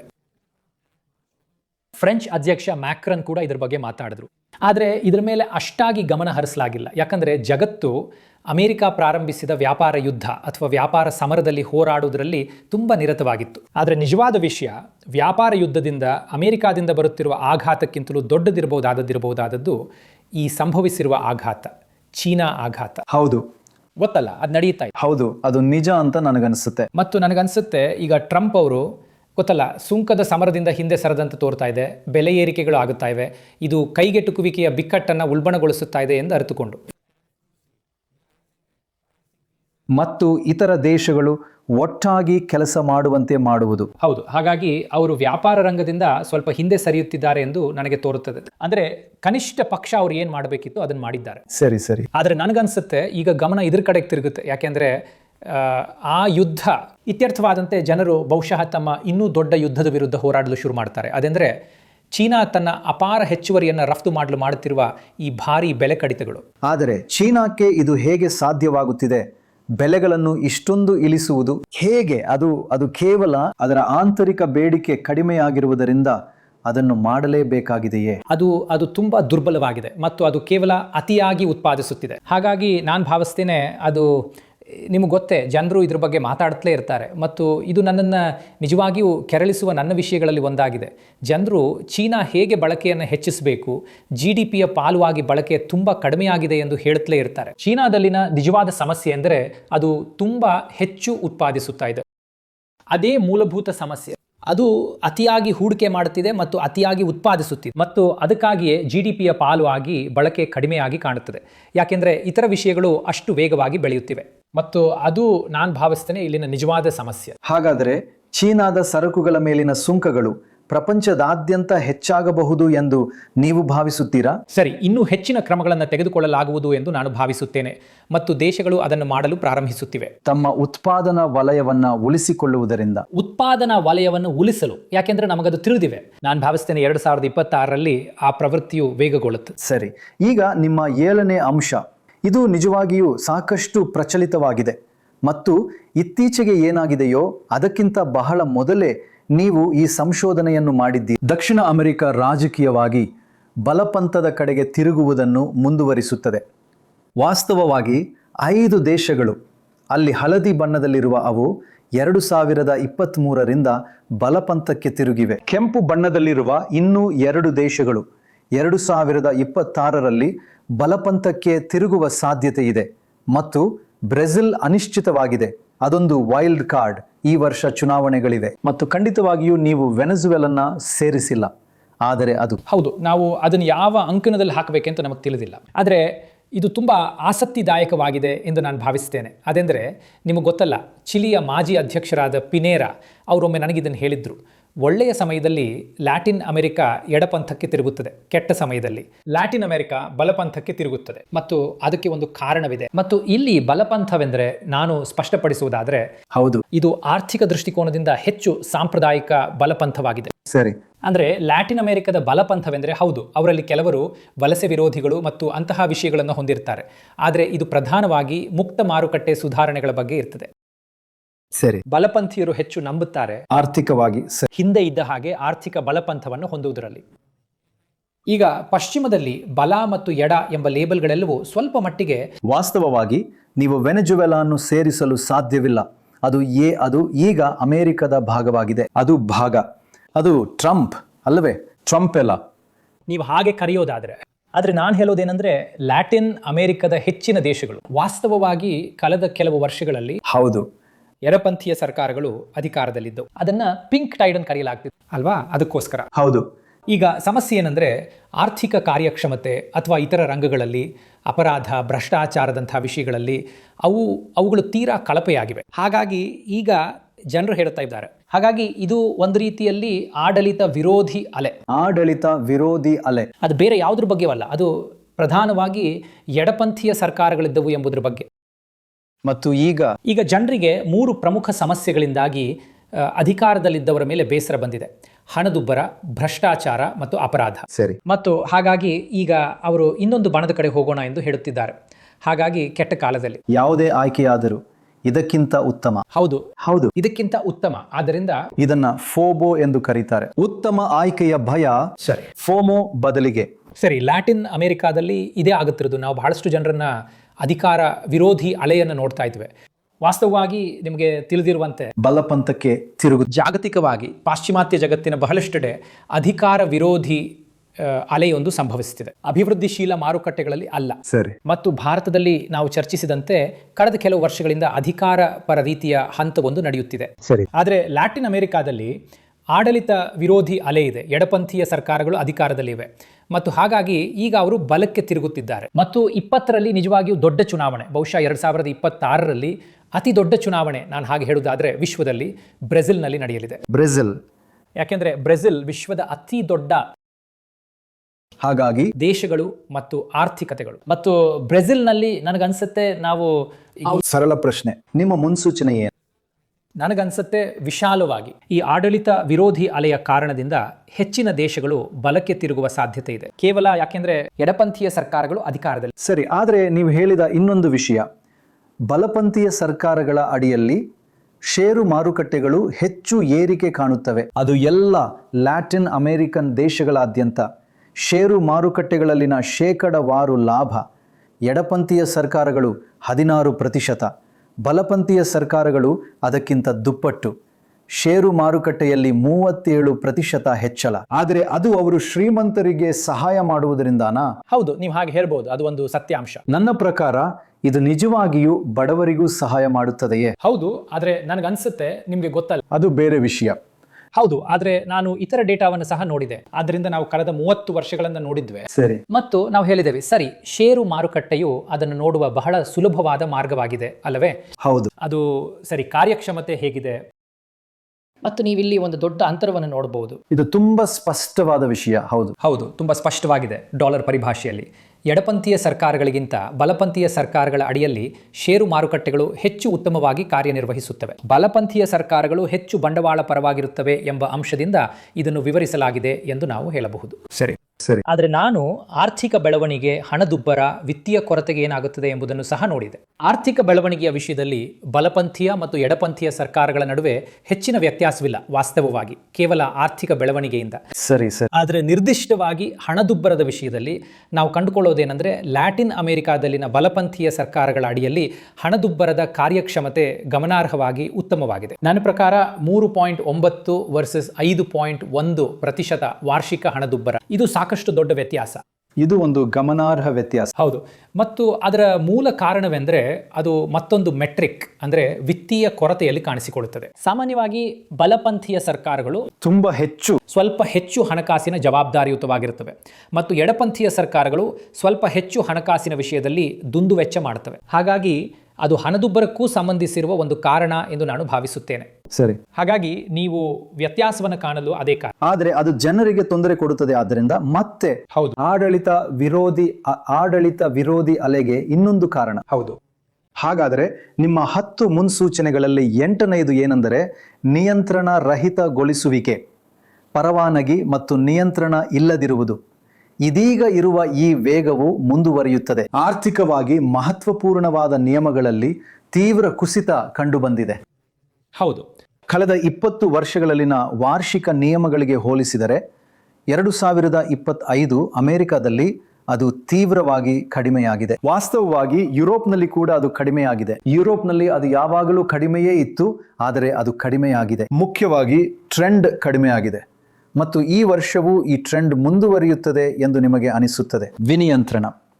ಹೌದು, ನಿಮ್ಗೆ ಗೊತ್ತಾ, ನನ್ನ ಕೊನೆಯ ಪುಸ್ತಕದಲ್ಲಿ ವಾಟ್ ವೆಂಟ್ ರಾಂಗ್ ವಿತ್ ಕ್ಯಾಪಿಟಲಿಸಮ್ನಲ್ಲಿಯೂ ಸಹ ನಾನು ಹೊಂದಿದ್ದ ದೊಡ್ಡ ವಿಷಯಗಳಲ್ಲಿ ಒಂದೇನೆಂದರೆ ಅನೇಕ ಆರ್ಥಿಕತೆಗಳಲ್ಲಿ ಬಂಡವಾಳಶಾಹಿ ಸ್ಫೂರ್ತಿಯನ್ನು ದುರ್ಬಲಗೊಳಿಸುತ್ತಿದ್ದ ವಿಷಯಗಳಲ್ಲಿ ಒಂದು ಬರುತ್ತಿದ್ದ ಹೊಸ ನಿಯಂತ್ರಣಗಳ ರಾಶಿಯಾಗಿತ್ತು. ಮತ್ತು ವ್ಯಾಖ್ಯಾನದ ಪ್ರಕಾರ ನಿಯಂತ್ರಣವು ಹಾಲಿ ಇರುವವರ ಪರವಾಗಿ ಇರುತ್ತದೆ ಮತ್ತು ಇದು ದೊಡ್ಡ ವ್ಯವಹಾರಗಳಿಗೆ ಸಹಾಯ ಮಾಡುತ್ತದೆ ಮತ್ತು ಇದು ಸಣ್ಣ ಮತ್ತು ಮಧ್ಯಮ ಗಾತ್ರದ ವ್ಯವಹಾರಗಳಿಗೆ ತೊಂದರೆ ಕೊಡುತ್ತದೆ ಅಲ್ಲವೇ? ಯಾಕೆಂದರೆ ಸಣ್ಣ ಮತ್ತು ಮಧ್ಯಮ ಗಾತ್ರದ ವ್ಯವಹಾರಗಳು ಅವರು ಈ ನಿಯಂತ್ರಣಗಳನ್ನು ಪಾಲಿಸಲು ಹೆಚ್ಚು ಹಣವನ್ನು ಪಾವತಿಸಬೇಕಾಗುತ್ತದೆ. ದೊಡ್ಡ ವ್ಯವಹಾರಗಳಿಗೆ ಇದು ಅವರ ಒಟ್ಟಾರೆ ಲಾಭದಾಯಕತೆಯ ಒಂದು ಸಣ್ಣ ವೆಚ್ಚ ಮತ್ತು ಅವರು ನಿಯಂತ್ರಣಗಳ ಮೇಲೆ ಹೆಚ್ಚು ಪ್ರಭಾವ ಬೀರಲು ಸಮರ್ಥರಾಗಿದ್ದಾರೆ. ಹಾಗಾಗಿ ಏನಾಯ್ತಂದ್ರೆ, ವಿಶೇಷವಾಗಿ ಟ್ರಂಪ್, ನಿಮಗೆ ಗೊತ್ತಲ್ಲ, ವಿನಿಯಂತ್ರಣದ ಬಗ್ಗೆ ಬಹಳಷ್ಟು ಮಾತಾಡಿದ್ರು. ಈಗ ಉಳಿದ ಜಗತ್ತು ನಿರ್ಧರಿಸಿತ್ತು, ಸರಿ, ಅಮೆರಿಕದೊಂದಿಗೆ ಸ್ಪರ್ಧಿಸಲು ನಾವು ಕೂಡ ಬಹಳಷ್ಟು ವಿನಿಯಂತ್ರಣಗೊಳಿಸಬೇಕು. ಪ್ರಣಯ್, ಇದು ನಾವು ಮಾತನಾಡಿದ ವಿಷಯದ ವಿಸ್ತರಣೆಯೂ ಆಗಿದೆ. ಟ್ರಂಪ್ ಅಮೆರಿಕವನ್ನು ಮತ್ತೆ ಶ್ರೇಷ್ಠವಾಗಿಸಬಹುದು ಅಥವಾ ಇಲ್ಲದಿರಬಹುದು, ಆದರೆ ಅವರು ಉಳಿದ ಜಗತ್ತನ್ನು ಮತ್ತೆ ಶ್ರೇಷ್ಠವಾಗಿಸುತ್ತಿದ್ದಾರೆ. ಮ್ಯಾಗ, ಹೌದು, ಭೂಮಿಯನ್ನ ಶ್ರೇಷ್ಠವಾಗಿಸುವುದು. ಭೂಮಿಯನ್ನ ಮತ್ತೆ ಶ್ರೇಷ್ಠವಾಗಿಸುವುದು, ಅದು ಒಂದು ಶ್ರೇಷ್ಠ ಘೋಷವಾಕ್ಯ. ಆದರೆ ಹಾಗಾಗಿ ನನಗೆ ಅನಿಸುವುದೇನೆಂದ್ರೆ ಅದು ನಿಮ್ಮ ಘೋಷವಾಕ್ಯ. ಇಲ್ಲೂ ಕೂಡ ಅದೇ ಆಗುತ್ತಾ ಇದೆ. ಅನಿಯಂತ್ರಣದ ಬಗ್ಗೆ ನಾವು ಇತರ ದೇಶಗಳನ್ನು, ವಿಶೇಷವಾಗಿ ಯುರೋಪನ್ನು ನೋಡ್ತಾ ಇದ್ದೇವೆ. ಯುರೋಪ್ ಯಾವಾಗಲೂ ಬಹಳಷ್ಟು ನಿಯಂತ್ರಕ ಹೊರೆಯನ್ನು ಹಾಕುವುದಕ್ಕೆ ಹೆಸರುವಾಸಿಯಾಗಿತ್ತು ಮತ್ತು ವ್ಯವಹಾರಗಳು ಅದರ ಬಗ್ಗೆ ಸಾಕಷ್ಟು ದೂರುತ್ತಿದ್ದವು. ಸರಿ. ಮತ್ತು ಯುರೋಪ್ ಏನು ಮಾಡ್ತಾ ಇದೆ ಅಂದರೆ, ಮತ್ತು ಇದ್ರ ಬಗ್ಗೆ ಡ್ರಾಗಿ ವರದಿಯನ್ನು ಬಂದಿತ್ತು, ಅವರು ಕೂಡ ಸರಿ, ನಾವು ನಿಯಂತ್ರಕ ಹೊರೆಯನ್ನು ಹೇಗೆ ಕಡಿಮೆ ಮಾಡುವುದು ಎಂಬುದರ ಮೇಲೆ ಗಮನ ಹರಿಸ್ತಾ ಇದ್ದಾರೆ. ಈಗ ಇದು ಸಂಪೂರ್ಣವಾಗಿ ನಿಯಂತ್ರಣವನ್ನು ಹಿಂತೆಗೆದುಕೊಳ್ಳುವುದರ ಬಗ್ಗೆ ಅಲ್ಲ, ಆದರೆ ನಿಧಾನಗೊಳಿಸುವುದು, ಹೆಚ್ಚಳದ ವೇಗವನ್ನು. ಹಾಗಾಗಿ ನಿಮಗೆ ಗೊತ್ತಾ, ಜನರು ಯುರೋಪನ್ನು ನಿಯಂತ್ರಣದ ಸಿಲಿಕಾನ್ ವ್ಯಾಲಿ ಎಂದು ತಮಾಷೆ ಮಾಡುತ್ತಿದ್ದರು. ಸರಿ, ಹೌದು. ಮತ್ತು ನಾವು ನೋಡುವಂತೆ ಇತರ ದೇಶಗಳು ಮತ್ತು ಉದಯೋನ್ಮುಖ ಮಾರುಕಟ್ಟೆಗಳಲ್ಲಿಯೂ ಸಹ ಹೌದು. ವಾಸ್ತವವಾಗಿ ನಾವು ಈಗಷ್ಟೇ ಅಮೆರಿಕ ಮತ್ತು ಯುರೋಪ್ ಅನ್ನು ತೋರಿಸಿದೆವು. ಹೌದು, ವಿನಿಯಂತ್ರಣ ಕಡಿಮೆಯಾಗುತ್ತಿದೆ. ಆದರೆ ಇದು ಅಭಿವೃದ್ಧಿಶೀಲ ಮಾರುಕಟ್ಟೆಗಳಲ್ಲಿ ಕೂಡ ನಡೆಯುತ್ತಿದೆ. ಹೌದು. ಚಿಲಿಯಲ್ಲಿ ಅವರು ಹೂಡಿಕೆ ಪರವಾನಗಿಗಳಿಗೆ ಬೇಕಾದ ಸಮಯವನ್ನು 30ರಿಂದ 70% ಕಡಿಮೆ ಮಾಡುತ್ತಿದ್ದಾರೆ. ಅದು ತುಂಬಾ ಮುಖ್ಯವಾದುದು. ಹೌದು. ವಿಯೆಟ್ನಾಂ ಅವರು ನಿಜವಾಗಿಯೂ ವಿನಿಯಂತ್ರಣ ಮಾಡುತ್ತಿದ್ದಾರೆ. ಅವರು ಸುಮಾರು 60 ಪರವಾನಗಿಗಳನ್ನು ಕಡಿತಗೊಳಿಸುತ್ತಿದ್ದಾರೆ ಅಥವಾ ಮಾರ್ಪಡಿಸುತ್ತಿದ್ದಾರೆ. ಹೌದು. ಅರ್ಜೆಂಟೀನಾ ಬಾಡಿಗೆ ನಿಯಂತ್ರಣವನ್ನು ರದ್ದುಪಡಿಸುತ್ತಿದೆ. ಇದು ಪೂರೈಕೆಯನ್ನು ಹೆಚ್ಚಿಸಿದೆ. ಮಲೇಷಿಯಾ ಕಸ್ಟಮ್ಸ್ ಕ್ಲಿಯರೆನ್ಸ್ ಸಮಯವನ್ನ ದಿನಗಳಿಂದ ನಿಮಿಷಗಳಿಗೆ ಕಡಿಮೆ ಮಾಡಿದೆ. ಸೌದಿ ಅರೇಬಿಯಾ ವಿದೇಶಿಯರಿಗೆ ರಿಯಲ್ ಎಸ್ಟೇಟ್ ಖರೀದಿಸಲು ಅನುಮತಿ ನೀಡುತ್ತಿದೆ ಮತ್ತು ಷೇರುಗಳ ವಿದೇಶಿ ಮಾಲೀಕತ್ವದ ಮೇಲಿನ 49% ಮಿತಿಯನ್ನು ತೆಗೆದುಹಾಕಬಹುದು. ಮತ್ತು ಭಾರತದಲ್ಲಿ ಸರ್ಕಾರವು ಅನಿಯಂತ್ರಣ ಆಯೋಗವನ್ನು ಸ್ಥಾಪಿಸಿದೆ. ಕೊನೆಗೂ ಖಂಡಿತ ಹೌದು. ಅದು ಎಷ್ಟರ ಮಟ್ಟಿಗೆ ಕೆಲಸ ಮಾಡುತ್ತದೆ ಅಂತ ನಾವು ನೋಡಬೇಕು. ಆದರೆ ಆ ಪ್ರವೃತ್ತಿ ಇದೆ. ಹೌದು, ನನಗನ್ಸುತ್ತದೆ. ನಿಮ್ಗೆ ಗೊತ್ತಾ, ಇದನ್ನೇ ನಾನು ಹೇಳಿದ್ದು, ನಿಮ್ಗೆ ಗೊತ್ತಲ್ಲ, ಎಲಾನ್ ಮಸ್ಕ್ ಅವರು ಡೋಸ್ ಬಗ್ಗೆ ಮಾತನಾಡಿದಾಗ, ಅದು ಅಮೆರಿಕದ ಅನೇಕ ಭಾಗಗಳಲ್ಲಿ ಸರ್ಕಾರವನ್ನು ಕಡಿತಗೊಳಿಸುವುದು ಮತ್ತು ಅನಿಯಂತ್ರಣದ ಬಗ್ಗೆ ಬಹಳ ಒಂದು ರೀತಿ ಜನಪ್ರಿಯವಲ್ಲದ ಪರಿಕಲ್ಪನೆಯಾಗಿತ್ತು. ಮತ್ತು ಅವರು ತಮ್ಮದೇ ಆದ, ನಿಮಗೆ ಗೊತ್ತಲ್ಲ, ಆ ರೀತಿ ಸ್ವಲ್ಪ ಹುಚ್ಚುತನದ ಚೈನ್ಸ್ ಆ ರೀತಿಯಲ್ಲಿ. ಆದರೆ ನನಗೆ ಭಾರತ ಮತ್ತು ನಿಮಗೆ ಗೊತ್ತಿರುವಂತೆ ಸರ್ಕಾರದೊಂದಿಗೆ ವ್ಯವಹರಿಸಿದ ಇತರ ಸ್ಥಳಗಳಲ್ಲಿ ಆಶ್ಚರ್ಯವಾಯಿತು. ಅವರು ಬಹುತೇಕ ರಹಸ್ಯವಾಗಿ ಆಶಿಸುತ್ತಿದ್ದರು, ನಮ್ಮಲ್ಲಿ ಒಬ್ಬ ಡೋಸ್ ಇದ್ದಿದ್ದರೆ ನಮ್ಮ ಜೀವನದಲ್ಲಿ ಸರ್ಕಾರದ ಹಸ್ತಕ್ಷೇಪವನ್ನು ಕಡಿಮೆ ಮಾಡಲು. ಸರಿ. ಮತ್ತು ನನಗನ್ಸುತ್ತೆ, ನಮಗಿಲ್ಲಿ ಸಿಗುತ್ತಿರುವ ಸಂದೇಶವೇನೆಂದರೆ, ಹೌದು, ಸಾಮಾನ್ಯ ವ್ಯಕ್ತಿಯ ಮೇಲಿನ ನಿಯಂತ್ರಣದ ಹೊರೆಯನ್ನು ಸರಾಗಗೊಳಿಸುವುದರಲ್ಲಿ ಏನೋ ಒಂದು ವಿಷಯವಿದೆ. ನಾನು ಹೇಳಿದ ಹಾಗೆ ನಾನು ತುಂಬ ಹೆಚ್ಚು ನಿಯಂತ್ರಣ ಹಾಕುವುದರ ವಿರುದ್ಧವಾಗಿದ್ದೇನೆ. ಯಾಕೆಂದರೆ ಅದು ಸಣ್ಣ ಮತ್ತು ಮಧ್ಯಮ ಗಾತ್ರದ ವ್ಯವಹಾರಗಳಿಗೆ ಹಾನಿ ಮಾಡುತ್ತದೆ ಎಂದು ನನಗನ್ನಿಸುತ್ತದೆ. ದೊಡ್ಡ ವ್ಯವಹಾರಗಳಿಗೆ ಗೊತ್ತಲ್ಲ, ನಿಯಂತ್ರಣವಿದ್ರೂ ಪರವಾಗಿಲ್ಲ, ಮತ್ತು ನಿಯಮಗಳನ್ನು ಹೇಗೆ ಮಾಡಲಾಗತ್ತೆ ಅನ್ನೋದ್ರ ಮೇಲೂ ಅವರು ಪ್ರಭಾವ ಬೀರಬಲ್ಲರು. ಖಂಡಿತ. ಯಾರಿಗೆ ಲಾಭವಾಗತ್ತೆ ಅಂತ ನಿಖರವಾಗಿ. ಹಾಗಾಗಿ ಇದೊಂದು ಉತ್ತಮ ಜಾಗತಿಕ ಪ್ರವೃತ್ತಿ ಎಂದು ನನಗನ್ನಿಸುತ್ತದೆ. ಮತ್ತು ಈ ವೇಗವು ಮುಂದುವರೆದರೆ ಜಾಗತಿಕ ಬೆಳವಣಿಗೆಗೆ ಸಹಾಯವಾಗಬಹುದು ಮತ್ತು ಇದು ಮುಂದುವರಿಯುತ್ತದೆ ಎಂದೇ ನಾನು ಭಾವಿಸುತ್ತೇನೆ. ಮತ್ತು ಭಾರತಕ್ಕೆ ಬಹಳ ಮುಖ್ಯವಾದ ವಿಷಯವೆಂದರೆ, ಭಾರತದಲ್ಲಿನ ನಿಯಂತ್ರಣದ ಮೇಲಿನ ಗಮನಕ್ಕೆ ಹಿಂತಿರುಗುವುದಾದರೆ, ನೀವು ಹೇಳಿದ ಹಾಗೆ ಸರ್ಕಾರದ ಅತಿಯಾದ ಪಾಲ್ಗೊಳ್ಳುವಿಕೆಯನ್ನು ಜನರು ಕಡಿಮೆ ಬಯಸುತ್ತಾರೆ. ಯಾಕೆಂದರೆ ಅದು ಭ್ರಷ್ಟಾಚಾರಕ್ಕೂ ಕಾರಣವಾಗುತ್ತದೆ. ಹೌದು. ಅಂದ್ರೆ ನಿಮಗೆ ಇದು ಬೇಕಿದ್ದರೆ ನೀವು ಹಣ ಕೊಡಬೇಕು ಎಲ್ಲೆಡೆ, ಅಲ್ಲವೇ? ಕೆಲ ಹಂತದವರೆಗೂ ಎಲ್ಲೆಲ್ಲೂ ಅಷ್ಟೊಂದು ಸರ್ಕಾರ. ಹೌದು. ಅದು ಹೆಚ್ಚು ಭ್ರಷ್ಟಾಚಾರಕ್ಕೆ ಕಾರಣವಾಗುತ್ತದೆ. ಭಾರತದಲ್ಲಿನ ಅನಿಯಂತ್ರಣವು ಭ್ರಷ್ಟಾಚಾರವನ್ನು ಸಹ ಕಡಿಮೆ ಮಾಡಬಹುದೇ? ಖಂಡಿತವಾಗಿಯೂ ಅದು ಸಾರ್ವತ್ರಿಕ ತೀರ್ಮಾನ ಎಂದು ನಾನು ಭಾವಿಸ್ತೇನೆ. ಆದ್ದರಿಂದ ನಾವು ಇದನ್ನ ಮುಂದುವರಿಸ್ತೇವೆ ಎಂದು ನಾನು ಆಶಿಸ್ತೇನೆ. ಸರಿ, ನಿಮ್ಮ ಹತ್ತಿರಲ್ಲಿ 9ನೇದು ಮತ್ತು ಇದು ಅನಿಯಂತ್ರಣಕ್ಕೆ ವಿರುದ್ಧವಾದದ್ದು, ವಲಸೆಯನ್ನು ನಿಯಂತ್ರಿಸುವುದಾಗಿದೆ. ಹೌದು. ವಲಸೆ ವಿರೋಧವು ಈಗ ಪಶ್ಚಿಮದಲ್ಲಿ ಒಂದು ಭಾವನೆಯಾಗಿದೆ. ವಲಸೆಯು ಕುಸಿಯುತ್ತಲೇ ಇರುತ್ತದೆ. ಯುನೈಟೆಡ್ ಸ್ಟೇಟ್ಸ್ ನೇತೃತ್ವದಲ್ಲಿ ಗರಿಷ್ಠ ವರ್ಷಕ್ಕೆ ಹೋಲಿಸಿದರೆ 2025ರಲ್ಲಿ ವಿಶ್ವಾದ್ಯಂತ ನಿವ್ವಳ ವಲಸೆಯು ಕಡಿಮೆಯಾಗಿದೆ. ಮತ್ತು ನೀವು 2023 ನೋಡಿದರೆ ಅಮೆರಿಕದಲ್ಲಿ ಭಾರಿ ಇಳಿಕೆ, ಯುರೋಪ್ನಲ್ಲಿ ಭಾರಿ ಇಳಿಕೆ ಮತ್ತು ಇಂಗ್ಲೆಂಡ್ನಲ್ಲೂ ಸಹ ಇಳಿಕೆ. ಅವು ಅದೇ ಭಾವನೆಗಳು. ಅವರು ಅದನ್ನು ಅತಿಯಾಗಿ ಮಾಡಿದ್ದರಿಂದ ಇದೊಂದು ರೀತಿಯ ಪ್ರತಿಕ್ರಿಯೆಯೇ ಅಥವಾ ಇದು ಸ್ವಲ್ಪ ಜನಾಂಗೀಯತೆಯೇ? ಅದೇನು? ಸರಿ, ನನಗೆ ಅನಿಸುತ್ತದೆ. ಹಾಗಾಗಿ ಇಲ್ಲಿ ಕಂಡುಬಂದ ಬಹಳ ಮುಖ್ಯವಾದ ಅಂಶವೆಂದರೆ, ಅಮೆರಿಕದ ಮೇಲೆ ಹೆಚ್ಚು ಗಮನವಿದೆ ಅಲ್ವಾ? ಮತ್ತು ಅಮೆರಿಕ ಹೇಗೆ ಹೆಚ್ಚು ವಲಸೆ ವಿರೋಧಿ ಮತ್ತು ಆ ತರಹದ ವಿಷಯಗಳಿಗೆ ತಿರುಗಿದೆ. ಆದರೆ ಅವರು ಗೋಡೆಯನ್ನ ಕಟ್ಟಲಿಲ್ಲ. ಹೌದು, ಆದರೆ ಅವರು ಎಲ್ಲಾ ತರಹದ ಬೇರೆ ಕೆಲಸಗಳನ್ನು ಮಾಡುತ್ತಿದ್ದಾರೆ. ಹೌದು, ಆದರೆ ಇಲ್ಲಿನ ಪ್ರಮುಖ ಅಂಶವೆಂದರೆ ಅದು ಕೇವಲ ಅಮೆರಿಕ ಮಾತ್ರವಲ್ಲ, ಅದು ಅನೇಕ ಪಾಶ್ಚಿಮಾತ್ಯ ರಾಷ್ಟ್ರಗಳು ಹೌದು, ನಿಖರವಾಗಿ ಅದನ್ನೇ ಅನುಸರಿಸುತ್ತಿರುವ ಹೌದು, ಉದಾಹರಣೆಯನ್ನು ತಮ್ಮದೇ ಆದ ಸದ್ದಿಲ್ಲದ ರೀತಿಯಲ್ಲಿ UK ಸಹ ಸೇರಿ. ಹೌದು, ಸರಿತಾನೆ. ಮತ್ತು ಇದಕ್ಕೆ ಬಹುಪಾಲು ಕಾರಣ ನೀವು ಹೇಳಿದಂತೆ ಇದೊಂದು ಪ್ರತಿಕ್ರಿಯೆ. ಯಾಕೆಂದರೆ ಮೊದಲ ಕೆಲವು ವರ್ಷಗಳಲ್ಲಿ ವಲಸೆಯ ಬೃಹತ್ ಒಳಹರಿವನ್ನು ನಾವು ನೋಡಿದ್ದೇವೆ. ಮತ್ತು ಅದರಲ್ಲಿ ಸ್ವಲ್ಪ ಭಾಗವೆಂದರೆ ನಿಮಗೆ ಗೊತ್ತಾ, ಒಳ್ಳೆಯದಕ್ಕೋ ಕೆಟ್ಟದ್ದಕ್ಕೋ ಜನರು ಜನಾಂಗೀಯ ಗುರುತಿನ ಈ ವಿಷಯದ ಬಗ್ಗೆ ಒಂದು ರೀತಿಯಲ್ಲಿ ಬಹಳ ರಕ್ಷಣಾತ್ಮಕ ಭಾವನೆ ಹೊಂದಿದ್ದಾರೆ. ನಿಮ್ಗೆ ಗೊತ್ತಾ, ಹೆಚ್ಚು ಜನರು ಇಲ್ಲಿಗೆ ಬಂದು ಈಗ ತಮ್ಮ ಜನಾಂಗೀಯ ಗುರುತು ಎಂದವರು ಭಾವಿಸುವುದನ್ನು ಹಾಳು ಮಾಡುವುದು ನಿಮ್ಗಿಷ್ಟಿಲ್ಲ ಎಂಬ ಕಲ್ಪನೆ ನಿಮ್ಗೆ ಗೊತ್ತಾ, ಇದರಿಂದ ಆರ್ಥಿಕವಾಗಿ ಕೆಲವು ಪ್ರಯೋಜನಗಳು ಬರಬಹುದಾದ್ರೂ ಸಹ. ಸರಿ, ಹಾಗಾಗಿ ಇವು ಕೆಲವು ಖಂಡಿತ ಹೌದು. ಹಾಗಾಗಿ ನನಗನ್ಸೋದೇನೆಂದರೆ ಅದೇ ಮುಖ್ಯ ವಿಷಯ. ಯಾವುದು ಒಳ್ಳೆಯ ಅರ್ಥಶಾಸ್ತ್ರವೋ ಅದು ಕೆಟ್ಟ ರಾಜಕೀಯವಾಗಿರ್ತದೆ. ಮತ್ತು ನನಗನ್ಸೋದೇನೆಂದರೆ ವಲಸೆಯ ವಿಷಯದಲ್ಲಿ ಅದೇ ಸಮಸ್ಯೆ. ಆದರೆ ಇಲ್ಲಿ ಪ್ರಮುಖ ಅಂಶವೆಂದರೆ ಇದು ಕೇವಲ ಅಮೆರಿಕದಲ್ಲಿ ಮಾತ್ರವಲ್ಲ, ಪಾಶ್ಚಿಮಾತ್ಯ ಜಗತ್ತಿನಾದ್ಯಂತ ನಡೆಯುತ್ತಿದೆ. ಬಹಳ ಕಡಿಮೆ ರಾಷ್ಟ್ರಗಳು, ಬಹುಶಃ ಕೆಲವು ನಾರ್ಡಿಕ್ ರಾಷ್ಟ್ರಗಳು, ಸ್ಪೇನ್ ಇಂದಿಗೂ ಸಾಮಾನ್ಯವಾಗಿ ವಲಸೆ ಪರವಾಗಿವೆ. ಆದರೆ ಆಂಗ್ಲೋ ಸ್ಯಾಕ್ಸನ್ ಜಗತ್ತಿನಾದ್ಯಂತ ವಲಸೆ ದರಗಳು ಕಡಿಮೆಯಾಗಿವೆ. ಪಾಶ್ಚಿಮಾತ್ಯದಾದ್ಯಂತ ಕೇವಲ ಅಮೆರಿಕ ಮಾತ್ರವಲ್ಲ. ಮತ್ತು ನೀವು ಹೇಳಿದಂತೆ ಇತರ ದೇಶಗಳಲ್ಲಿ ಕೆನಡಾ ಅವರು ಹೊಸ ಕಾಯಂ ನಿವಾಸಿ ಪರವಾನಗಿಗಳನ್ನು 20% ಕಡಿತಗೊಳಿಸಿದ್ದಾರೆ. ವಿಫಲ ಆಶ್ರಯ, ಅರ್ಜಿದಾರರ ವೇಗದ ತೆರವು. ಇತರ ದೇಶಗಳಲ್ಲಿ ಆಸ್ಟ್ರೇಲಿಯಾ ಅಂತಾರಾಷ್ಟ್ರೀಯ ವಿದ್ಯಾರ್ಥಿಗಳಿಗೆ ಶುಲ್ಕವನ್ನು ಹೆಚ್ಚಿಸಿದೆ. ವೀಸಾ ಹ್ಯಾಪಿಂಗ್ ಅನ್ನು ನಿರ್ಬಂಧಿಸಲು ನಿಯಮಗಳನ್ನು ಸೇರಿಸಿದೆ. ಎಲ್ಲರೂ ಕಡಿತಗೊಳಿಸುತ್ತಿದ್ದಾರೆ. ಜಪಾನ್ ಈಗ ಶೂನ್ಯ ಅಕ್ರಮ ವಲಸಿಗರ ಯೋಜನೆಯಲ್ಲಿದ್ದು ಕಾಯಂ ನಿವಾಸಿಗಳ ಭದ್ರತೆಯನ್ನು ಬಿಗಿಗೊಳಿಸಿದೆ. ಅಂದ್ರೆ ಇವೆಲ್ಲವೂ ನೀವು ಮಾಡಿದ ಸಂಶೋಧನೆ. ಹೌದು. ಮತ್ತು ಅದು ತೋರಿಸುವುದೇನೆಂದರೆ ಪ್ರತಿಯೊಂದು ದೇಶ, ಕೇವಲ ಅಮೆರಿಕ ಮಾತ್ರವಲ್ಲ, ಕಡಿತಗೊಳಿಸುತ್ತಿದೆ. ಹೌದು. ಆದರೆ ನನಗನ್ಸೋದೇನೆಂದರೆ ನಿಮ್ಗೆ ಗೊತ್ತಲ್ಲ, ಮತ್ತು ಭಾರತದಲ್ಲಿ ನಿಮಗೆ ತಿಳಿದಿರುವಂತೆ ನಮಗೆ ವಿರುದ್ಧವಾದ ಸಮಸ್ಯೆ ಇದೆ. ಅದೇಂತಂದ್ರೆ ಸತ್ಯ. ಭಾರತದ ವಿಷಯಕ್ಕೆ ಬಂದರೆ ಈ ದೇಶವನ್ನು ತೊರೆಯುವ ಜನರ ಸಂಖ್ಯೆ ಸರಿ ಏರಿಕೆಯಾಗಿದೆ ಅಲ್ವಾ? ಹಾಗಾಗಿ ನಿಮ್ಗೆ ಗೊತ್ತಲ್ಲ, ಸುಮಾರು 1 ದಶಕದ ಹಿಂದೆ ಭಾರತವನ್ನು ತೊರೆಯುವ ಮಿಲಿಯನೇರ್ಗಳ ಸಂಖ್ಯೆಯಲ್ಲಿ ಬಹಳ ತೀವ್ರವಾದ ಏರಿಕೆ ಇರುವುದನ್ನು ತೋರಿಸಲು ನಾನು ಈ ಅಧ್ಯಯನವನ್ನು ಮಾಡಿದ್ದೆ. ಸರಿ. ಮತ್ತು ನಿಮ್ಗೆ ಗೊತ್ತಲ್ಲ, ನಾನು ಅದ್ರ ಬಗ್ಗೆ ಮಾತಾಡಿದ್ದೇನೆ. ಹೌದು.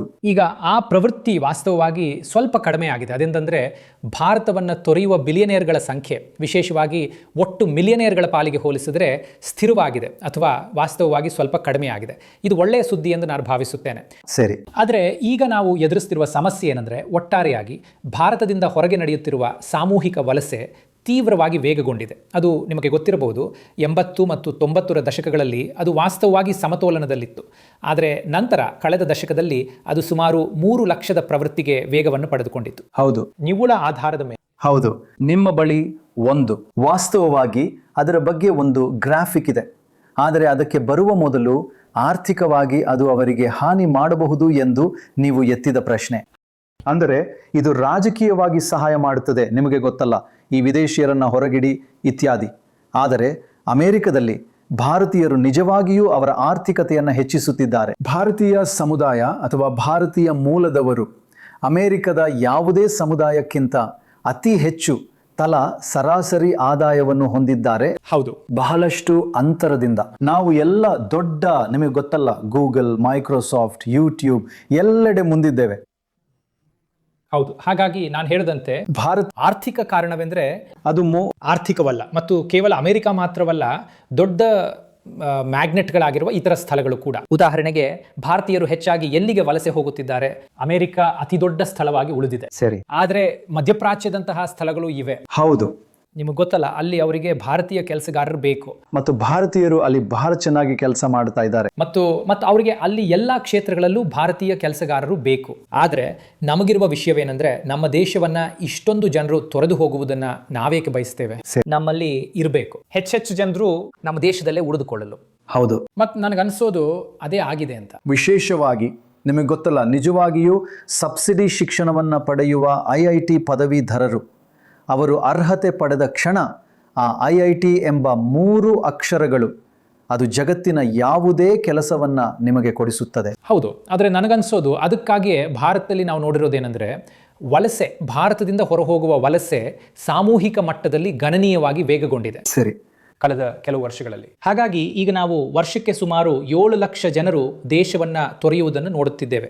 ಇದು ಮೊದಲು ಸರಾಸರಿ 3 ಲಕ್ಷ ಇತ್ತು. ಹೌದು, ಅದು ನಿಜ. ಕಳೆದ ಕೆಲವು ವರ್ಷಗಳಲ್ಲಿ. ಹೌದು, ನೀವು ಹೇಳಿದ್ದು ನಿಖರವಾಗಿ. ನಿಮಗೆ ಗೊತ್ತಲ್ಲ, ನೀವು ಹೇಳುತ್ತಿರುವುದನ್ನು ತೋರಿಸಲು ನಮ್ಮ ಬಳಿ ಡೇಟಾ ಇದೆ. ಆ ವಲಸೆ ಅಭಿವೃದ್ಧಿ ಹೊಂದಿದ ದೇಶದಲ್ಲಿ ಕಡಿಮೆಯಾಗುತ್ತಲೇ ಇದೆ. ಆದರೆ ಭಾರತದಲ್ಲಿ ಬರುವವರಿಗಿಂತ ಹೋಗುವವರೇ ಹೆಚ್ಚು. ಕೆಲವು ವರ್ಷಗಳ ಹಿಂದೆ 3 ಲಕ್ಷ ನಿವ್ವಲ ಮೊತ್ತದಷ್ಟು ಜನ ಹೊರ ಹೋಗುತ್ತಿದ್ದರು. ಹೌದು, ಈಗ 6,70,000ಕ್ಕೆ. ಈ ದೇಶವನ್ನ ತೊರೆಯುವ ಜನರ ಸಂಖ್ಯೆಯ ದುಪ್ಪಟ್ಟಿಗಿಂತಲೂ ಇದು ಹೆಚ್ಚು, ಮತ್ತು ಅವರಲ್ಲಿ ಅನೇಕರು ಬಹಳ ಅರ್ಹತೆ ಹೊಂದಿದ ಜನರು. ಹೌದು, ಹಾಗಾಗಿ ಇದು ಗಮನಾರ್ಹವಾಗಿ ವೇಗಗೊಂಡಿದೆ. ಹೌದು, ಇದರಲ್ಲಿ ಹೆಚ್ಚಿನವರು ಮಧ್ಯಪ್ರಾಚ್ಯದಂತಹ ಸ್ಥಳಗಳಿಗೆ ಹೋಗುತ್ತಿದ್ದಾರೆ. ಮತ್ತು ಹೆಚ್ಚಿನ ನಿವ್ವಳ ಹೊರವಲಸೆ ಹೊಂದಿರುವ ಏಕೈಕ ದೇಶಗಳೆಂದರೆ ಪಾಕಿಸ್ತಾನ ಮತ್ತು ಬಾಂಗ್ಲಾದೇಶ. ಸರಿ ಅಲ್ವೇ? ಮತ್ತು ಖಂಡಿತವಾಗಿಯೂ ಅವರ ಜನಸಂಖ್ಯೆಯ ಗಾತ್ರ ಚಿಕ್ಕದು. ಆದರೆ ಭಾರತ ಮತ್ತು ಚೀನಾದಲ್ಲಿ ವರ್ಷಕ್ಕೆ ದೇಶವನ್ನು ತೊರೆಯುವ ವಲಸಿಗರ ಸಂಖ್ಯೆ ಸರಿಸುಮಾರು ಒಂದೇ ಆಗಿತ್ತು, ಸುಮಾರು 3 ಲಕ್ಷ. ಚೀನಾ ಆ ಮಟ್ಟದಲ್ಲಿ ಸ್ಥಿರವಾಗಿದೆ, ಗೊತ್ತಲ್ಲ, ಅಷ್ಟೇ ಜನಸಂಖ್ಯೆಯೊಂದಿಗೆ. ನಮ್ಮದು ಗಮನಾರ್ಹವಾಗಿ ವೇಗಗೊಂಡಿದೆ. ಮತ್ತು ನಾನು ಹೇಳಿದಂತೆ, ಹಾಗಾದರೆ ಚೀನಾದಲ್ಲಿ ವಲಸೆ ಅಲ್ಲ, ಹೊರವಲಸೆ ಅಷ್ಟಾಗಿ ಹೆಚ್ಚಾಗಿಲ್ಲವೇ? ಅದು ವರ್ಷಕ್ಕೆ ಸುಮಾರು 3 ಲಕ್ಷ, ಅದು ಅಲ್ಲೇ ಸ್ಥಿರಗೊಂಡಿದೆ ಅನ್ಸುತ್ತೆ. ಆದರೆ ಭಾರತದ ವಿಷಯದಲ್ಲಿ ಅದು 600ಕ್ಕಿಂತ ಹೆಚ್ಚಿಗೆ ವೇಗಗೊಂಡಿದೆ. 6 ಲಕ್ಷ 7 ಲಕ್ಷದ ಹತ್ತಿರ. ಹೌದು. ಮತ್ತು ನಾನು ಹೇಳಿದ ಹಾಗೆ ಪಾಕಿಸ್ತಾನ, ಬಾಂಗ್ಲಾದೇಶಗಳು ಮಾತ್ರ ಅಂತಹ ದೇಶಗಳು. ಬಾಂಗ್ಲಾದೇಶ ಬಹುತೇಕ ಇದೇ ರೀತಿ ಇದೆ. ಪಾಕಿಸ್ತಾನದ ಸ್ಪಷ್ಟ ಕಾರಣಗಳಿಗಾಗಿ ಹೆಚ್ಚಿದೆ. ಮತ್ತು ನಂತರ ಉಕ್ರೇನ್ ಕೂಡ ನೋಡಿದೆ, ಆದರೆ ಅದು ದಕ್ಷಿಣದಲ್ಲಿ ನಡೆದ ಯುದ್ಧದ ಕಾರಣದಿಂದಾಗಿ ಒಂದು ಬಾರಿಗೆ ಮಾತ್ರ ಆದದ್ದು.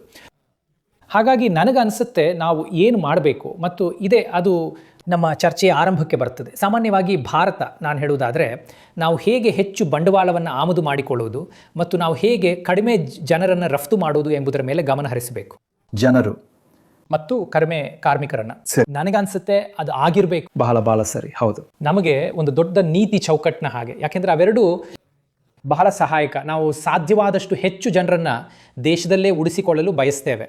ಮತ್ತು ಸರ್ಕಾರವು ಗಮನಿಸಲು, ಏಕೆ ಇಷ್ಟು ಜನರು ತಮ್ಮ ಪೌರತ್ವವನ್ನು ತ್ಯಜಿಸುತ್ತಿದ್ದಾರೆ, ಅವರು ಈ ದೇಶವನ್ನು ಯಾಕೆ ತೊರೆಯುತ್ತಿದ್ದಾರೆ, ಸರಿ, ನಮಗೆ ಆ ಜನರು ಇಲ್ಲಿ ಬೇಕು. ಯಾಕೆಂದರೆ ಬಿಟ್ಟು ಹೋಗುವ ಬಹಳಷ್ಟು ಜನರು, ನೀವು ಹೇಳಿದ ಹಾಗೆ, ವಿದೇಶಕ್ಕೆ ಹೋದಾಗ ಬಹಳ ಚೆನ್ನಾಗಿರ್ತಾರೆ. ಸರಿ. ಹೌದು, ಯಾಕೆಂದರೆ ಭಾರತೀಯರ DNA ಪ್ರಪಂಚದಲ್ಲಿ ಬೇರೆ ಯಾರಿಗಿಂತಲೂ ಉತ್ತಮವಾಗಿದೆ.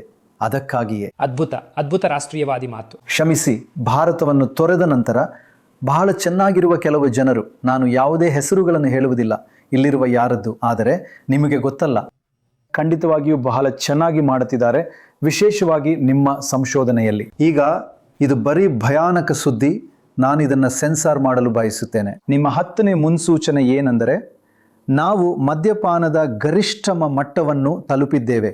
ಅಮೆರಿಕನ್ನರು ಹಿಂದೆಂದಿಗಿಂತಲೂ ಕಡಿಮೆ ಮಟ್ಟದಲ್ಲಿ ಮದ್ಯಪಾನ ಮಾಡುತ್ತಿದ್ದಾರೆ. ತಾವು ಕುಡಿಯುತ್ತೇವೆ ಎಂದು ಸ್ವತಃ ವರದಿ ಮಾಡುವ ಅಮೆರಿಕನ್ನರ ಶೇಕಡವಾರು 66ರಿಂದ 54ಕ್ಕೆ ಕುಸಿದಿದೆ. ಇದು ಆಗಿಲ್ಲ.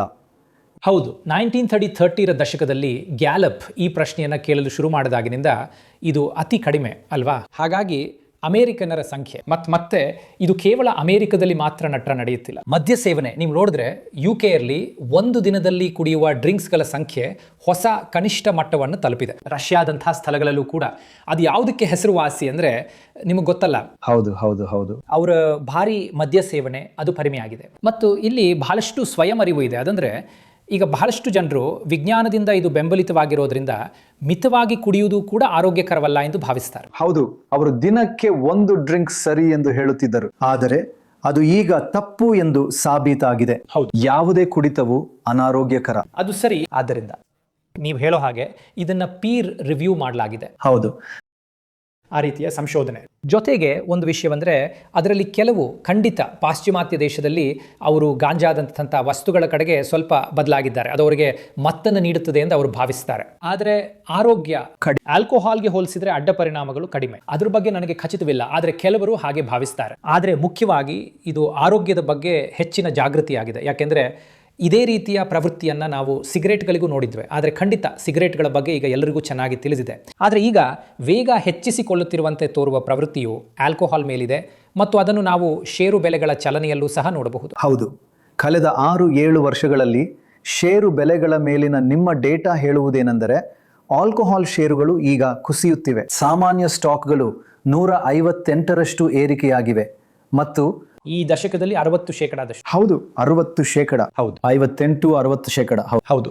ಮತ್ತು ಆಲ್ಕೋಹಾಲ್ ಕಡಿಮೆ 30 ಚಿಲ್ಲರೆ ಶೇಕಡ, 65% ಕಡಿಮೆ, 35%. ಮತ್ತೆ ಇದರಲ್ಲಿ ವೈನ್ರಿಗಳು, ಡಿಸ್ಟಿಲರಿಗಳು ಸೇರಿವೆ. ಹಾಗಾಗಿ ವಿಷಯವೇನೆಂದ್ರೆ ಜನರು ಕಡಿಮೆ ಆಲ್ಕೋಹಾಲ್ ಸೇವಿಸುತ್ತಿದ್ದಾರೆ ಮತ್ತು ಮಾರುಕಟ್ಟೆಯು ಅದನ್ನು ಬೆಲೆಯಲ್ಲಿ ಪರಿಗಣಿಸುತ್ತಿದೆ. ಹಾಗಾಗಿ ಇಲ್ಲ, ಸಾಮಾನ್ಯ ಸ್ಟಾಕ್ಗಳು 58% ಏರಿಕೆಯಾಗಿವೆ. ಆಲ್ಕೋಹಾಲ್ ಸ್ಟಾಕ್ಗಳು 35% ಇಳಿದಿವೆ. ಹೌದು, ಒಟ್ಟಾರೆ ಮಾರುಕಟ್ಟೆ ಜಾಗತಿಕವಾಗಿ ಅಷ್ಟೊಂದು ಏರಿಕೆಯಾಗಿದೆ. ಅಬ್ಬಾ, ಅದು ಹಾಗಾಗಿ ಇದು ಬಹಳಷ್ಟು ಹೇಳುವಂತಹ ಡೇಟಾ ಅಂತ ನಾನು ಭಾವಿಸ್ತೇನೆ. ಆಲ್ಕೋಹಾಲ್ ವಿಷಯದಲ್ಲಿ ವಿಷಯಗಳು ಬದಲಾಗುತ್ತಿವೆ ಎಂಬುದಕ್ಕೆ ಅದು ಒಂದು ಸೂಚನೆಯಾಗಿದೆ. ವಿಷಯಗಳು ಬದಲಾಗ್ತಿವೆ. ನಾನು ಅಂದುಕೊಳ್ತೇನೆ ಜಾಗೃತಿಯ ಕಾರಣದಿಂದ ಅದು ವೇಗಗೊಳ್ಳಲಿದೆ. ಈಗ ಕುತೂಹಲಕಾರಿಯಾಗಿ ಭಾರತ ಒಂದು ಅಪವಾದವಾಗಿದೆ. ಎರಡರಲ್ಲೂ ನಾವಿಲ್ಲಿ ಇದ್ದೇವೆ.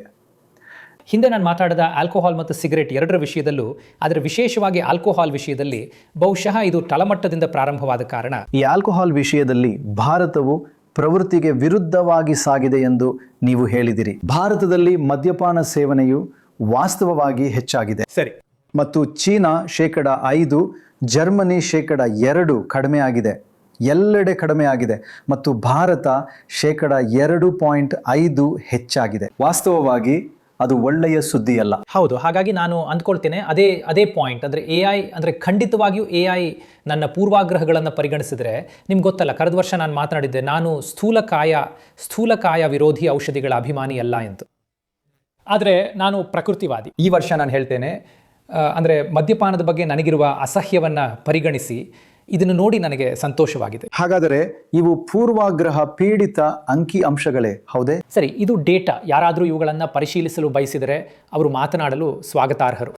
ಇಲ್ಲ, ನಾವು ನಿಮ್ಮನ್ನು ನಂಬುತ್ತೇವೆ. ಹಾಗಾದರೆ ಅದು ಇಲ್ಲಿಯವರೆಗೆ 10.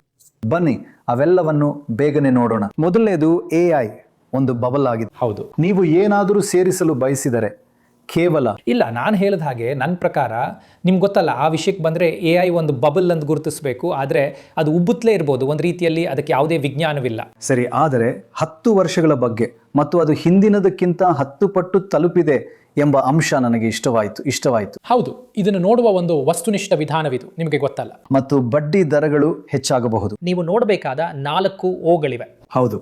ಬಬಲ್ ಮೀಟರಲ್ಲಿ ನಾವು ಎಲ್ಲಿದ್ವಿ? ಸರಿ, ನಾನಿಲ್ಲಿ ಮಾಡಲು ಪ್ರಯತ್ನಿಸಿದ್ದು ಅದನ್ನೇ. ನಾವು ಅದರಲ್ಲಿ ಬಹಳ ಎತ್ತರದಲ್ಲಿದ್ದೆ ಮತ್ತು ನಾವು ಅದರಲ್ಲಿ ಸಾಕಷ್ಟು ಮುಂದುವರೆದಿದ್ವಿ, ಆದರೆ ಅದಕ್ಕೆ ಯಾವುದೇ ವಿಜ್ಞಾನವಿಲ್ಲ. ಆದರೆ ಎರಡನೇ ಟ್ರೆಂಡ್ ಏನಂದ್ರೆ, ಬಡ್ಡಿ ದರಗಳು ಏರಿದಾಗ ಬಬಲ್ಗಳು ಖಂಡಿತವಾಗಿಯೂ ಕುಸಿಯುತ್ತವೆ.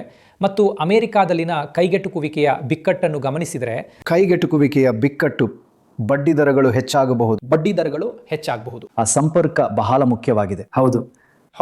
ಮತ್ತು ನನಗನ್ಸುತ್ತೆ ಅದಕ್ಕೆ ಕಾರಣ ಹಣದುಬ್ಬರ ಇನ್ನೂ ಒಂದು ದೊಡ್ಡ ಸಮಸ್ಯೆ ಆಗಿದೆ. ಮತ್ತು ಹೆಚ್ಚಿನ ಸಹಾಯಧನಗಳು ಮತ್ತು ಇತರ ನಿಮ್ಗೆ ಗೊತ್ತಲ್ಲ, ಆ ರೀತಿಯ ಚೆಕ್ಗಳನ್ನು ನೀಡುವುದರಿಂದ ಅದು ಇನ್ನೂ ದೊಡ್ಡ ಸಮಸ್ಯೆ ಆಗಬಹುದು. ಅಮೆರಿಕಾದಲ್ಲಿ ನೀಡಲಾಗುತ್ತಿದೆ. ಆಮೇಲೆ ನೀವು ಹೇಳಿದಿರಿ, ವಿಶ್ವವು ಯುನೈಟೆಡ್ ಸ್ಟೇಟ್ಸ್ ಅನ್ನು ಮೀರಿಸುತ್ತದೆ. ಹೌದು, ವಿಶ್ವದ ಉಳಿದ ಭಾಗವು ಅವರನ್ನು ಆರ್ಥಿಕತೆಯಲ್ಲಿ ಮೀರಿಸುತ್ತದೆ. ಮತ್ತು ವಿಶೇಷವಾಗಿ ಷೇರು ಮಾರುಕಟ್ಟೆ ಮತ್ತು ಅದಕ್ಕೆ ಡಾಲರ್ ಒಂದು ಪ್ರಮುಖ ಕಾರಣವಾಗಿರಬಹುದು. ನಮಗೆ ದುರ್ಬಲ ಡಾಲರ್ ಸಿಕ್ಕರೆ ಅದು ವಿಶ್ವದ ಉಳಿದ ಭಾಗವು ಮೀರಿಸಲು ಸಹಾಯ ಮಾಡುತ್ತದೆ. ಅದು ನಿಮ್ಮ ಭಾಗವೇ? ಅದೇನು ಮೆಗಾ ಭೂಮಿಯನ್ನು ಮತ್ತೆ ಶ್ರೇಷ್ಠವನ್ನಾಗಿಸಿ. ಹೌದು, ಮಾಡಿ. ನಿಮಗೆ ಗೊತ್ತಲ್ಲ, ಬಹುತೇಕ ನಿಖರವಾಗಿ. ಆದರೆ ಟ್ರಂಪ್ ಪ್ರಭಾವವು ಉಳಿದವರೆಲ್ಲರೂ ವೇಗವಾಗಿ ಬೆಳೆಯುವಂತೆ ಮಾಡುತ್ತಿದೆ. ಹೌದು, ಉಳಿದ ಜಗತ್ತನ್ನ ಮತ್ತೆ ಶ್ರೇಷ್ಠವನ್ನಾಗಿ ಮಾಡಿ. ಹೌದು. ಮತ್ತು ನೀವು ಗುಣಮಟ್ಟದ ಸ್ಟಾಕ್ಗಳು ಮತ್ತೆ ಹೊಳೆಯುತ್ತವೆ ಎಂದು ಹೇಳುತ್ತಿದ್ದೀರಿ. ಈ ವರ್ಷ ಅದು ಸುಮಾರು 10% ಕಡಿಮೆ ಆಯಿತು. ಸಾಪೇಕ್ಷ ಆಧಾರದ ಮೇಲೆ. ಹೌದು, ಸಾಪೇಕ್ಷ ಆಧಾರದ ಮೇಲೆ. ಹೌದು. ಮತ್ತು ಅದು ಮತ್ತೆ ಹೊಳೆಯಲಿದೆ. ಹೌದು, ಯಾಕಂದ್ರೆ ಸಾಮಾನ್ಯವಾಗಿ ನಾವು ಈ ತರಹದ ಕಳಪೆ ಪ್ರದರ್ಶನವನ್ನು ನೋಡಿದಾಗ, ಯಾಕಂದರೆ ಗುಣಮಟ್ಟ ಅನ್ನೋದು ನೀವು ಕಾಲಕ್ರಮೇಣ ಹೊಂದಿರಬೇಕಾದದ್ದು. ಆ ಗುಣಮಟ್ಟವು ಸಾಮಾನ್ಯವಾಗಿ ಚೆನ್ನಾಗಿ ಕಾರ್ಯನಿರ್ವಹಿಸುತ್ತದೆ ಮತ್ತು ಪುನರಾಗಮನ ಮಾಡ್ತದೆ. ಹಾಗಾಗಿ ನಾವು ಇಲ್ಲಿ ಹೊಂದಿರುವ ಅಭಿಪ್ರಾಯ ಅದುವೇ. ಹಾಗಾಗಿ ಕಳೆದ ಬಾರಿ ಚೀನಾ ಮತ್ತೆ ಹೂಡಿಕೆಗೆ ಯೋಗ್ಯವಾಗಿದೆ ಎಂದು ನೀವು ಹೇಳಿದ್ದೀರಿ, ಮತ್ತು ಅದು ಹೂಡಿಕೆಗೆ ಯೋಗ್ಯವಾಗಿತ್ತು. ಷೇರು ಮಾರುಕಟ್ಟೆ ಏರಿತು. ಆದರೆ ಈಗ ನೀವು ಚೀನಾದ ಆರ್ಥಿಕತೆ ದುರ್ಬಲವಾಗಿಯೇ ಉಳಿಯುತ್ತದೆ ಎನ್ನುತ್ತಿದ್ದೀರಿ. ಹೌದು. ಮತ್ತು 2 ಮುಖವಾಡಗಳಿಂದ ಮರೆಮಾಡಲ್ಪಟ್ಟಿದೆ. ಹೌದು, ಅವು ಬಹಳ ಆಸಕ್ತಿದಾಯಕವಾಗಿದ್ದವು, ಆ 2 ಮುಖವಾಡಗಳು. ಹೌದು, ಆದರೆ ಆ 2 ಮುಖವಾಡಗಳು ನಾನು ಹೇಳಿದಂತೆ ಅವು AI. ಹಾಗಾಗಿ ನನಗನ್ಸುವುದೇನೆಂದರೆ, ನೀವು ಚೀನಾದಲ್ಲಿ ಏನನ್ನಾದರೂ ಹೊಂದಲು ಬಯಸಿದರೆ ನೀವು ಅದನ್ನು AI ಮಾಡ್ತೀರಿ. AI ಹೊರತುಪಡಿಸಿ ಚೀನಾದಲ್ಲಿನ ದೇಶೀಯ ಆರ್ಥಿಕತೆಯು ಉತ್ತಮ ಸ್ಥಿತಿಯಲ್ಲಿ ಉಳಿದಿಲ್ಲ. ಹಾಗಾಗಿ AI ಒಂದು ಮುಖವಾಡ, ನಿಮಗೆ ಗೊತ್ತಲ್ಲ, ಸ್ಟಾಕ್ ಮಾರುಕಟ್ಟೆಯನ್ನು ಎತ್ತಿ ಹಿಡಿಯುತ್ತಿದೆ ಅಥವಾ ಕನಿಷ್ಠ ಅಲ್ಲಿನ ಆರ್ಥಿಕತೆಯ ದೋಷಗಳನ್ನು ಮರೆಮಾಡುತ್ತಿದೆ. ಯಾಕೆಂದರೆ ಇಲ್ಲದಿದ್ದರೆ ಗಳಿಕೆಯ ಬೆಳವಣಿಗೆಯು ಋಣಾತ್ಮಕ. ಹೌದು. ಟೆಕ್ ವಲಯದ ಹೊರಗೆ. ಮತ್ತು ಎರಡನೇದು ರಫ್ತು ದೈತ್ಯ. ಚೀನಾದಲ್ಲಿ ಅದು ಮುಂದುವರಿಯುತ್ತಲೇ ಇದೆ. ಅದು ಹೆಚ್ಚಿಸುತ್ತಿದೆ. ಹೌದು. ಅಂದರೆ ಅಂಕಿ ಅಂಶಗಳು. ಹೌದು, ಅದು ಅಂಕಿಅಂಶಗಳನ್ನು ಹೆಚ್ಚಿಸ್ತಾ ಇದೆ. ಆದರೆ ನಿಮಗೆ ಗೊತ್ತಾ, ಅದಕ್ಕಾಗಿಯೇ ಒಂದು ದೊಡ್ಡ ಜಾಗತಿಕ ವಿರೋಧ ವ್ಯಕ್ತವಾಗಲಿದೆ ಎಂದು ನನಗನ್ನಿಸ್ತದೆ. ಈಗ ನೀವು ಹೇಳುತ್ತಿದ್ದೀರಿ ಚೀನಾದ ಡಂಪಿಂಗ್ನಿಂದಾಗಿಯೂ ಕೂಡ ವಿರೋಧ ವ್ಯಕ್ತವಾಗಲಿದೆ ಅಂತ. ರಫ್ತುಗಳು ಹೆಚ್ಚಾಗುತ್ತಿವೆ, ಮುಖ್ಯವಾಗಿ ಏಕೆಂದರೆ ಅವರು ಕೇವಲ ಬೆಲೆಗಳನ್ನು ಇಳಿಸುತ್ತಿದ್ದಾರೆ. ಹೌದು, 20%. ಹೌದು. ಅವರಿಗೆ ಇದು ಹೇಗೆ ಸಾಧ್ಯವಾಗುತ್ತಿದೆ? ಅದು ಇನ್ನೂ ನಮಗೆ ಗೊತ್ತು, ಆದರೆ ನಿಮ್ಗೆ ಗೊತ್ತಲ್ಲ ಆ ವಿಷಯದಲ್ಲಿ. ಅದಕ್ಕಾಗಿಯೇ ನಾನು ಹೇಳುತ್ತಿರುವುದು, ನನಗನ್ಸೋದೇನೆಂದರೆ ಗಮನವು ಇದರ ಕಡೆಗೆ ಹೆಚ್ಚು ತಿರುಗುತ್ತೆ. ಯಾಕೆಂದರೆ ಉಳಿದ ಜಗತ್ತು ಈ ನೋವನ್ನು ಎಷ್ಟರ ಮಟ್ಟಿಗೆ ಸಹಿಸಿಕೊಳ್ಳಲು ಸಾಧ್ಯವಾಗುತ್ತದೆ. ಮತ್ತು ನಿಮ್ಮ 7ನೇ ಅಂಶವೆಂದರೆ ವೆನೆಜುವೆಲಾ ಟ್ರಂಪ್ ಎಲ್ಲ ಸಂಭವಿಸುವುದಕ್ಕೂ ಮುಂಚೆಯೇ ದಕ್ಷಿಣ ಅಮೆರಿಕ ನೀವು ಹೇಳಿದಂತೆ ತಿರುಗುತ್ತದೆ, ಹೆಚ್ಚು ಹೆಚ್ಚು ಬಲಪಂಥೀಯವಾಗುತ್ತಲೇ ಹೋಗುತ್ತದೆ. ಹೌದು, ಇದು ಕೇವಲ ಒಂದು ಸಹಜ ಪ್ರತಿಕ್ರಿಯೆ. ಲ್ಯಾಟಿನ್ ಅಮೆರಿಕಾದಲ್ಲಿ ಒಂದು ಆಡಳಿತ ವಿರೋಧಿ ಅಲೆ ಹಾದು ಹೋಗುತ್ತಿದೆ. ಹಿಂದೆ ಅವೆಲ್ಲವೂ ಒಂಥರ ಎಡಪಂಥೀಯ ಸರ್ಕಾರಗಳಿಂದ ಆಳಲ್ಪಡುತ್ತಿದ್ದವು. ಆರ್ಥಿಕ ಕಾರ್ಯಕ್ಷಮತೆ, ಅಪರಾಧ, ಭ್ರಷ್ಟಾಚಾರ ಸಮಸ್ಯಾತ್ಮಕವಾಗಿದ್ದವು. ಮತ್ತು ಹಾಗಾಗಿ ಈಗ ಅದು ಇನ್ನೊಂದು ದಿಕ್ಕಿಗೆ ತಿರುಗುತ್ತಾ ಇದೆ. ಆದರೆ ಈ ಪ್ರವೃತ್ತಿ ನಿಜವಾಗಿಯೂ ಯಶಸ್ವಿಯಾಗುತ್ತದೆಯೋ ಇಲ್ಲವೋ ಎಂಬುದನ್ನು ನಿರ್ಧರಿಸುವ ಗಮನಿಸಬೇಕಾದ ದೊಡ್ಡ ಚುನಾವಣೆ ಬಹುಶಃ ಬ್ರೆಜಿಲ್ ಈ ವರ್ಷದ ಅಕ್ಟೋಬರ್ನಲ್ಲಿ. ನಿಮ್ಮ 8ನೇ ಅಂಶವು ನಿಜವಾಗಿಯೂ ಆಸಕ್ತಿದಾಯಕವಾಗಿತ್ತು, ಏಕೆಂದರೆ ನಿಯಂತ್ರಣವು ಆರ್ಥಿಕತೆಗೆ ಹಾನಿ ಮಾಡುತ್ತದೆ ಎಂಬ ಅರಿವು ಇದ್ದಕ್ಕಿದ್ದಂತೆ ಉಂಟಾಗಿದ್ದರಿಂದ. ಹಾಗಾಗಿ ಅನಿಯಂತ್ರಣದ ಗತಿಯು ಕೇವಲ ಪಶ್ಚಿಮದಲ್ಲಿ ಮಾತ್ರವಲ್ಲ, ಭಾರತವನ್ನು ಒಳಗೊಂಡಂತೆ ಉದಯೋನ್ಮುಖ ಮಾರುಕಟ್ಟೆಗಳಲ್ಲಿಯೂ ಮುಂದುವರಿಯುತ್ತದೆ ಇರಬಹುದು. ಹೌದು, ನನಗನ್ಸುತ್ತೆ, ನಿಮ್ಗೆ ಗೊತ್ತಾ, ಇದು ಈಗ ಅನೇಕ ದೇಶಗಳಲ್ಲಿ ಒಂದು ಪ್ರಚಲಿತ ಪದವಾಗಿದೆ.